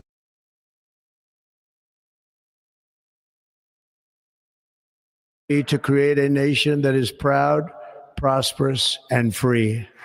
America will soon be greater, stronger, and far more exceptional than ever before. Now, I must confess, my favorite part of watching that speech, beyond the fact that it was Donald Trump being reelected, was watching Joe Biden and Kamala Harris right over his shoulder. They had to be there. It was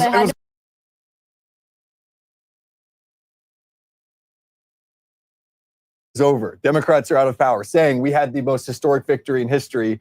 Meanwhile, he's sitting 5 feet from the person that he prevailed over. I mean, I can't even imagine what was going through Joe and his wife's heads as they're sitting there watching this transfer of power and knowing that many Americans are delighted with this and thrilled to see them leave. Trump saying the golden age of America is upon us. And one thing that's worth pointing out is how Americans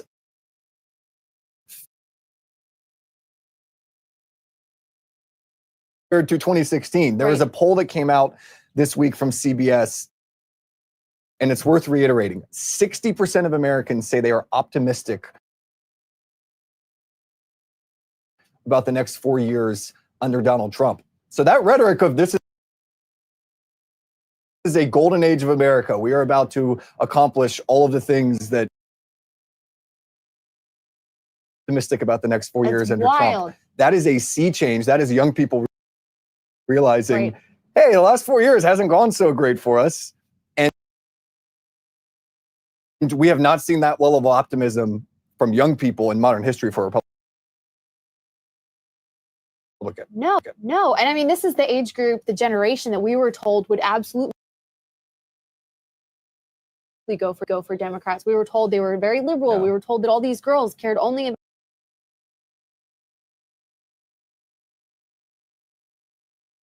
wrong on this Yeah. one. Speaking of the people that we were talking to today, and I want to hear about your experience watching Trump's speech. It looked like you had a lot of fun. Were you at a pub? I was at a pub. Our camera guy went in there to interview some people. We actually went in to get warm because it is freezing here. Yeah. I couldn't feel my fingers. And I asked the manager, hey,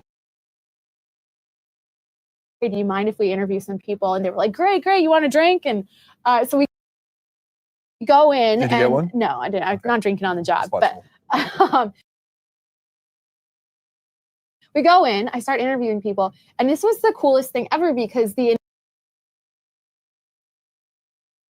people talking about the inauguration, talking about how they felt about Trump, how far away they came from. And we got some really good interviews that I'm really excited to share. Let's have a look at some of those interviews. I want to watch it.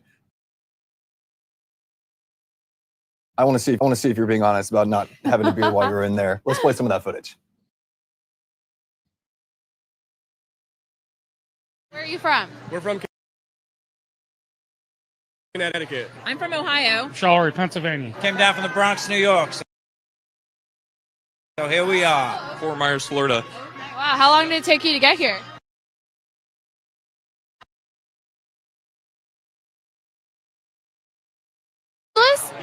Yeah. Red State in Arkansas, baby. Oh, yeah. What do the shirts mean? Were you there? Yes. Of course we were there. What part? Were you weren't inside, were you? We were outside.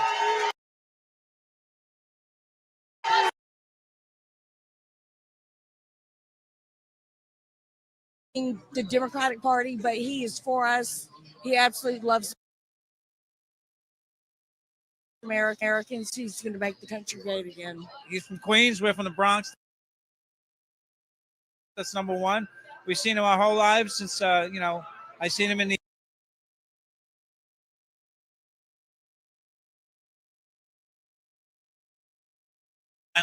He's the man. He's alpha. New day for America. We got too many fires out there. We got to get rid of it. We got to do something about California right now. He's the best. I mean, he's for the country.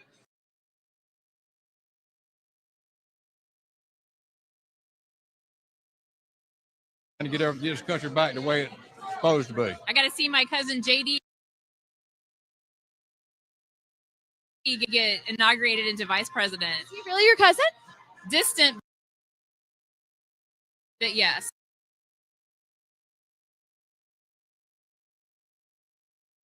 That the country needed it. I think it's good that everyone comes together to celebrate stuff like this. It's our first time here, but it's great in here. The atmosphere is great. It's my birthday, but the most special day, we got a president. His name is So Biden. I have a subscription. I think you guys are the best. Nice. Who's your favorite host? Oh, that's a tough one. Matt Walsh. Sorry. All right. What's his name with the beard? The Walsh. Matt. Love that guy. I was walking down the street a minute ago. No way! Jordan Peterson. He's my hero. That dude is what? Wait, so you're a Jordan Peterson fan? Huge Jordan Peterson fan, of course. Please raise your right hand and repeat after me.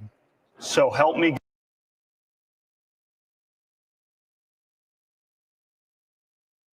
And will, to the best of my ability. And will, to the best of my ability. Preserve, protect, and defend. Preserve, protect, and defend. The Constitution of the United States. The Constitution of the United States. So help me God. So help me God. Congratulations.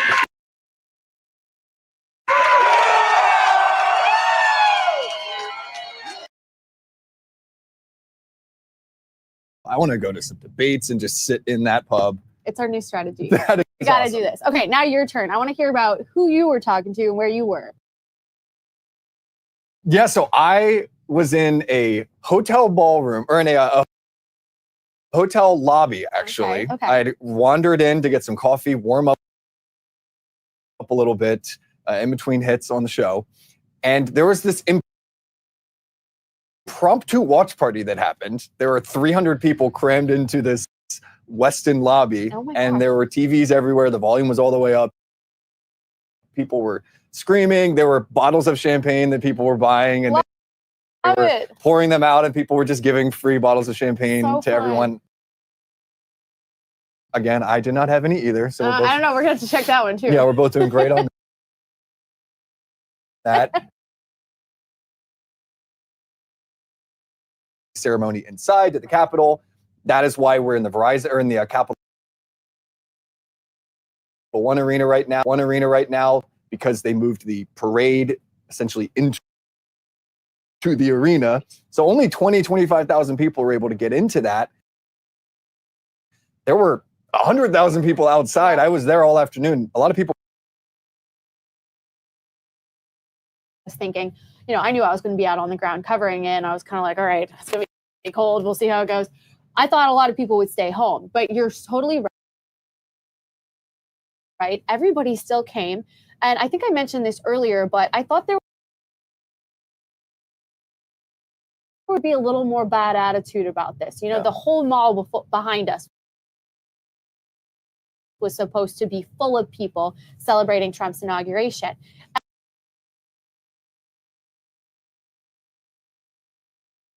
Is what pretty much everyone said to me, and they're just so excited and happy,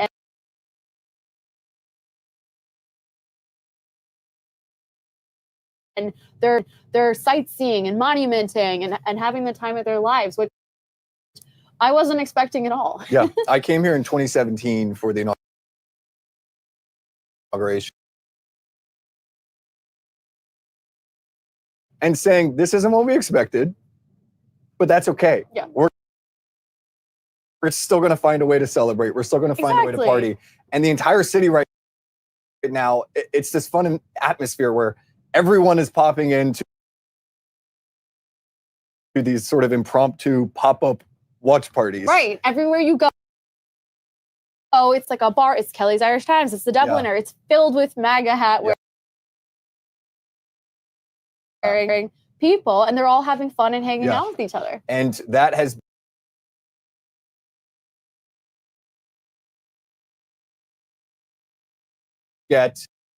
so thank you for choosing to watch it with us here at the Daily Wire. Now, we have a lot more coming your way. Again, we're going to get back to the stage once the speakers get going, and of course, Donald Trump will be taking the stage soon. But right now is a great time for people to become a Daily Wire member.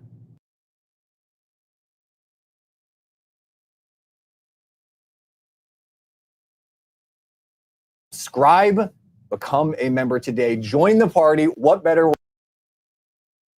way to celebrate number 47 than getting 47% off? Now, Mary Margaret, our colleague, Cassie Akiva, she was also up to some fun.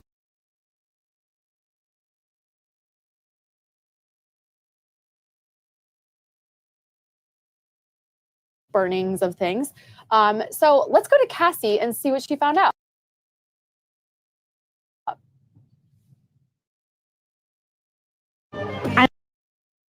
I'm Cassie Akiva with the Daily Wire, and right now I am at the anti-Trump and anti-Israel protest. Socialists at Google that are against defense contracts with Israel. We have Trump effigies. We have Trump depicted as a pig. We have a guillotine here, and we have people just chanting and coming together in this freezing cold weather. They're passing out hand warmers and hot some previous protests at the DNC. So they're coming together, all the different groups, and they're going to be protesting here for the next 2 hours.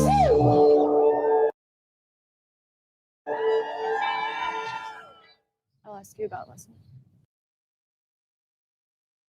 There are dozens of us. That's what they were saying. Okay, wait, Cabot, you were there in 2017 too, right? Yeah. Tell us what happened when Trump was inaugurated last time. Violence happened. It was scary. No, it really was scary. The amount of fires that I saw set, the amount of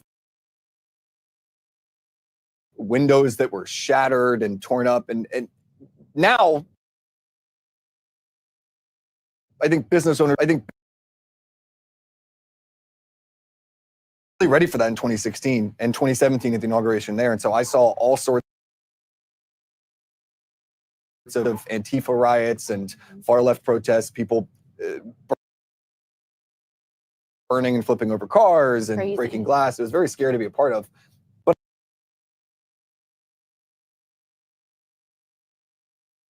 Been able to muster that same sort of widespread vitriol towards Trump. Right. There's a completely different sentiment around Trump. And I've been talking to a couple people about this today because it's so striking.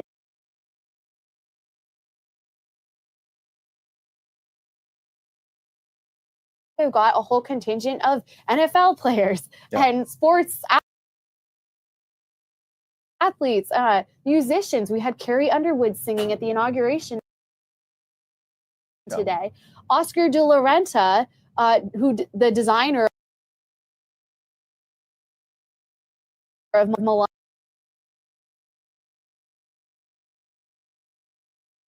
you were dead to society. And now we're just proclaiming Trump name from the rooftops. I mean, you have like Conor McGregor showing up to events, touting Trump, praising Trump. It's just hanging out with Ben Shapiro. Hanging out and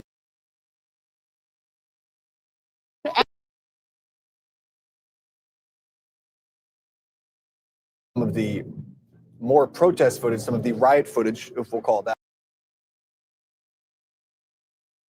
Let's have a look at what's going on around the city. This was in 2017, I should say. Just a reminder for people at home of what was going on back in 2017 compared to that sad, pathetic protest today.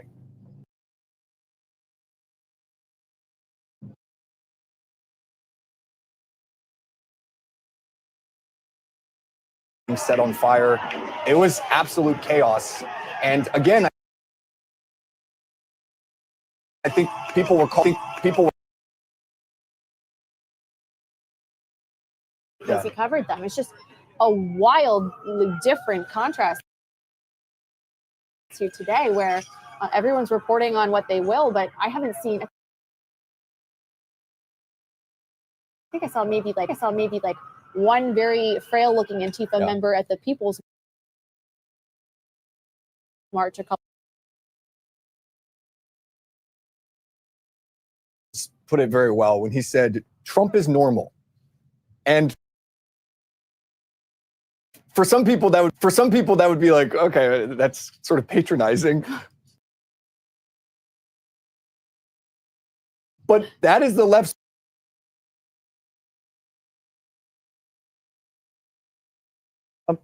Okay, no big deal. He's normal now. Exactly. It's so interesting because if you think about even 4 years ago, it still was not acceptable to open.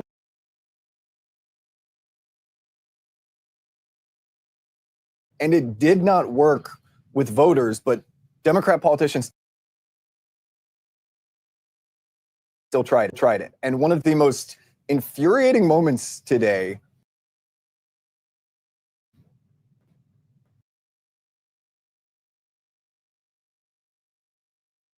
face, that's a nice moment. It's like, oh, Joe, you're being a good sport about this. You're saying welcome home. But when you really think about it, Joe Biden told the entire country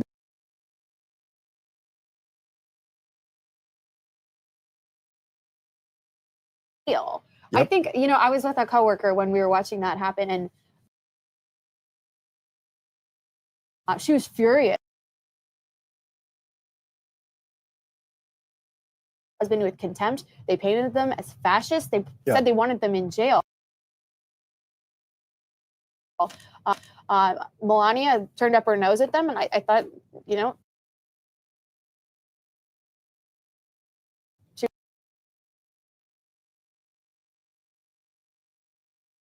And the fact that now he's saying, oh, shucks, well, you got us this time. We lost.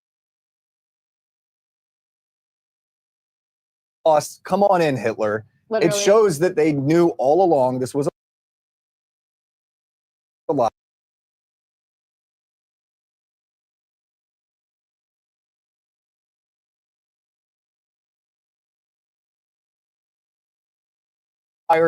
Cassia Kiva right now is standing by at Cap.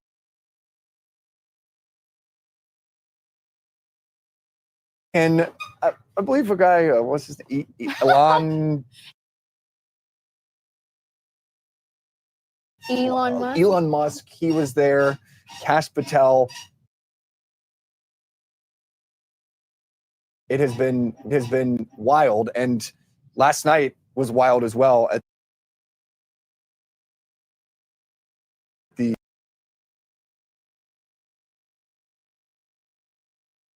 let's get to some of that red carpet footage so that you can show everyone the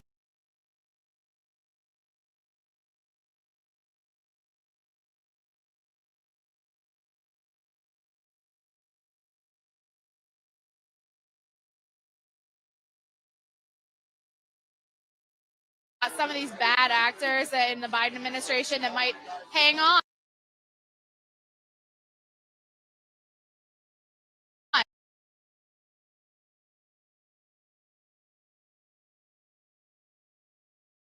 She's brilliant, and she's going to clean house at DHS. Of course,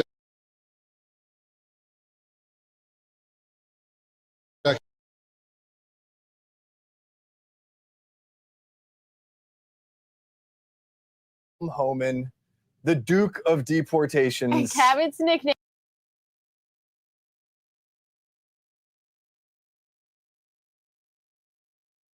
News, or when he interviewed with us, just like shooting straight, always going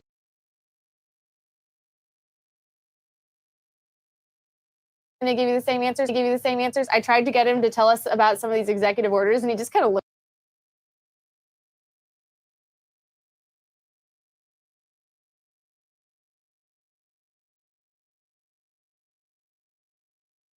As a guy who loves the UFC, who has a painting of Conor McGregor in his home, which his wife has asked him to get rid of many times because it's again, but also because Notre Dame is going to win the championship tonight. Of course, I had to ask Conor McGregor about this. It's a really good clip. Take a look.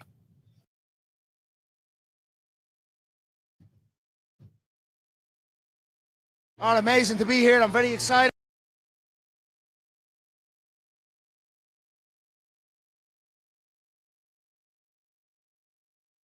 Response is night and day, which is a testament to how we've done as a president.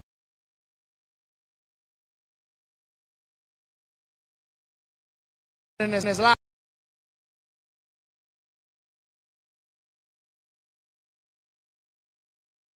I feel the people are backing him, and I'm excited to see him go do it. I hope he does it.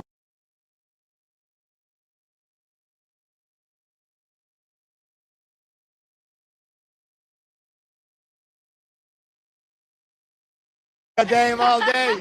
Go Irish.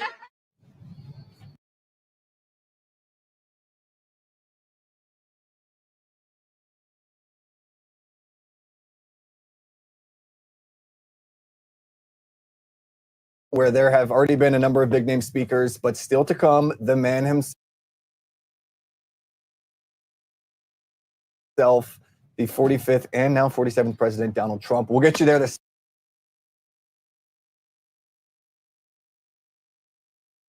Mary Margaret Olohan.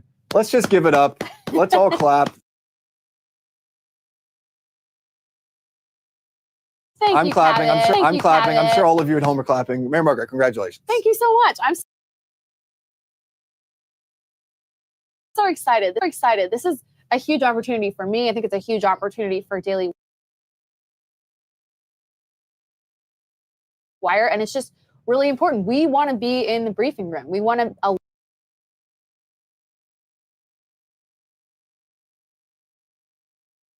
our Daily Wire team and all of our Daily Wire hosts to figure out what we want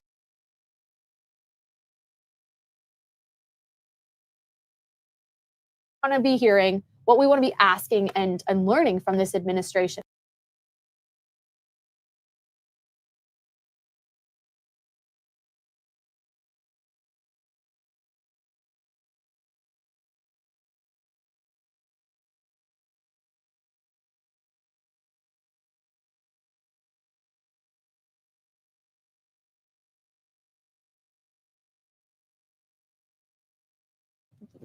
Seating arrangements and things like that. So we're very excited. We're hoping that they're going to so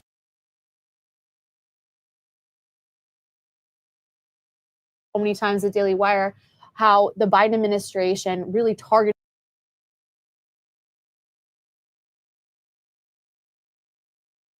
people that they disagreed with, whether it was just plain conservatives, whether it was Latin mass Catholics, whether it was pro-lifers, whether it was people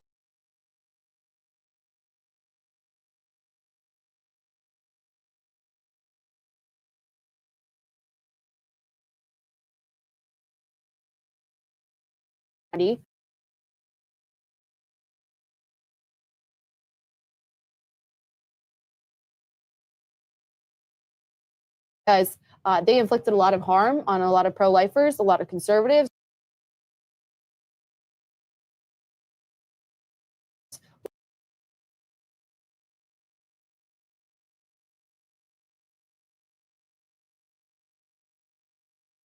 Of White House reporter, and we see you already.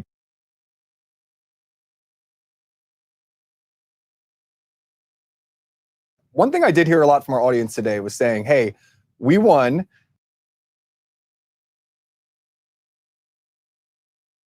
But we can't take our foot off the pedal. We gotta hold our leaders accountable.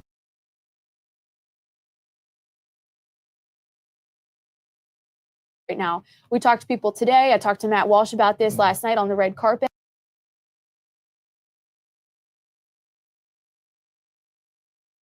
There are pro-lifers who are in jail right now who are put there by the Biden administration. There's a lot of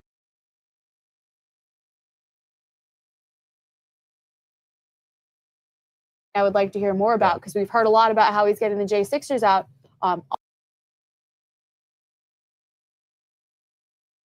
Awesome, but I think we want to hear more about that as well. So just following up on these.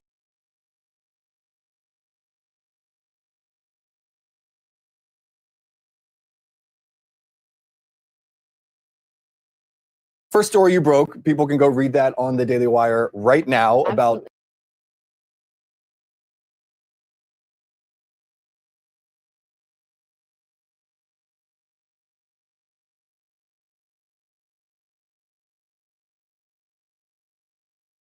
there have to be consequences.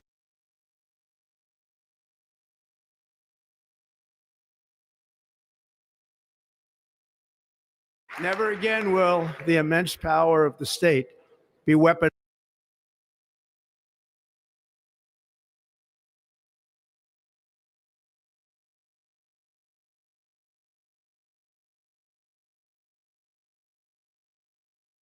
Or fair, equal, and impartial justice under the Constitution.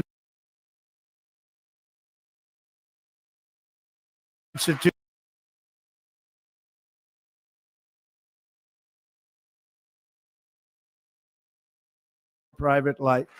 We will forge a society that is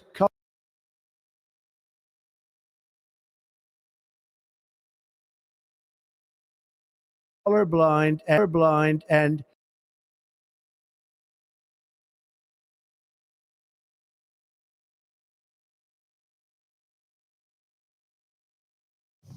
that was the part from the watch party that I was at.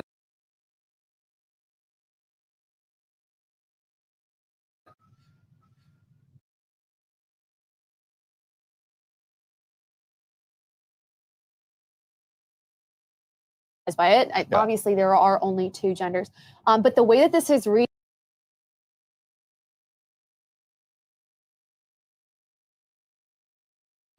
even the most secular people,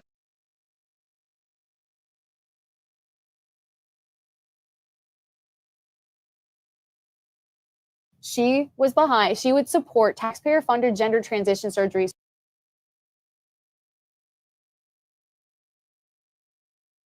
for illegal immigrants. And all he had to do was to play her own.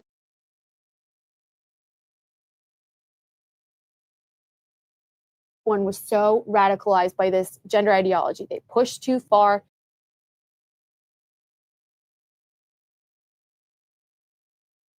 It went too hard. And Americans came out and said, no, we're done. We don't.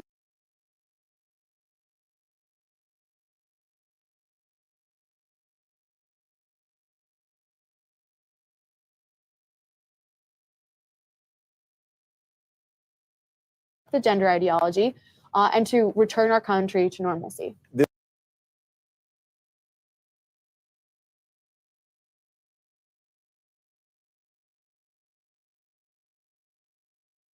That. It'd be a line in a funny movie, like a nonsense line. Yes, but now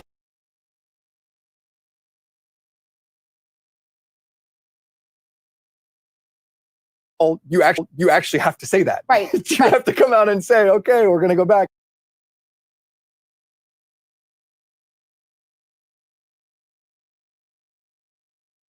Issue that is actually going to fire me up and get me out to vote. And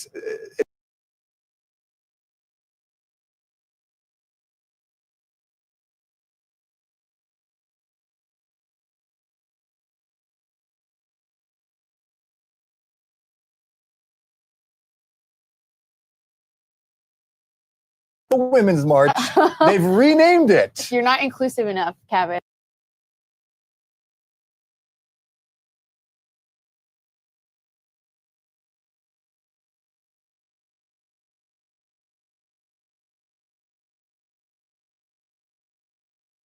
We had a lot of fun though. I love going to the Women's March, Social People's March,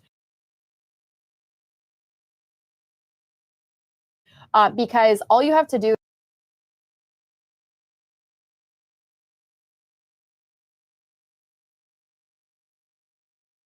Especially the Lincoln Riley bill is an immigrant bash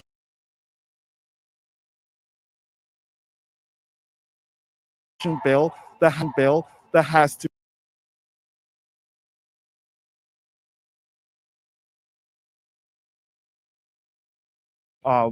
wherever we are in our community, we have to build defense guard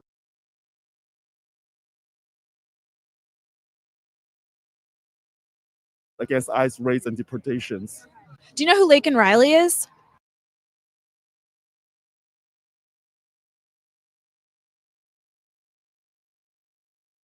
Yeah, I think that might have been the case. Yeah. Okay.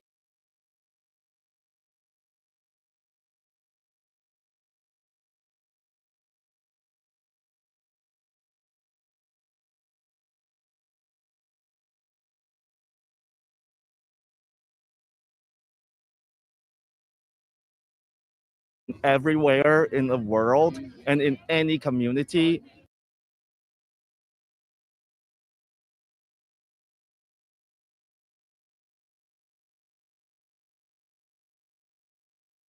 And shouldn't matter who you are. Yes, exactly.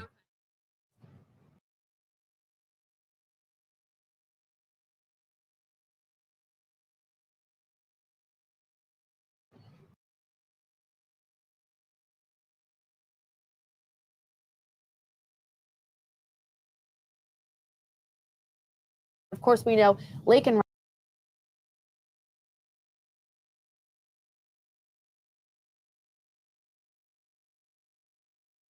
any empathy to her death is very indicative of how this whole movement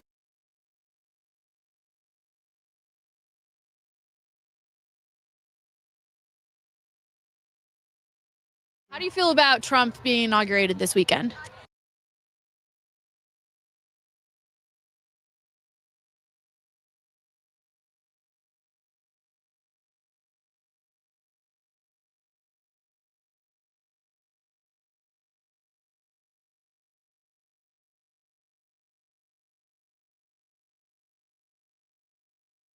Jesus gave us all brains and hearts so that we can care for each other.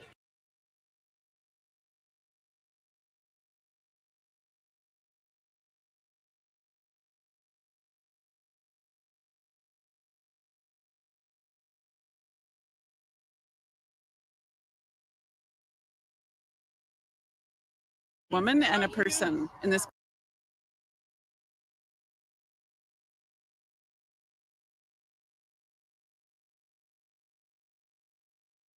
Edge. Oh my gosh, that's scary.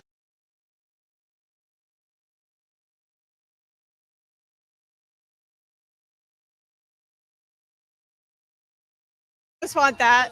Can we ask you about your flag? Ask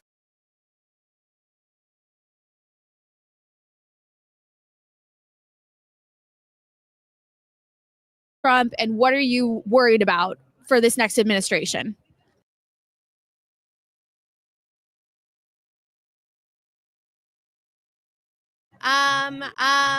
I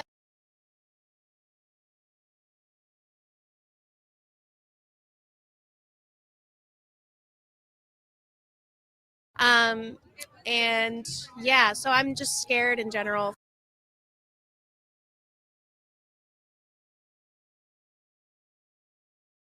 For us. It's a quote from Hillary Clinton. Years ago, she went to China.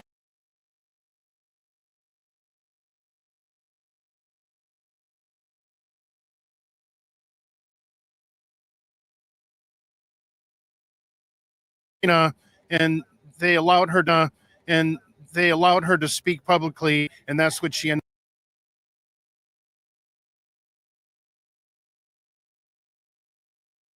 This next administration.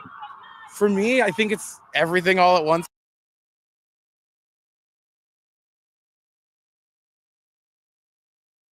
Kind of.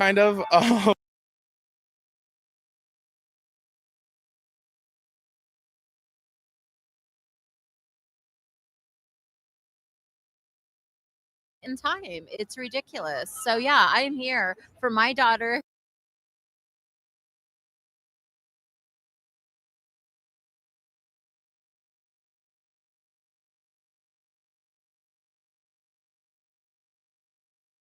Into it. What made you come with your daughter today? Because my daughter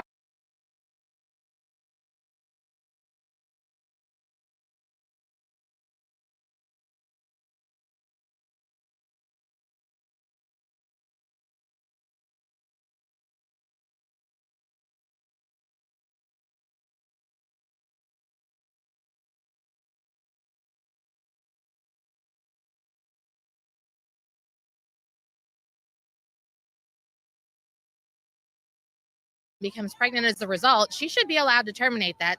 It shouldn't be her.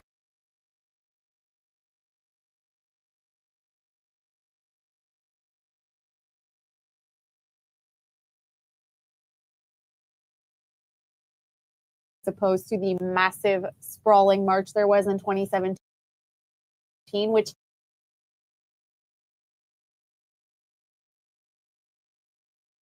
weirdly enough, I went to.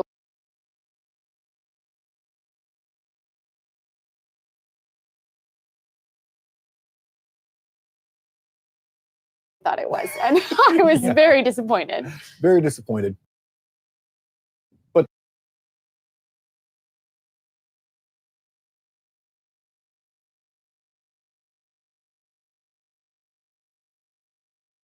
Akiva is inside of the arena. Let's head that way to get a feel for what is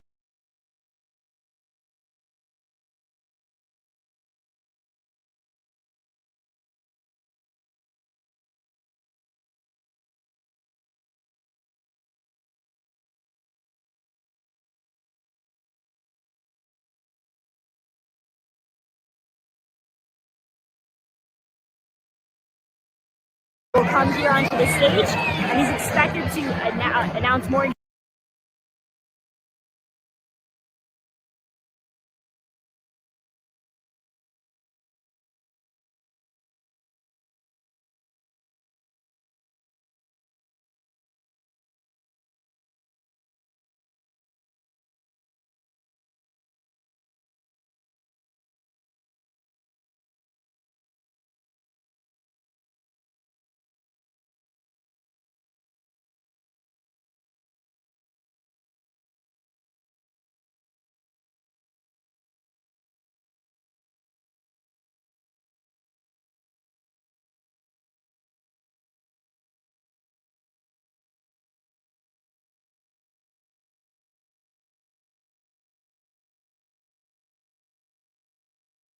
Insane, fun party in there. We got to see Billy Ray.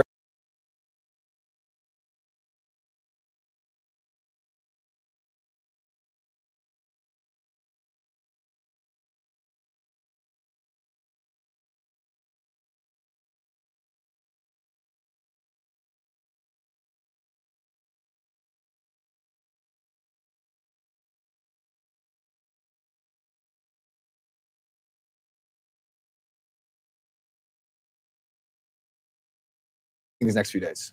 Well, I mean, Donald Trump is never at a lack for words. He can go.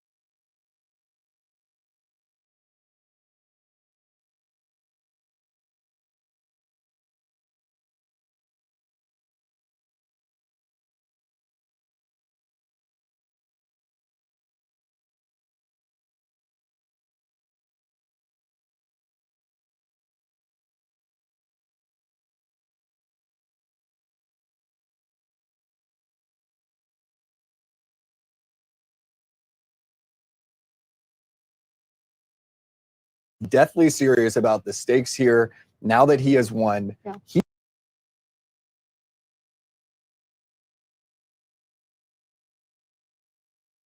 thinking about his legacy, but more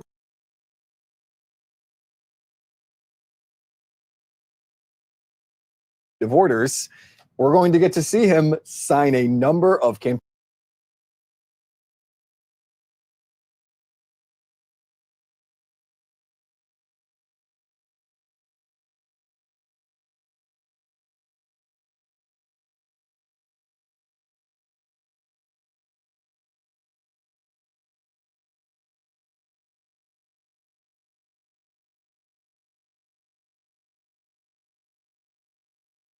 Talking to Tom Homan, he's getting ready for deportations.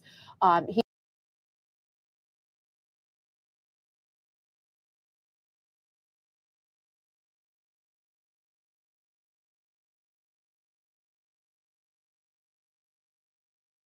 our border, and so I'm really interested to see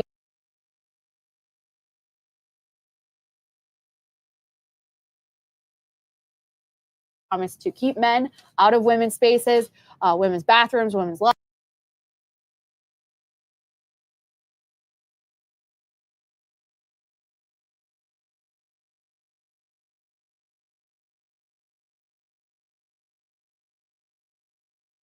Following that closely as well. Yeah, and that's something that the president.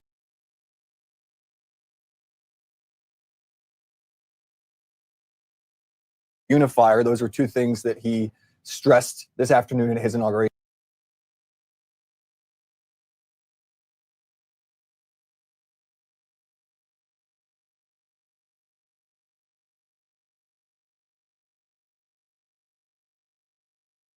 Objecting to the COVID vaccine mandate with full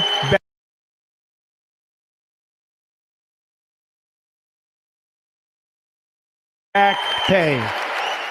And I will sign an order to stop.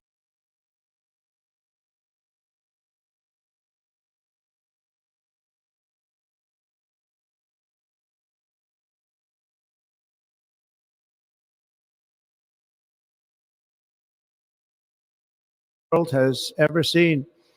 We will measure our success not only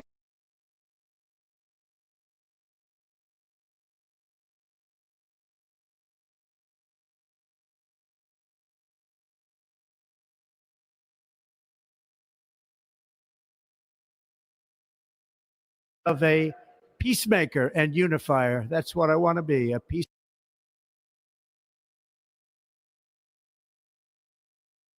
America will reclaim its rightful place as the greatest, most powerful.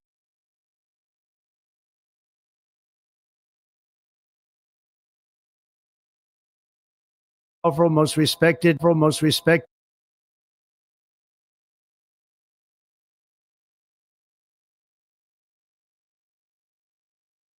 This year, I think we want to play a clip from Biden in 2021. When he gave his inaugural speech, because he also talked about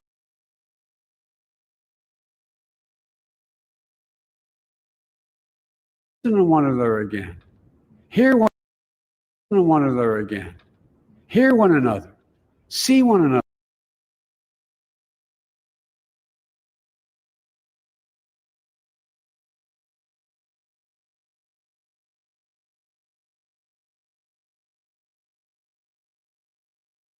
Doesn't have to be a cause for total war today.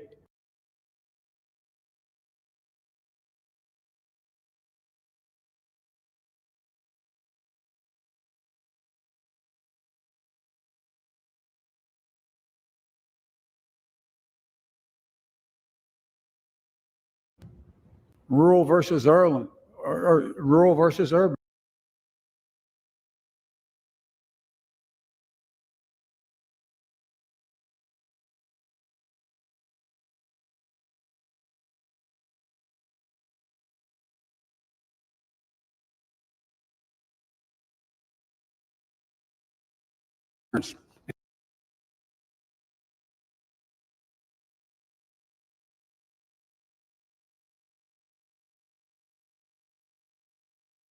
Speech from Kamala. Yeah, obviously none of that stuff ended up happening. The whole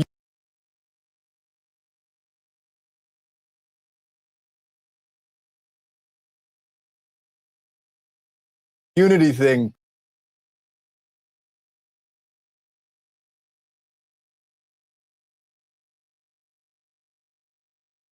had media badge. They were all reporters. It was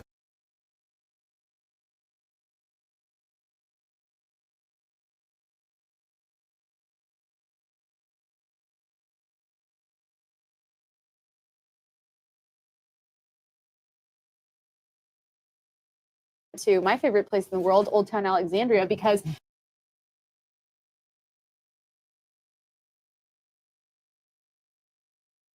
the country is actually like. The country is actually like. And DC, I believe, is around 90%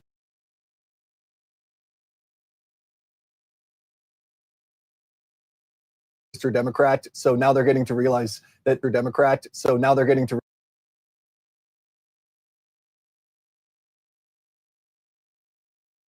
Biden. over and over and over. What and over. he pardoned him, right? Oh my gosh. He did.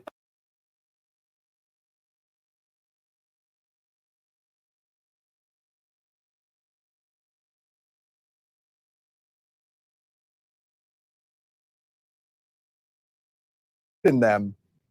Is that a normal thing to do where you pardon people that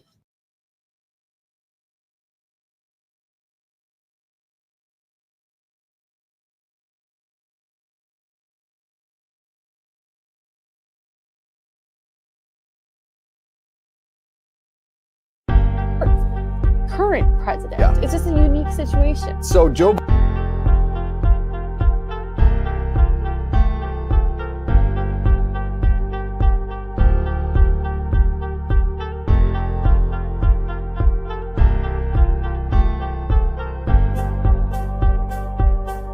laws and justice in terms of the pardons. You're not going to of laws and justice in terms of the pardons. You're not going to see in my administration that kind of approach to pardons. That's a quote from Joe Biden talking about Donald Trump when there were reports that Trump was going to pardon his family members, which he did not do. That is Joe Biden saying, well, we won't do that in my administration. Right. That's preferential. That's unfair. One of the most unbelievable things about this is that there's been no attempt to really explain this. Yep. You know, you would think that there would be an explanation to sort it out, but no, it's just the fact that he said he would not, and now he did, and they don't really feel the need to explain it. Yeah. So again, Joe Biden coming out and pardoning not just his family members, but also a number of other members of his administration, including Dr. Anthony Fauci. He is given a preemptive pardon to for any crimes that may or may not have been committed for the past decade. Unbelievable. Something to keep an eye on there. Also pardoning members of the January 6th committee in the House. They've all gotten preemptive pardons as well. So there you go, guys. Any crimes you may have committed, Fauci, crimes that you may have committed. I don't want to get myself in trouble here. I know, and I You're could see Donald Trump and his administration keeping an eye on these pardons and maybe starting a checklist with the people who were just pardoned to check and look into them and see whether they might have done something that merited a pardon. Yes. So much more to come on that front. We'll see how Donald Trump responds. But right now, Donald Trump preparing to conduct his review of the troops. This is a tradition that happens on every inauguration day where the president appears before the military troops there. Beautiful scene happening right now here in D.C. And folks, he will soon be heading to the Capital One Arena for his big address. So don't go anywhere. We've got a whole lot more coming. But let's take a look now at some more of what we heard from Trump earlier today during his second inauguration address, this time as the 47th president. We don't have that ready yet, but neither here nor there. This is live TV, folks. This is what we bring you when it gets to live TV. Sometimes things that you expect to be ready aren't ready, and that's okay. Because it's live. That's been the theme of this weekend, actually. Yeah, rolling with the punches. Everybody's been on their toes with the way the inauguration was rescheduled. I mean, a couple days ago, we thought we were all going to be down there on the lawn all day on the National Mall. And now people are all over the city. There was even talk of Trump swearing in the White House instead of the Capitol Rotunda. Yeah. So it's just everything's been a little chaotic due to the weather, which I had some MAGA Americans down on the mall today tell me that they don't believe it was actually about the weather. They think there was something else going on. Who knows? But that's the state of affairs. Yeah, thankfully, everything has been very safe so far. We've not had any issues on that front. So now we've got the clip ready. And I love this clip because it's President Trump talking about the idea of expanding our horizons as a nation. Let's have a listen. And we will pursue our manifest destiny into the stars, launching American astronauts to plant the stars and stripes on the planet Mars.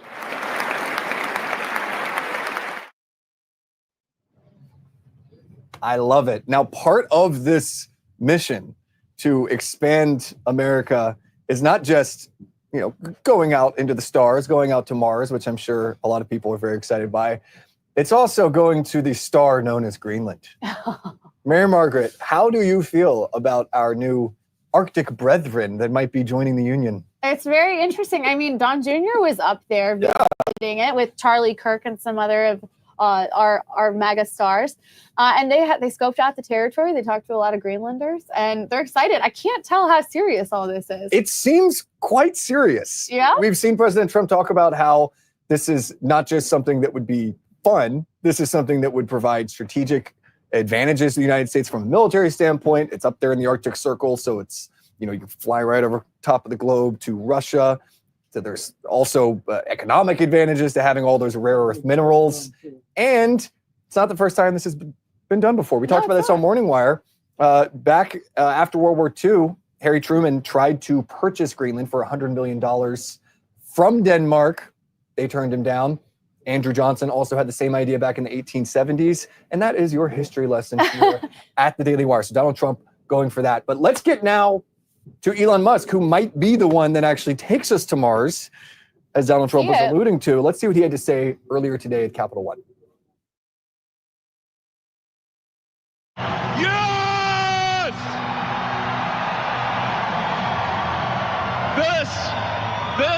is what victory feels like. Yeah. And this was no ordinary victory. This was a fork in the road of human civilization. Okay. You know, there are elections that come and go. Some elections are, you know, important, some are not. But this one this one really mattered.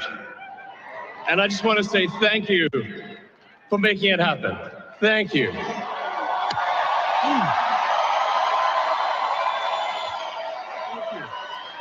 My heart goes out to you. It is thanks to you that the future of civilization is assured. Thanks to you. We're going to have safe cities, finally, safe cities, secure borders, sensible spending, basic stuff. And we're going to take Doge to Mars.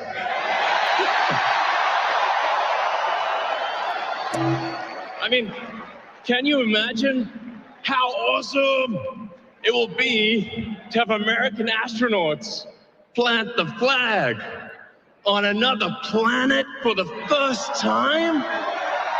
Bam! Bam! Yeah!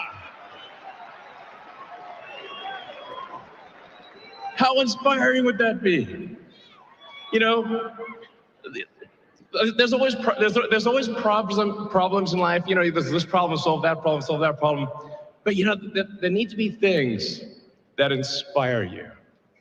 There need to be things that make you glad to wake up in the morning and say, I'm looking forward to the future. Yeah. I love you guys.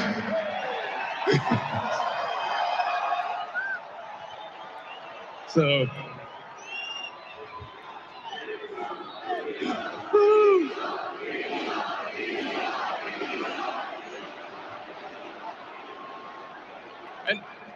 and let me tell you, I'm gonna work my ass off for you guys. So,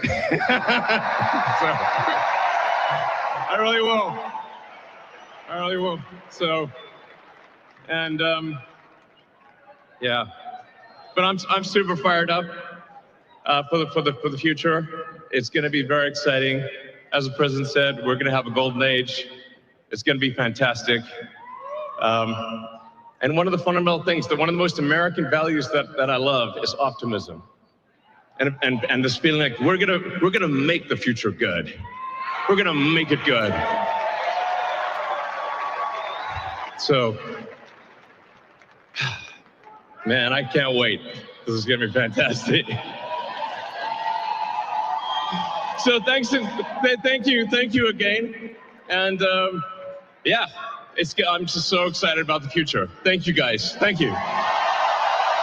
Imagine telling yourself even 5 years ago that Elon Musk would be speaking at Trump's inauguration celebration. No one would have imagined it, but it's all part of the Trump is normal now. And I think Elon Musk, with his exuberance and all of his ideas, is really helped with that. He was a huge part of this campaign, both financially and just with his massive platform and directing attention towards Trump and the campaign. But I think next we want to look at a clip from Kash Patel, the potential director of the FBI.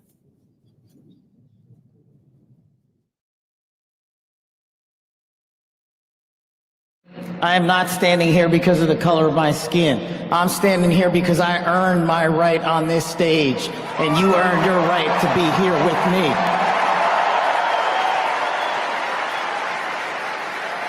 And I promise you this, with every fiber of my being, that our law enforcement, that our teachers, that our first responders, that our veterans, that our men and women in uniform who dare to serve this country and put themselves below the rest of our needs will be reprioritized to the top of the heap because they are standing on that wall, and we will not let that light go dark on them. What a fantastic line there. I'm standing here because of merit, his qualifications.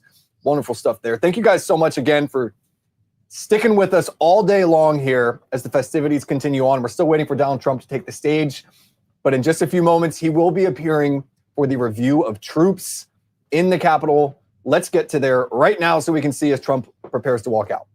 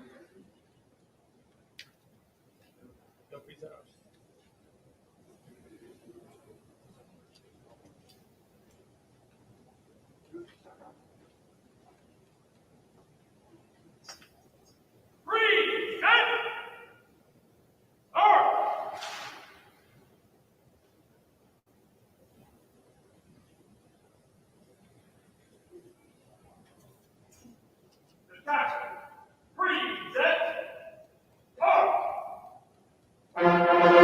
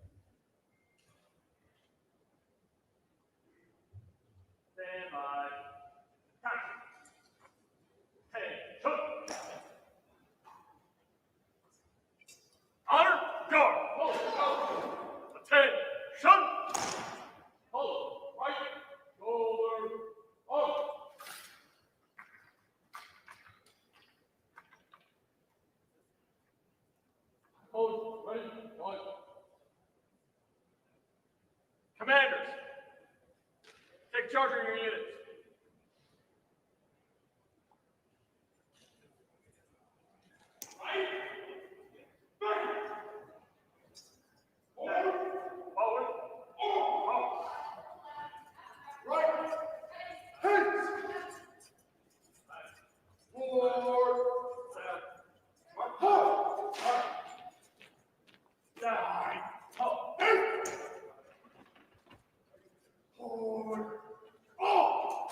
Return. Hold. Stay. March. Ready. Down. Right.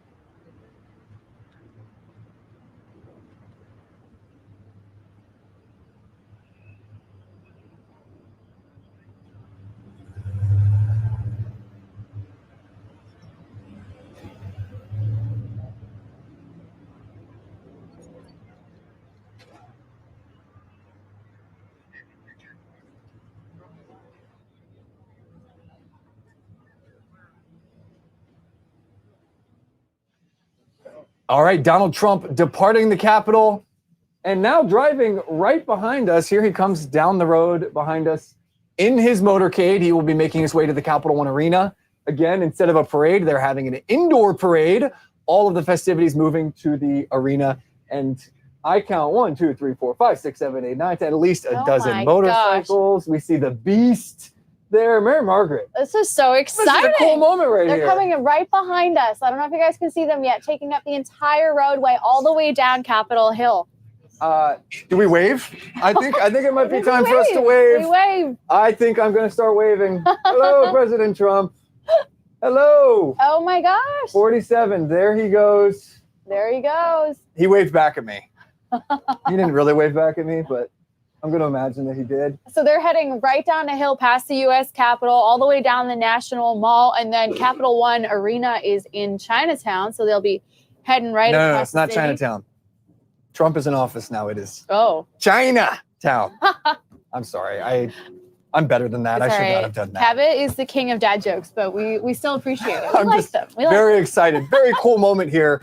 The Daily Wire, dare I say, has the best studio setup in the entire city right Pretty now. sweet. You can't beat this. I did see some people on the stream asking if this was a green screen behind us.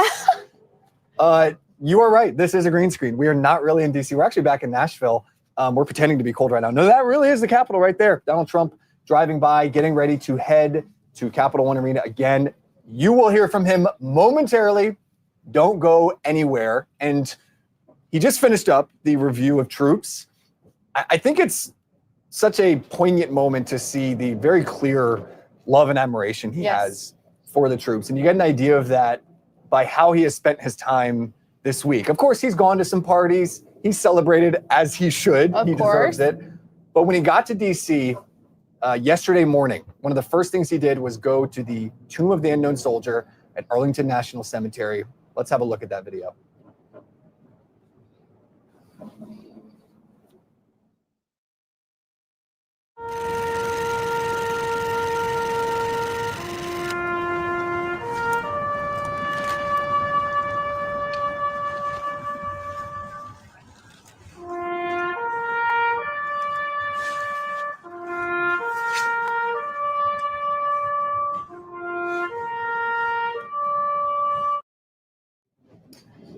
Such a powerful moment there.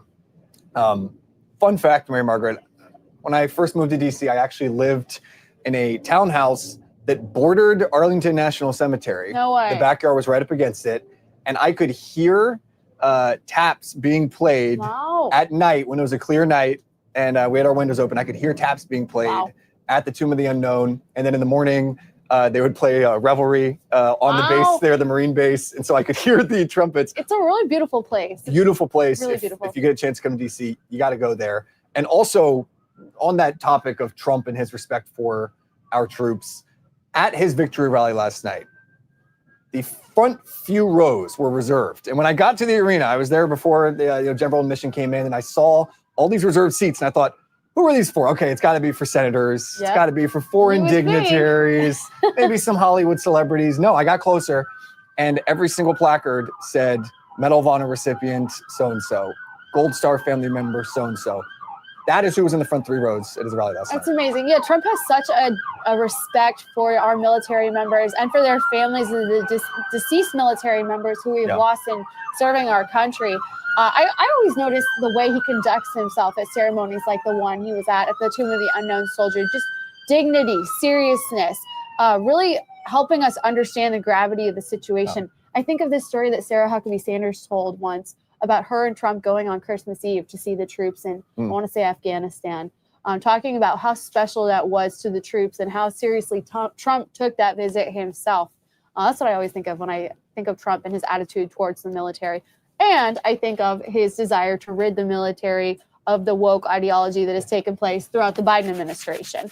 Unbelievable, the things that we have seen. And of course, we will see, I'm pretty sure, a lot of fireworks when Pete Hegseth potentially becomes head of the Department of Defense, because he has been very outspoken about wanting to root out all of this. But one development that we wanted to share, we heard just today that the Pentagon removed a portrait of General Milley, the former chairman of Joint Chief of Staff, from a corridor in the building, and that it was a Trump move to kind of bye-bye to General Milley and the woke Department of Defense as he's preparing to bring in Pete Hegseth. And he was one of the individuals who received a pardon from Joe Biden today.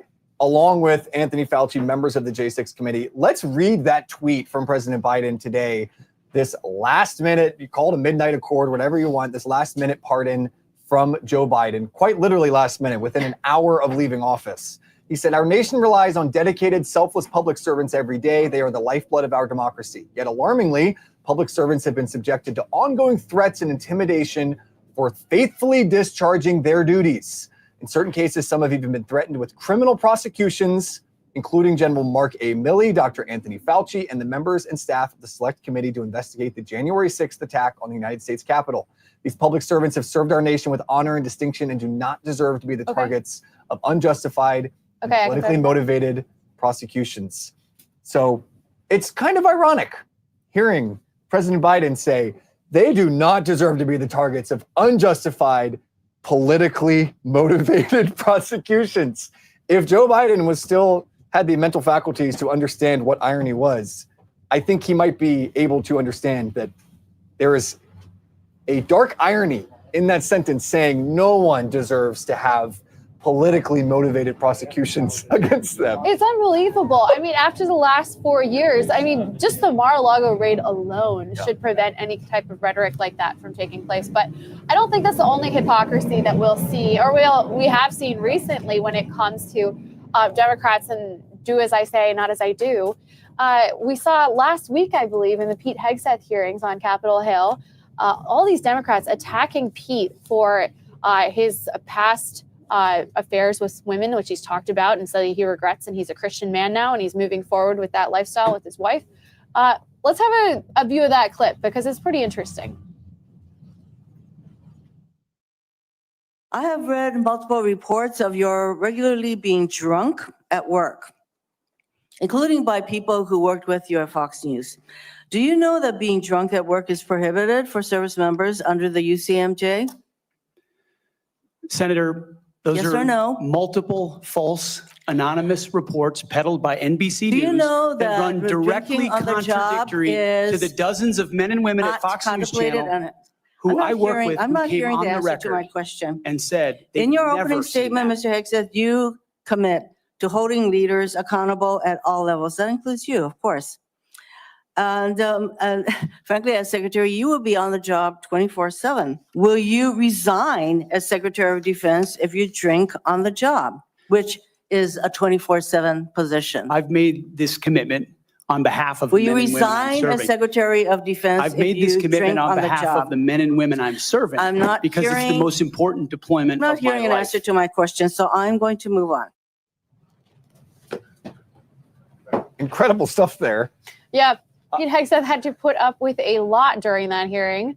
I also like how the left consistently paints Pete Hegseth as nothing more than a Fox News host. Yes. They say Fox News host, unqualified, failing to mention that he served 20 plus years in the military, was a decorated service member in Iraq and Afghanistan after volunteering for the military in 2001, was awarded 2 Bronze Stars, graduated from Princeton, Man. went on to run a large veterans nonprofit advocating for service members. But he's just a Fox News host. That's all he Got his is. resume down. I'm impressed. I think that he is a man among men in many ways, and I think that he's going to do a fantastic job. I have a number of family members who are in the service, and they are fired up by the idea. And one of the things they say, they love the way that he talks about what the military should be. They say, I like the idea of a guy who's kicked down doors actually being the one running this. And they say, 4-star generals, a lot of them, they're essentially politicians. Not all of them, but a lot of them are politicians and lifelong bureaucrats. And they say, I like the idea of a guy who knows what I've been through. That's the message I'm hearing. And I think a lot of Americans resonate with that as well. I think so. One of the lines that I thought was particularly interesting from that hearing was he talked about how if a service member messed up, he would be in trouble. And if a general messes up, he should also be in trouble. He should not be awarded for that. And that's something that he's really talked a lot about. Even before Trump nominated him, he wrote a whole book on the problems with the military, which I found really interesting as a culture reporter, where he got into the problem with trans-identifying troops in the military. If you undergo invasive surgeries, no matter what they are related to transgender transition attempts, you're going to not be deployable for a long time. He wrote about that in his book. And I'm very interested to see how he and Trump handle this matter of trans-identifying troops in the military, because that's something that has become a very big issue, is many people who identify as transgender enlisting in our military to get taxpayer-funded surgeries. I think a lot of Americans are interested in that issue and also excited by the prospect of a guy like Pete Hegseth taking over the 3 million employees in the DoD. And the entire cabinet is beyond that. As excited as folks get about just one pick like Pete Hegseth, there is an entire new cabinet coming in. And one of the things that I heard from dozens of folks this weekend who I interviewed who are here for the festivities, they kept saying, get Trump the cabinet he deserves. Yes. And that is a big point that's important to remember. Now that Trump is here, now that we have the Senate and the House, it's not the time to get complacent. It's the time to get those confirmations through, give Trump what he deserves, and help him fulfill the mandate that he's gotten from the people. And speaking of the military, right now we have a number of service members now filing in to the Capital One Arena, where the festivities are still going on. The party continues here with the Daily Wire. We will get you there as soon as Donald Trump takes the stage. We already know he's on his way because he just drove right by us. And let us also remind everyone that you can get in on the celebration this weekend by joining the Daily Wire. Become a Daily Wire member. You'll get 47% off in honor of the 47th President, Donald J. Trump. All you got to do, go to dailywire.com/subscribe, use the code 47, and you can become a Daily Wire member. Mary Margaret, this is a lot of fun. It is a lot of fun. This is so great. Like, I think everyone needs to experience an inauguration at least once in their life, especially when it's the inauguration of someone that you're excited to see in office. Maybe don't come if it's, in the future, it's someone you don't like. Frigid temperatures, we're sitting up here and actually we're feeling pretty good, but down on the ground it was really, really cold. Yeah, that's what's caused no one to be out on the mall today. So I would like to give a shout out to Cabot and I for heroically sitting here in the frigid temperatures to bring you guys this coverage. I would like to give a shout out to me. That's what Mary Margaret is saying. I love it. I'm with you on that. I'll just go ahead and say it. The favorite person that I talked to today was a fellow named Bart from Alaska. Wow. He came all the way from Alaska. He said he's been to the last few Republican inaugurations. And I also had a wonderful conversation with a young lady named Carly, who was up in New York City recently. I asked her, I said, why do you want to come? She said, I've never been to an inauguration. I said, what's different this time? She said she was in New York City. She was wearing a MAGA hat. She was in a restaurant. And a deranged woman came up and harassed her for her entire meal, was screaming at her, calling her names that I'm not going to repeat on air. Gave her the neck sign saying you should go, telling her to kill herself. And a number of staff members of the restaurant apparently had to intervene and physically remove this woman from the restaurant. And she said that moment radicalized her this year, where she said, you know what? People are telling me to kill myself for supporting Donald Trump.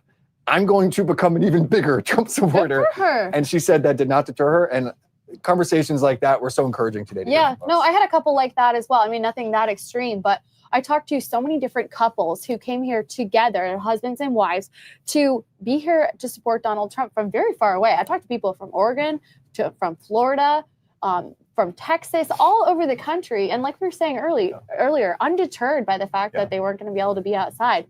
One woman I talked to said it was her birthday. And she said that's the big reason that everyone's here celebrating today, but also because of Donald Trump's inauguration. Yeah.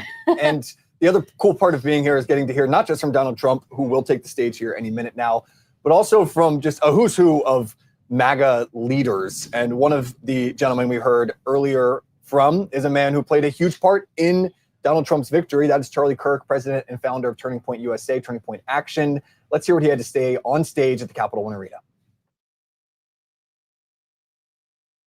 It is hard to believe, almost surreal. For those of you that have always had the president's back throughout these last couple of years, when we were at our darkest moment 4 years ago, this is your victory. For those of you that refuse to waver, when they tried to throw our amazing patriots in federal prison, when they tried to silence this movement, for those of you that never wavered, this is your victory. For those of you that are sick and tired of seeing your beloved home be overrun by hordes of illegals, this is your victory. And no longer is this just a rally about what we say we're going to do when President Trump takes office. Now I can say what he's doing right now as we are here in this arena. As we are here right now, President Donald Trump is signing executive order after executive order, 200 executive actions and orders today, some of which include drill baby drill, curb inflation, national emergency on the southern border, and my favorite, that God created man and woman. There are no other genders besides that. I was just transfixed by the live feed we have of the Capital One Arena because there is a Trump staffer preparing a desk. The desk is full of pens, and next to the pens is a big stack of leather folders full of executive orders that Donald Trump is about to sign. It's about to happen. I'm excited. You're excited. The people at home are excited. Thank you guys so much for joining us here at the Daily Wire. DW in DC. We're not going to keep you any longer. Let's get to the Capital One Arena where Donald Trump any moment now will be taking the stage. The party rages on. He's going to sign some executive orders. He's going to get the crowd pumped. The party is just getting started. We got 4 more years of celebrating the 47th President, Donald Trump. Thanks for being with us here at the Daily Wire. We want to be the world's greatest media company. This company represents a whole new generation. We're building alternatives, and the alternatives are working. Americans have enormous economic might. They just don't have any alternatives, and we're going to give them to them. It's going to change everything. You can buy my new razor instead. They'll like what we make more. They'll trust what we make more. We'll hit the target every single time. Let's make a movie. We are just getting started. We decided to spend $100 million making kids content. We're going to knock it out of the park, and no one else is going to do it.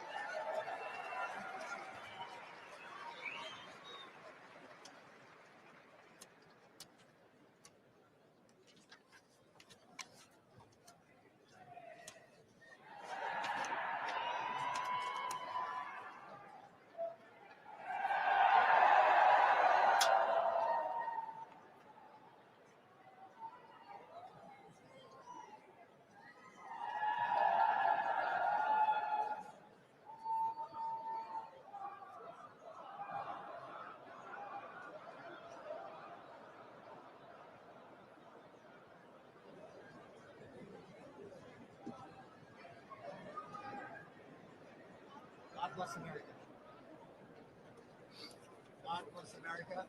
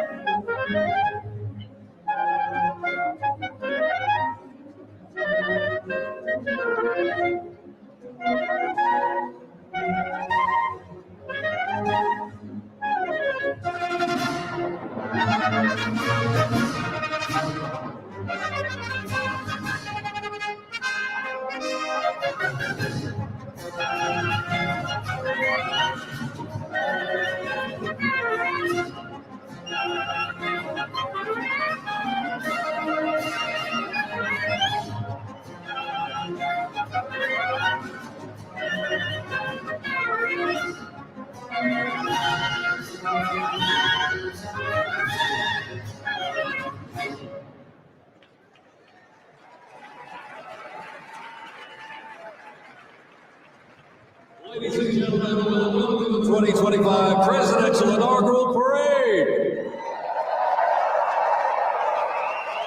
My name is Dan Taylor, and I'm very honored to be requested by our president to be your parade announcer. And it's great to be here with you. I have to say it is a bit of a different format for a parade, but of course our president wanted to keep us safe, wanted to keep us warm. And I can tell you something, the talent that's going to be going through these doors into this arena, it is going to get hot in here tonight.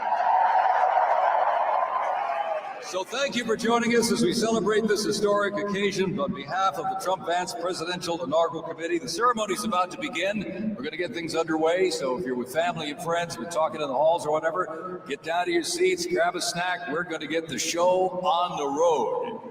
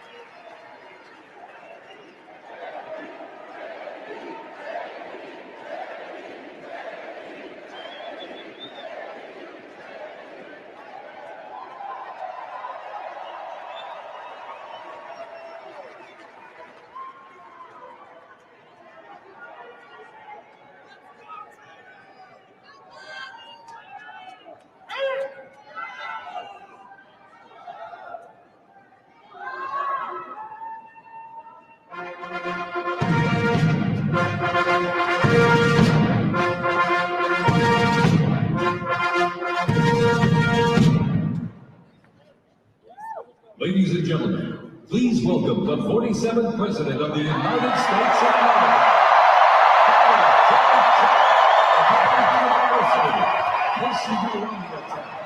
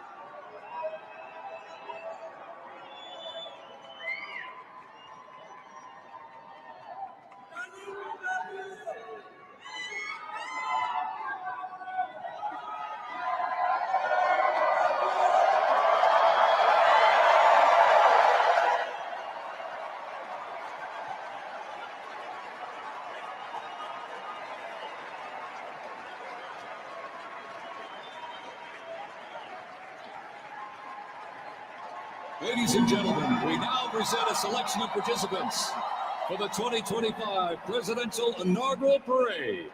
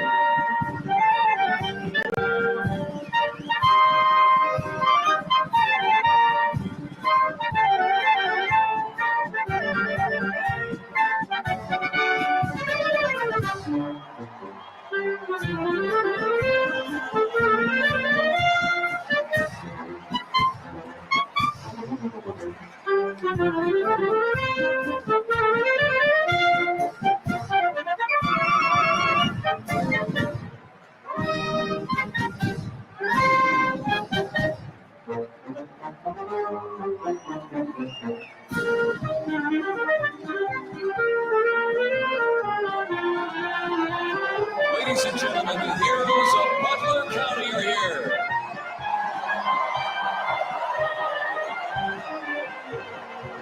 And they are here to pay homage to the life, selfless community service, and sacrifice of Corey Comparatori.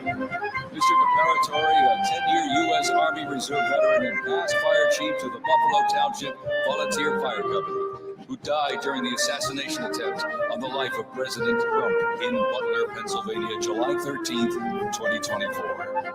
Their formation consists of Pennsylvania State Police, local police, county sheriffs, emergency services unit, EMS, 911 radio dispatch, and hospital personnel, who all heroically stepped into action during the horrific attack. They are also paying tribute to the courageous service of first responders nationwide.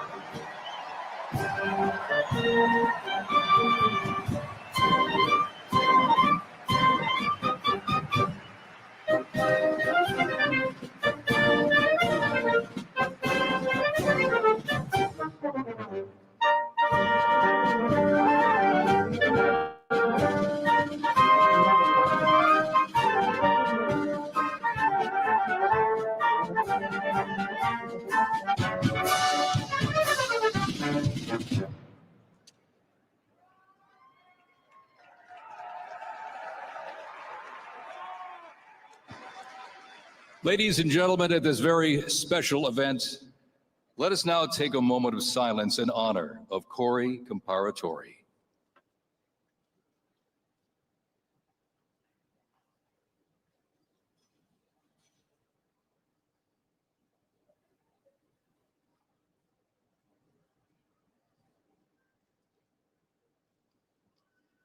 Thank you very much, ladies and gentlemen.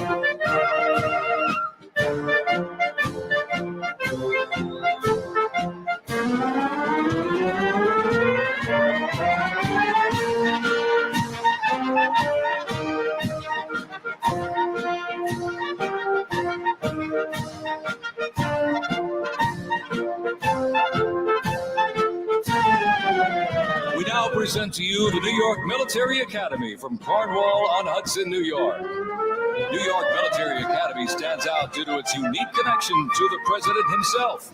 President Trump is a 1964 graduate and has been enshrined as one of our alumni of distinction. This historic academy has been named the Junior Reserve Officer Training Corps, that's JROTC, and are marching with their cadet dress uniforms. Look at these, all modeled after post-World War I General Blackjack Pershing's gray uniform.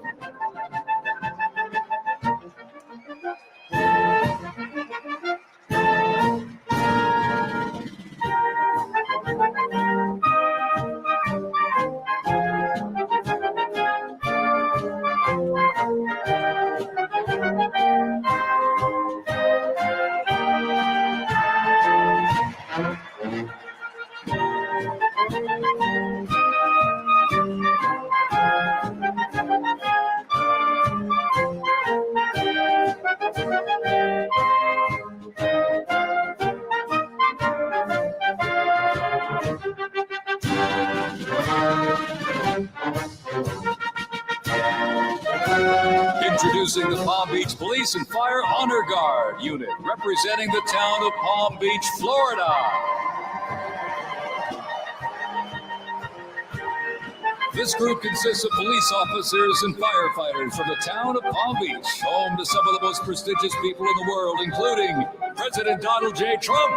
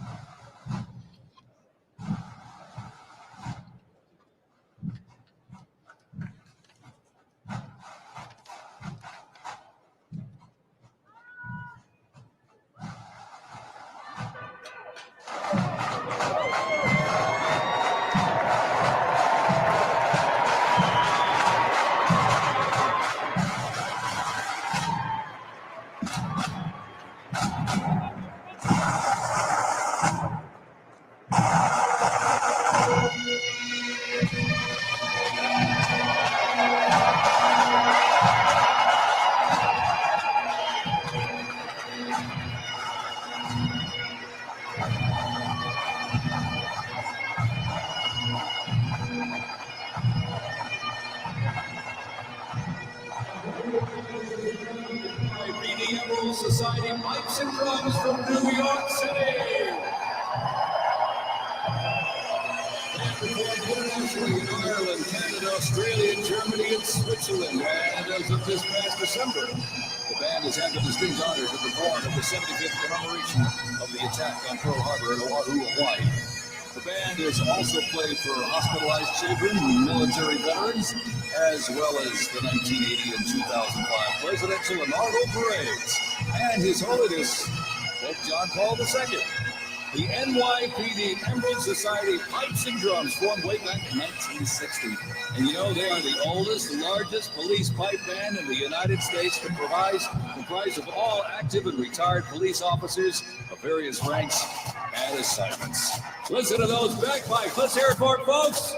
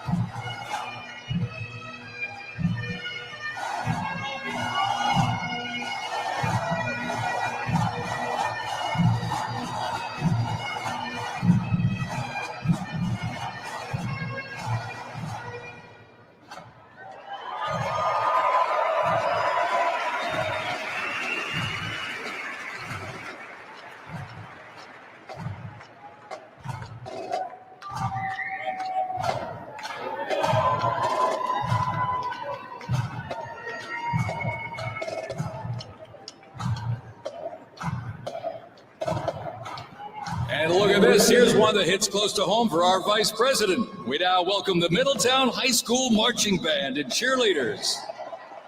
They're traveling all the way from Middletown, Ohio to proudly represent their school, our nation, and outstanding alumni, including our new Vice President of the United States, J.D. Vance.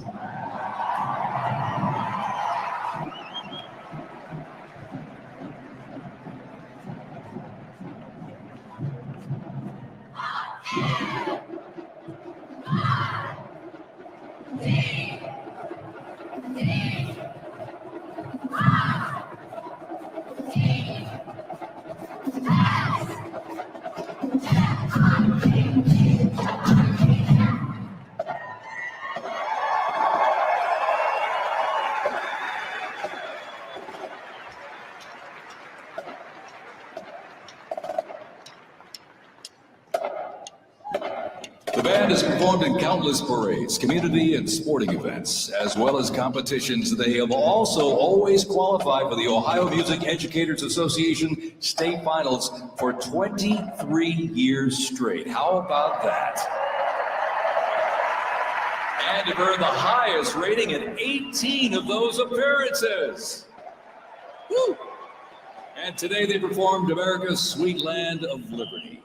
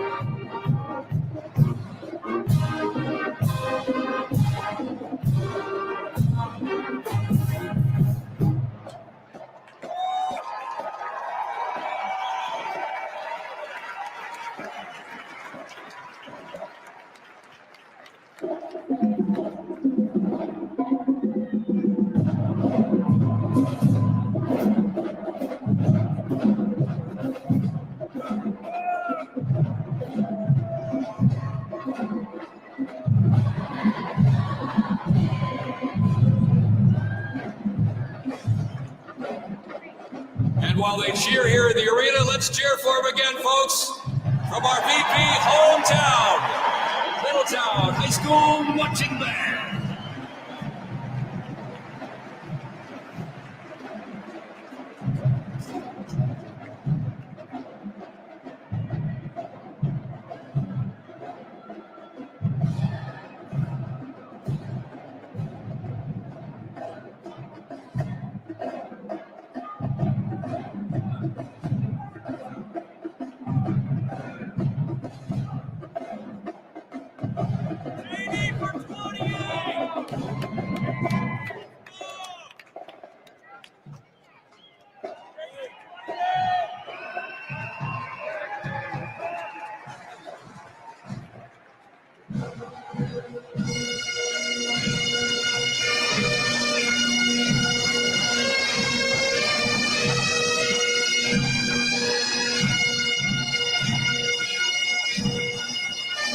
Ladies and gentlemen, entering your arena right now, traveling from Boca Raton, Florida, the Florida Firefighters Pipes and Drums.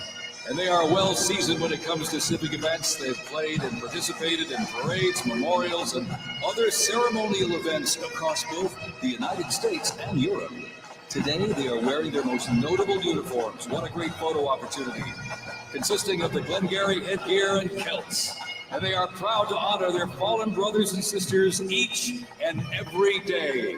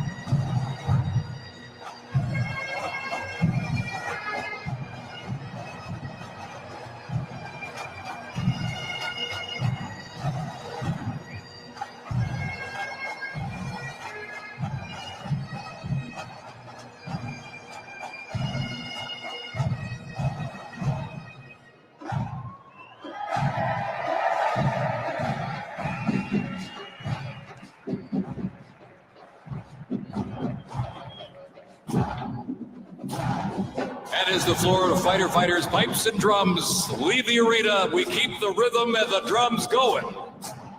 Please welcome the Stewart's Creek High School Marching Band. Traveling all the way from Smyrna, Tennessee, they are proud to represent the volunteer state in the 2025 Presidential Inaugural Parade.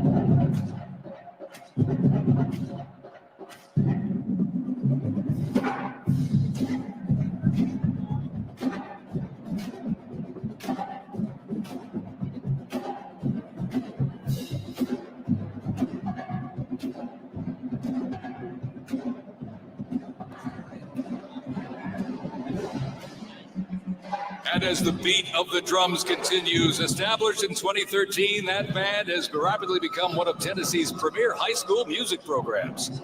This band has participated in numerous civic events that honor significant moments in our nation's history, like the 75th anniversary of the attack on Pearl Harbor, Captain Jeff Kuss, United States Marine Corps Memorial Dedication, Chicago Thanksgiving Day Parade, and a Lincoln Memorial performance as well. The Stewart's Creek High School Marching Band, everybody!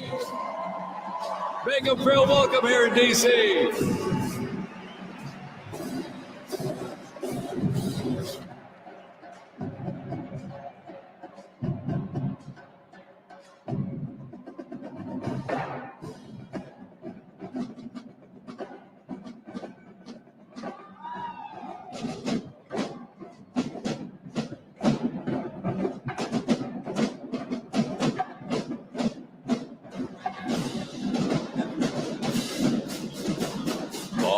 ladies and gentlemen, now welcoming the Mississippi Valley State University Band.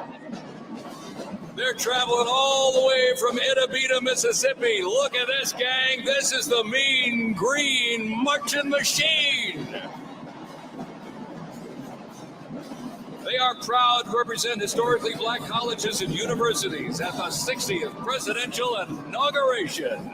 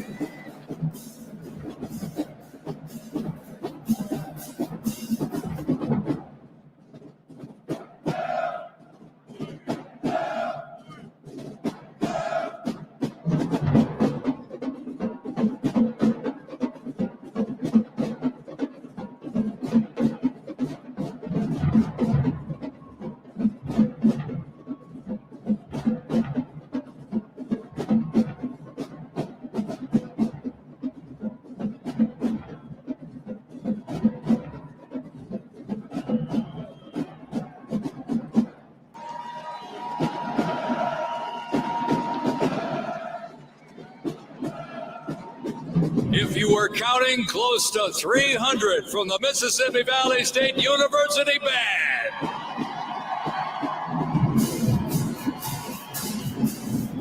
You know, since its founding, the band has consistently played a significant role at their university and across the United States. They have performed for athletic events, Mardi Gras parades, Rose Bowl parades, and many, many more. The Mississippi Valley State University Band takes great pride in presenting culturally diverse presentations for students, faculty, and the surrounding Mississippi communities. Take a look at that brass out there. Woo! That's just part of the big green marching machine. The Mean Green Marching Machine from Inaugural, Mississippi, ladies and gentlemen.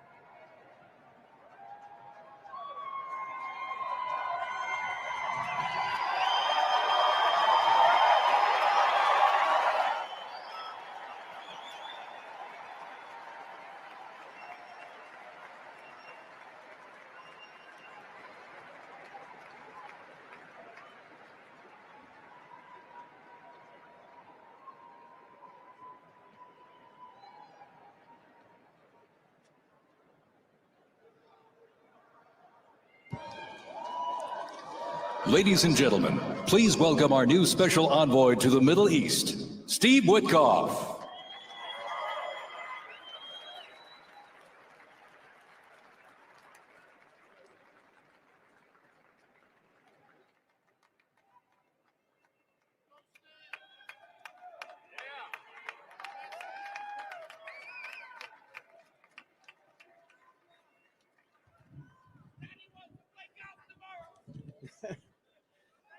Good evening, everybody. I was appointed by President Trump to be the special envoy for peace in the Middle East.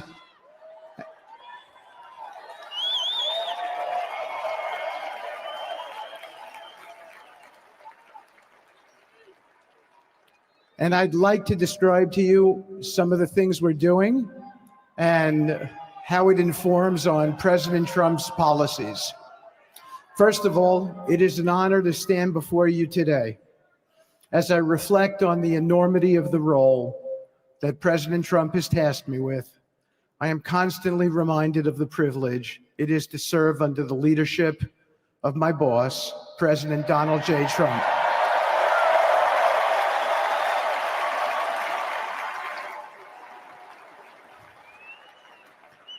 His presidency has provided a clear, bold vision for the Middle East, and it is this vision that guides every step I take in the mission. President Trump's leadership has redefined what is possible in the pursuit of progress and stability in the Middle East. His decisive, pragmatic approach ensures that even the most entrenched conflicts are met with fresh perspectives and innovative strategies. His policies have already delivered remarkable successes, such as yesterday's release of hostages in Gaza.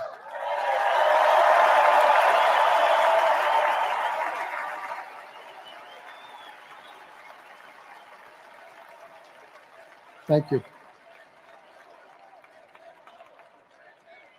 This achievement demonstrates the strength of President Trump's leadership and the respect he commands on the global stage. It is yet another example of his ability to deliver results in the most complex and challenging situations. The Abraham Accords, a testament to his vision and determination, have also brought historic progress to the region, transforming old rivalries into new alliances.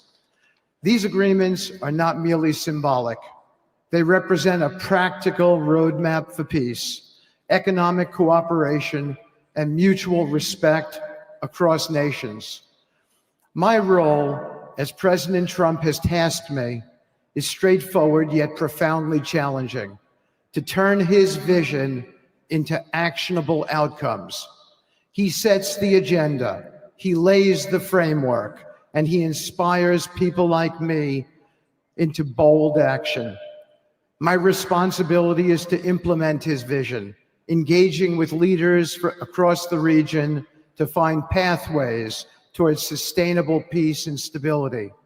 And let me tell you, having Donald Trump as a boss makes this task not only possible, but far more effective.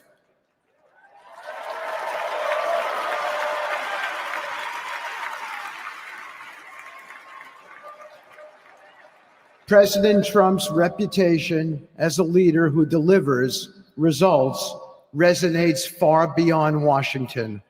Leaders in the Middle East know he means what he says. His ability to cut through bureaucratic gridlock and focus on tangible results is the game changer. It allows me to approach delicate negotiations with the confidence that the full weight of the United States is behind me. The principles President Trump has laid out for our approach to the Middle East and foreign policy in general are fourfold, and they are clear. 1, respect for sovereignty. Every nation deserves the right to determine its own destiny, free from the interference of external powers. 2, economic prosperity as a bridge to stability. Through economic partnerships and investment, we can build a foundation for cooperation that transcends historical grievances. 3, courageous diplomacy. Real progress requires difficult conversations and bold decisions, and it is through these that trust is built and maintained. And finally, 4, reciprocity and accountability. The United States requires reciprocal actions from our partners. We are done carrying the financial burden for nations that are unwilling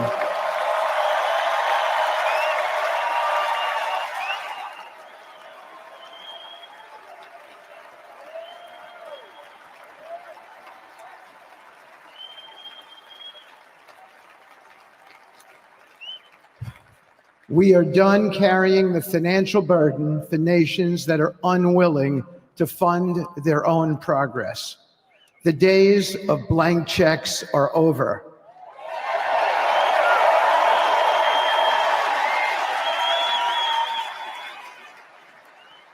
Partnerships under President Trump's leadership must be equitable, and contributions must reflect shared commitments to our goals. In my work, I've seen firsthand how these principles resonate. They provide a foundation that transcends politics and speaks to the shared humanity of all people in a region. Leaders across the Middle East recognized that this Trump administration is serious about results, not symbolic gestures, but real, meaningful progress that improves lives. Thank you.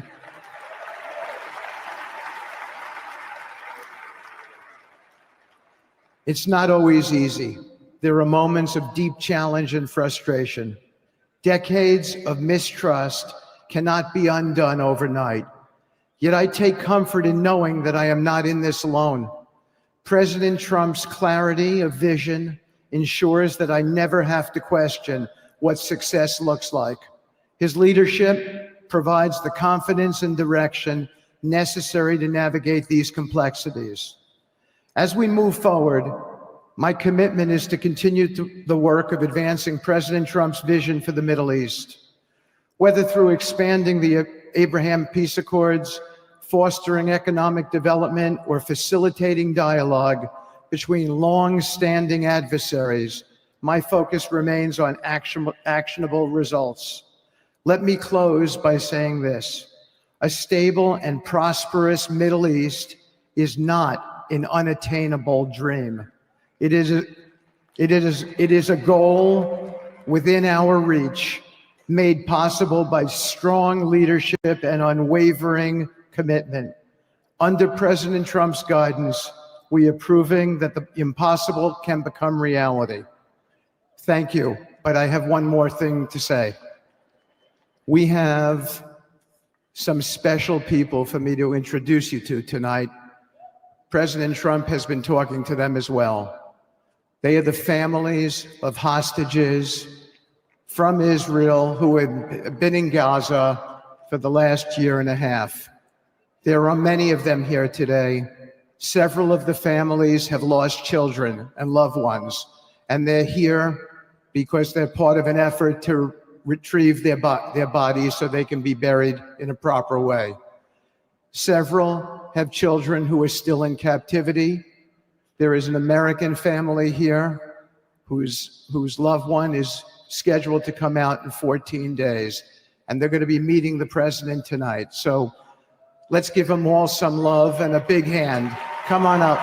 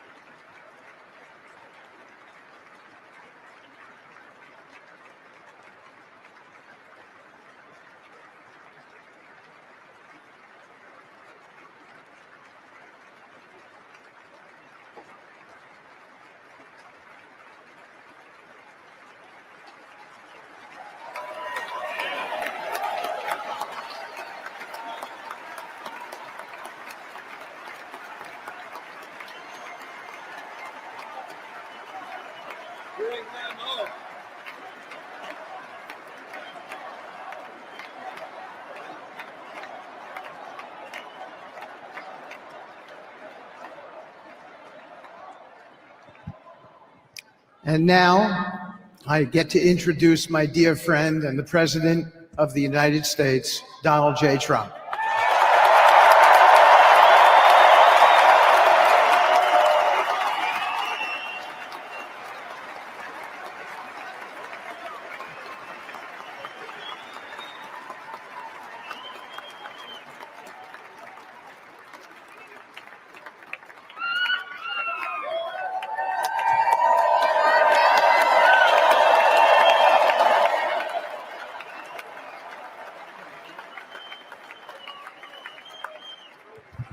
Thank you very much, everybody. Appreciate it. Thank you.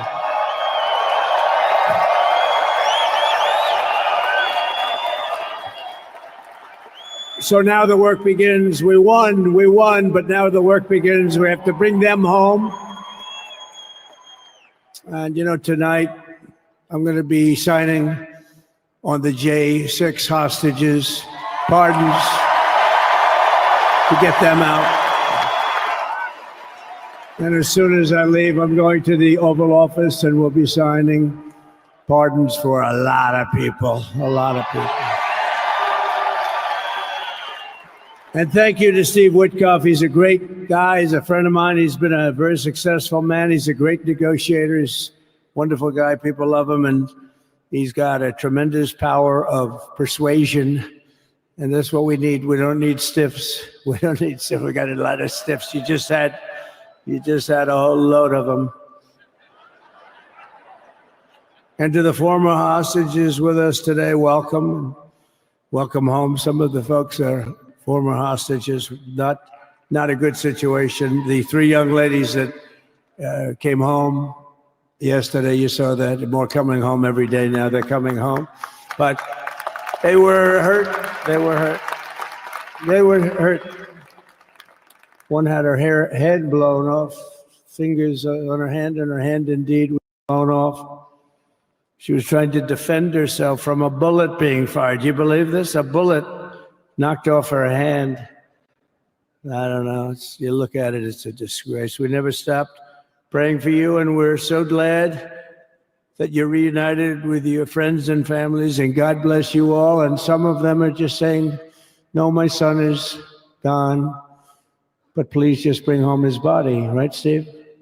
Many of you have told me that your son is gone, but bring home his body.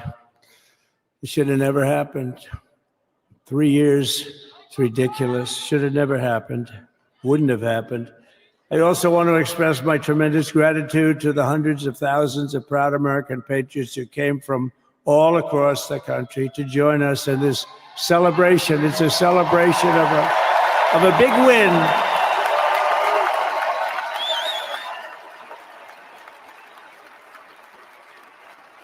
And you're witnessing the dawn of the golden age of America. That's what it's going to be. We're bringing it back. We're going to bring it back fast.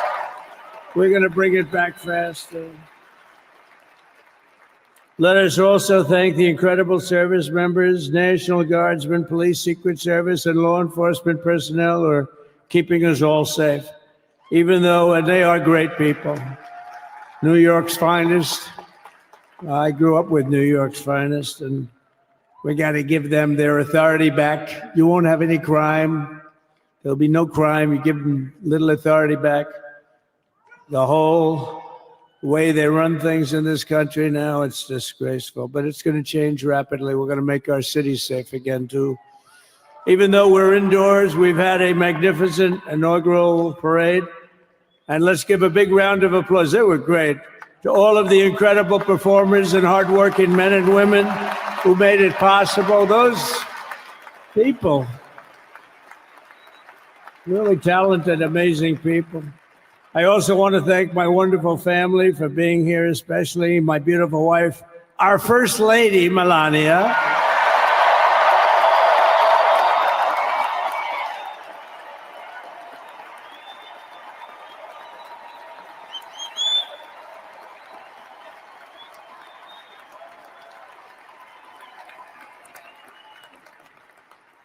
They love our First Lady. And also JD. How good has JD been? And his beautiful wife, Usha. How good is JB? JD has been great. He's another good negotiator, Steve. He's a great negotiator, too. We need negotiators in this country. But so many of the people on the stage, we had not only family members, as an example, Lara Trump, the wife of Eric. She was the head of the Republican Party, along with my friend Michael. Stand up, the two of you. What a job. What a job they did. They worked so hard. They knew there'd be rigging, but they said, we're going to make it too big to rig, and we did. We made it too big to rig. We won every swing state by a lot. We won the popular vote by millions and millions of votes. We won the whole ball of wax. And now we're going to go and drill, baby, drill, and do all the things that we've wanted to do and bring your costs down, your prices down, and make our country safe. So thank you very much, Michael. Thank you very much. What a job you've done, Michael. I'm never moving you, you know.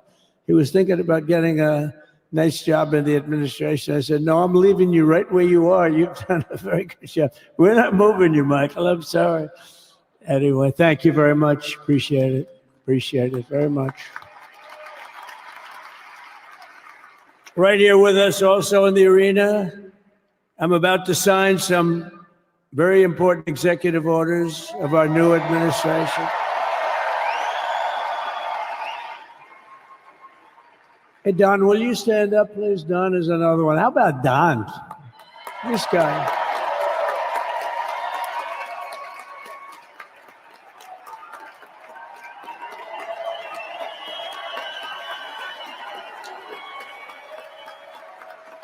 He's a popular one. He goes out and speaks. He gets a big crowd.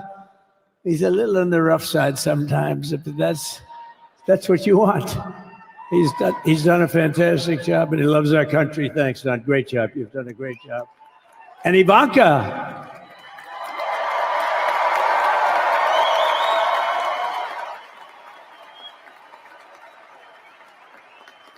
And you know, Jared negotiated the Abraham Accords, which are the biggest. It's the biggest deal made in the Middle East in many, many years, and it's really something. Jared, stand up, Jared. The Abraham Accords.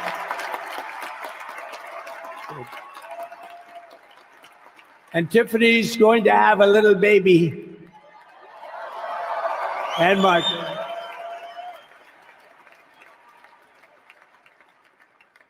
And then I have a very tall son named Byron. Has anyone ever heard of him?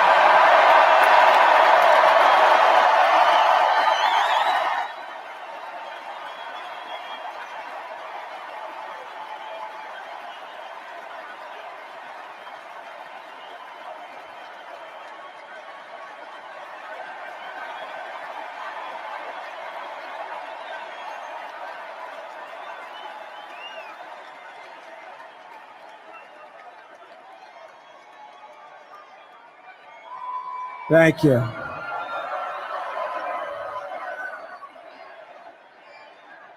He knew the youth vote. You know, we won the youth vote by 36 points. And he was saying, Dad, you got to go out and do this one or that one. And we did a lot of them. And he respects them all. He understood them very well. And he said, Dad, you got to go out, do Joe Rogan, do all these guys. And we did. We did. And Joe Rogan was great. They were all great, right? Aaron, they were all good. He understood the market. Another famous one. How about Kai? Stand up, Kai.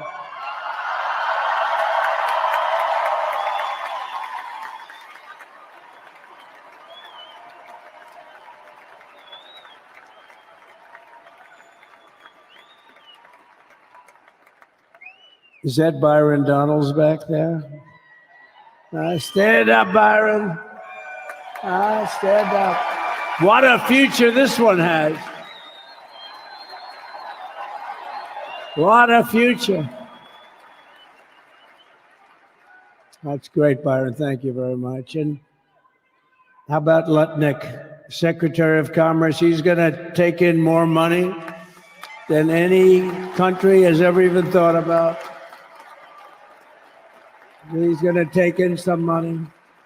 And we have many others. Look, I'm not going to go through it, but we're going to sign some orders right now, and that's really what I want to do.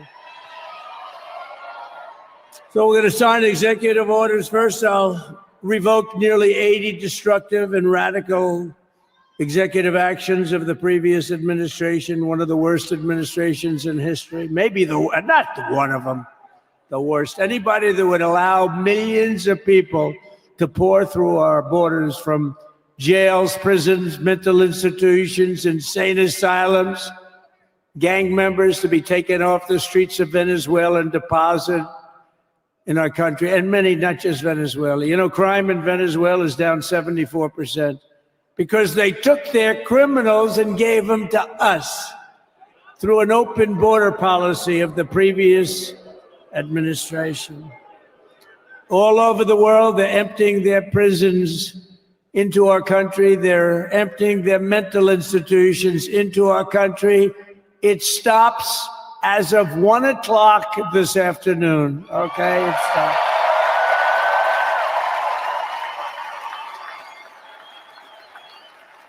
So I'm revoking nearly 80 destructive, radical executive actions of the previous administration. They'll all be null and void within about, 5 minutes? Is that them over there? 5 minutes? And next, to gain immediate control of the vast federal, out-of-control bureaucracy, I will implement an immediate regulation freeze, which will stop Biden bureaucrats from continuing to regulate. Most of those bureaucrats are being fired. They're gone.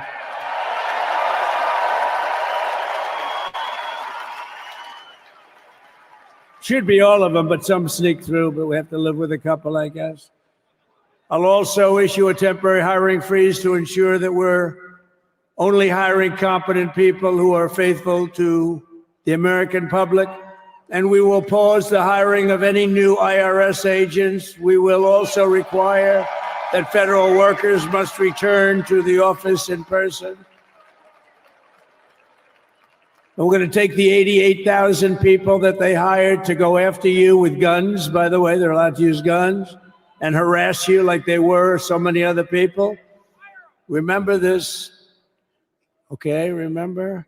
Do you remember a little statement about tips? Does anybody remember that little statement? I think we won Nevada because of that statement. But they went out and harassed you over the tips. In other words, we are restoring control of our government to the people. We're going to take those 88,000. Let's see if they'd like to work on the border, because that's where we want them, really.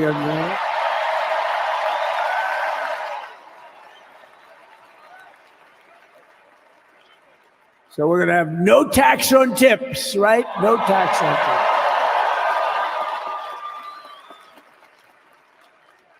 We may have, like the Speaker of the House, is he here? He's done such a good job. Is Mike here? He's around here someplace. I saw him just a little while ago. Hello, fellas. Look at you guys. Yeah, I know it. He's great. He's doing great. They're all doing good. The Republican Party has never been unified like it is right now. They want to save our country. And we're going to more than save it. We're going to make it greater than it's ever been before by a lot. Next, I'm going to sign a presidential memorandum directing every member of my cabinet to marshal every power at their disposal to defeat inflation and rapidly bring down the cost of daily life, because your costs have gone through the roof in the last 4 years.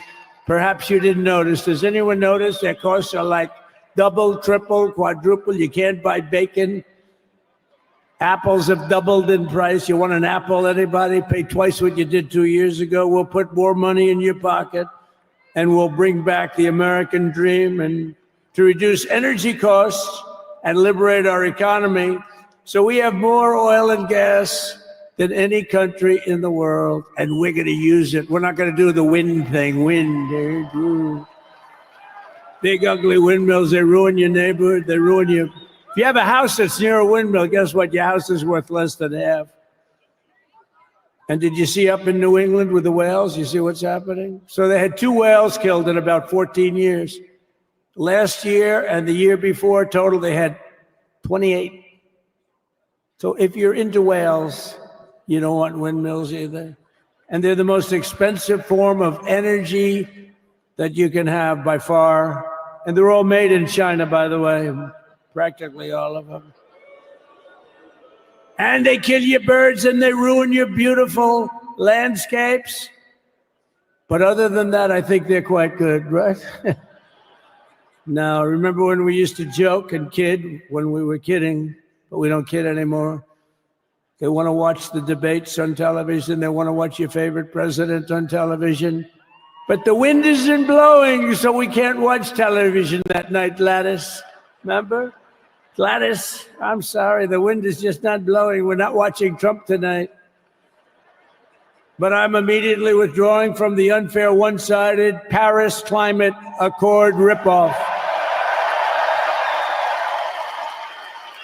The United States will not sabotage our own industries while China pollutes with impunity. You know, China, I mean, look, they use a lot of dirty energy, but they produce a lot of energy. And when that stuff goes up in the air, you know, it doesn't stay there. It's not like you got a wall. We love walls, don't we?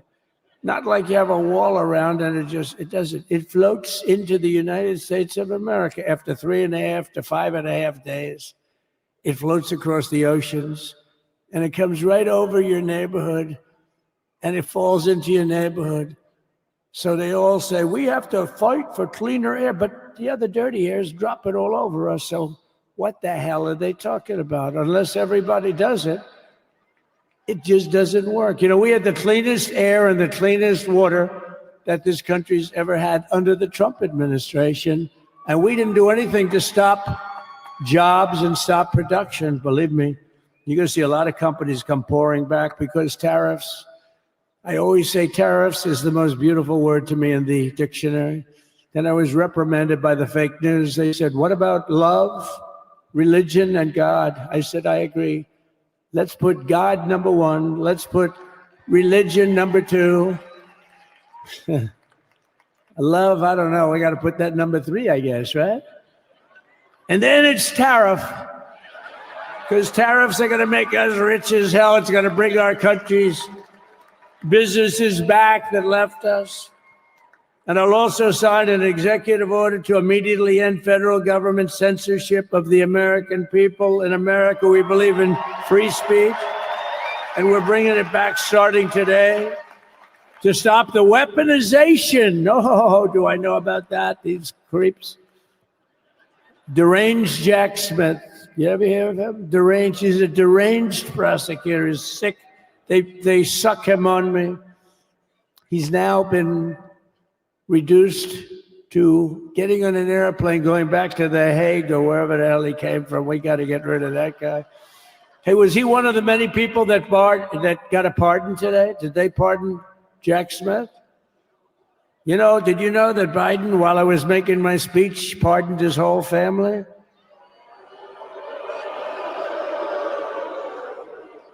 The brother, the whole deal was pardoned. Can you imagine that? While I was making my speech.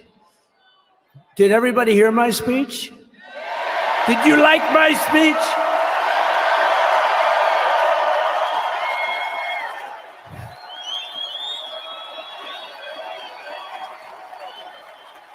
Thank you. I mean, the only thing wrong with it is I had a lot of tough things to say, and I have some great people that work for me. Sir, this is such a great speech. It's so unifying.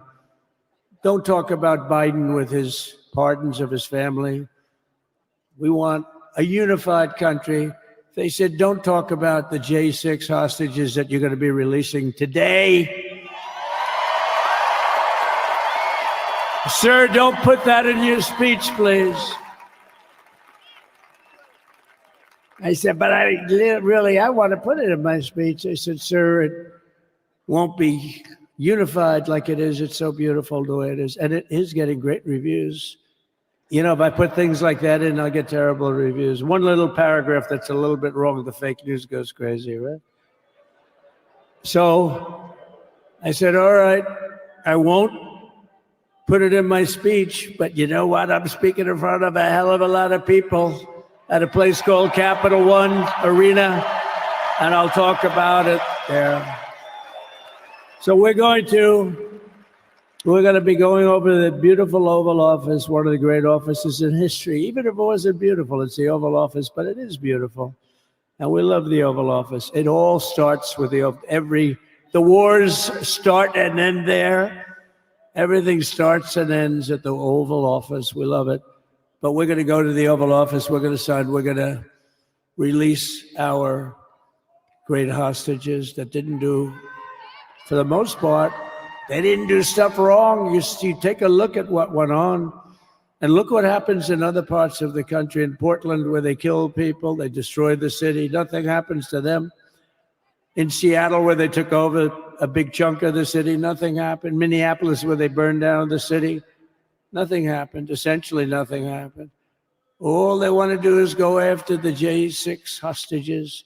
A 76-year-old grandmother was arrested the other day because she was looking at the Capitol or something like that. No, we're not going to put up with that crap anymore.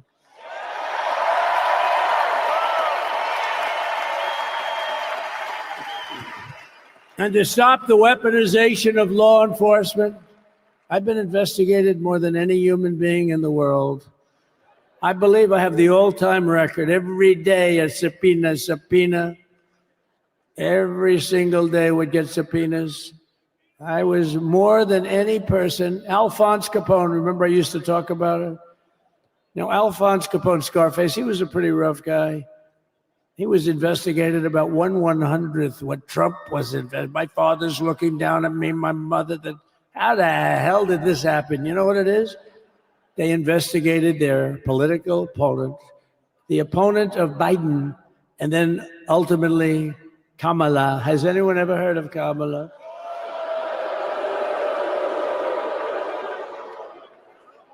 We had to beat two opponents. You know, we had to beat Biden, then we beat him. Now he goes on top. The guy was like 39 points down. I think I could have beaten Trump. They should have left me in. I would have beaten. No, his debate performance wasn't the best, right? That's what killed him. And then they had to change, and that's like you get into a fight. The great Dana White spoke last night. We love Dana White, right? UFC. That's like he puts in two fighters. One of them's getting creamed, getting really beaten, and they say, all right, take him out. Let's put somebody else in to finish up the fight. That's what they did to us. They gave us somebody new, but we took care of both of them. So we beat actually two opponents. But to stop the weaponization of law enforcement and our government, I will also sign an order directing every federal agency to preserve all records pertaining to political persecutions under the last administration, of which there were many, and beginning the process of exposing any and all abuses of power, even though he's pardoned many of these people. Can you believe it? He's pardoned them. You know why he did it while I was speaking? Because that way I couldn't speak about it. I was speaking. I didn't know he did it. I finished my speech, and they said, sir, he pardoned his whole family. I said, oh, can I go back out there and talk about it? Somehow that wouldn't be very elegant. Our First Lady would say, please don't do that. But we have plenty of time to talk about it, and we will. We're doing all of this on our very first day in office. You know, don't forget, we've been in this position, really, where we won the primaries in record time. We were the fastest win of a primary ever in political history, which is a very nice thing. It's nice to know. Well, the second election was rigged, so we knew we were doing well. And if it wasn't, you know what? If it wasn't, I would have never run. But this third one was just a monster. Boy, was that a big one, huh? That was a big one. On the second one, we got like 10 or 12 million votes more than the first one. How about that? We did great on the first one. We did much better on the second one. But bad did we do well on the third one. So we're gonna have some fun. It's very simple. We're gonna make our country great. We're gonna make our country great again. We're gonna make America great again. How good a name is MAGA, though, right? You know? I was going to say, keep America great, but unfortunately it wasn't great. Can't say keep it great. It will be great again, but CAG, keep America great, CAG, I don't think it's ever going to replace MAGA. Does anybody like CAG? I don't think so. It's never replacing MAGA. Nothing will ever replace MAGA. MAGA was the most successful political operation, political movement in the history of our country, maybe in the history of the world. Let's see what happens, because we're not finished yet. We're not finished yet. We got a long way to go. But we're doing this on the very first day in office, and in just a few moments, I'm not only signing the release of the J6 hostages, I'm signing other things that you're going to love. Oh, you're going to be happy reading newspapers tomorrow and the next day and the next day and the next day. So I just want to thank, I mean, look at this place. It's full to the rafters. You don't have any. Look at those people up there. You don't have any empty seats. And by the way, the Capital One owners, they are so good. We got to root for their teams because they have been so great to MAGA, to us. And I just want to thank Ted and everybody. You guys have been fantastic. And they're The ice hockey team's doing great. Ovechkin's pretty good, right? They're doing great. So I want to thank them, Capital One Arena owners. They have been absolutely fantastic. And thank you once again to everyone. And I can only tell you, you're going to be very happy. You're going to watch a lot of good things happen. We got to stop some wars that are happening and going on. Some stupid things are happening. The war with Ukraine would have never happened, and it has. As you know, Israel would have never been hit on October 7th, and none of you would be up here. None of you would even know anything about this tragedy that you're going through right now. But Iran was broke. Anybody that bought oil from Iran, they couldn't do any business with us. You're not going to do business with America. China passed, everybody passed. They were broke. They didn't have money for Hamas. They didn't have money for Hezbollah. And your sons would be alive, and they certainly wouldn't be incarcerated like they are. It's such a shame, but we're getting a lot of people out in a short period of time. So I'm going to go right over to here, and I'm going to sign in front of you. Is that okay? Good.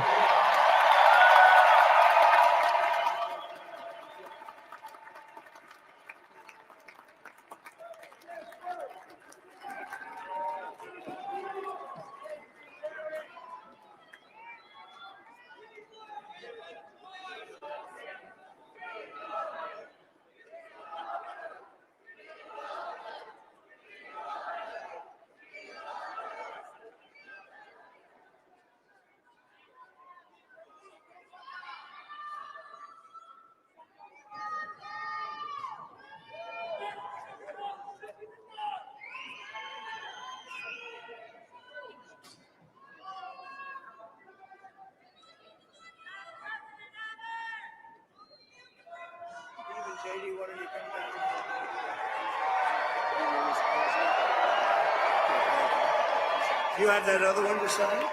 Do you have the other one to sign? We don't have it over here yet, sir. We'll have it for you back to the The first is the rescissions of 78 Biden-era EOs and presidential memoranda. You want to call it that? Do you want to say it? Do you want to say it? Oh, if you want me to, sir. Why don't you say what I'm signing? Sure. The first item that President Trump is signing is the rescission of 78 Biden-era executive actions, executive orders, presidential memoranda, and others.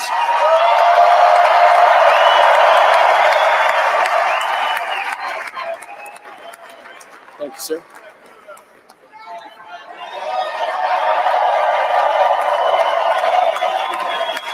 Thank you. The second item, President Trump, is a regulatory freeze, as you announced in your speech, preventing bureaucrats from issuing any more regulations until we have full control of this, the government and this administration.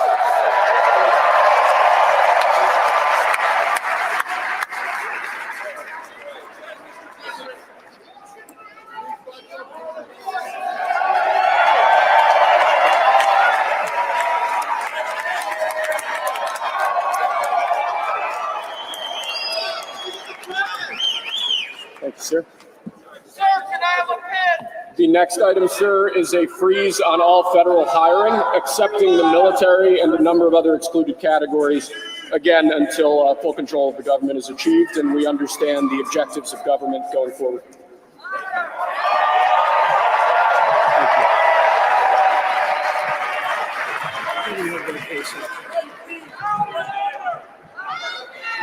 Could you imagine Biden doing this? I don't think so. I don't think so. Sir, the next item, as you announced in your speech, is a requirement that federal workers return to full-time in-person work immediately.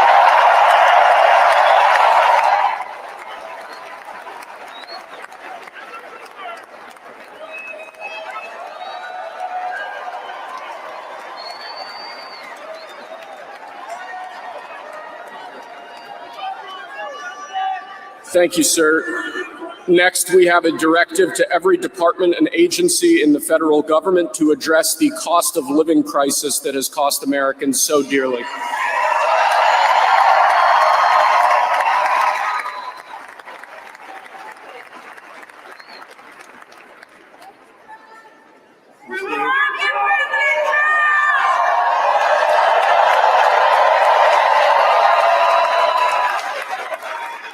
Thank you, sir. The next item here is the withdrawal from the Paris Climate Treaty.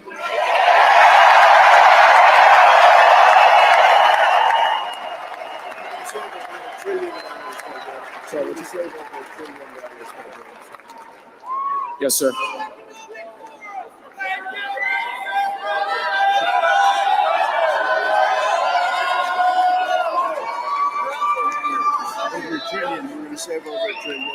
We're going to save over $1 trillion by withdrawing from that treaty.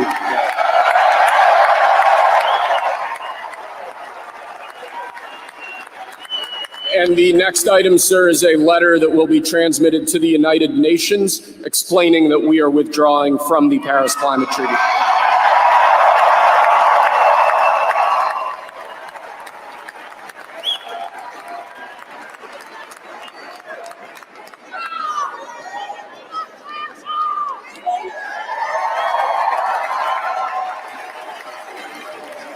Thank you, sir.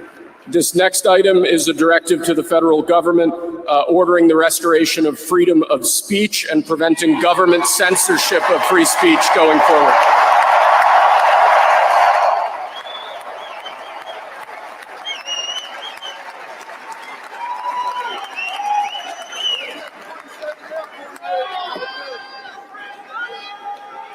And lastly, sir, before we go back to the Oval Office to sign a large number of other items, is a directive to the federal government ending the weaponization of government against the political adversaries of the previous administration, as we've seen.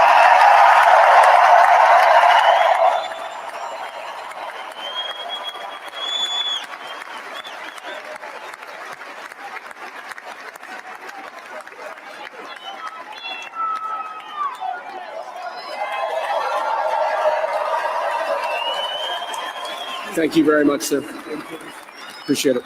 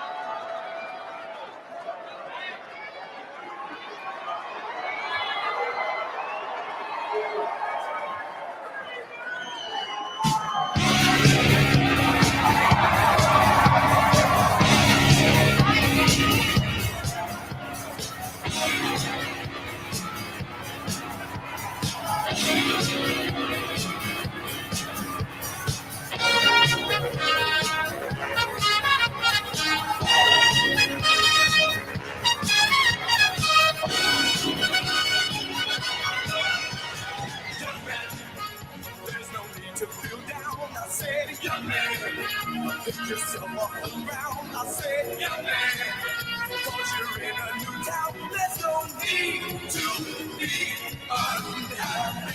Young man, there's a place you can go. I said, young man.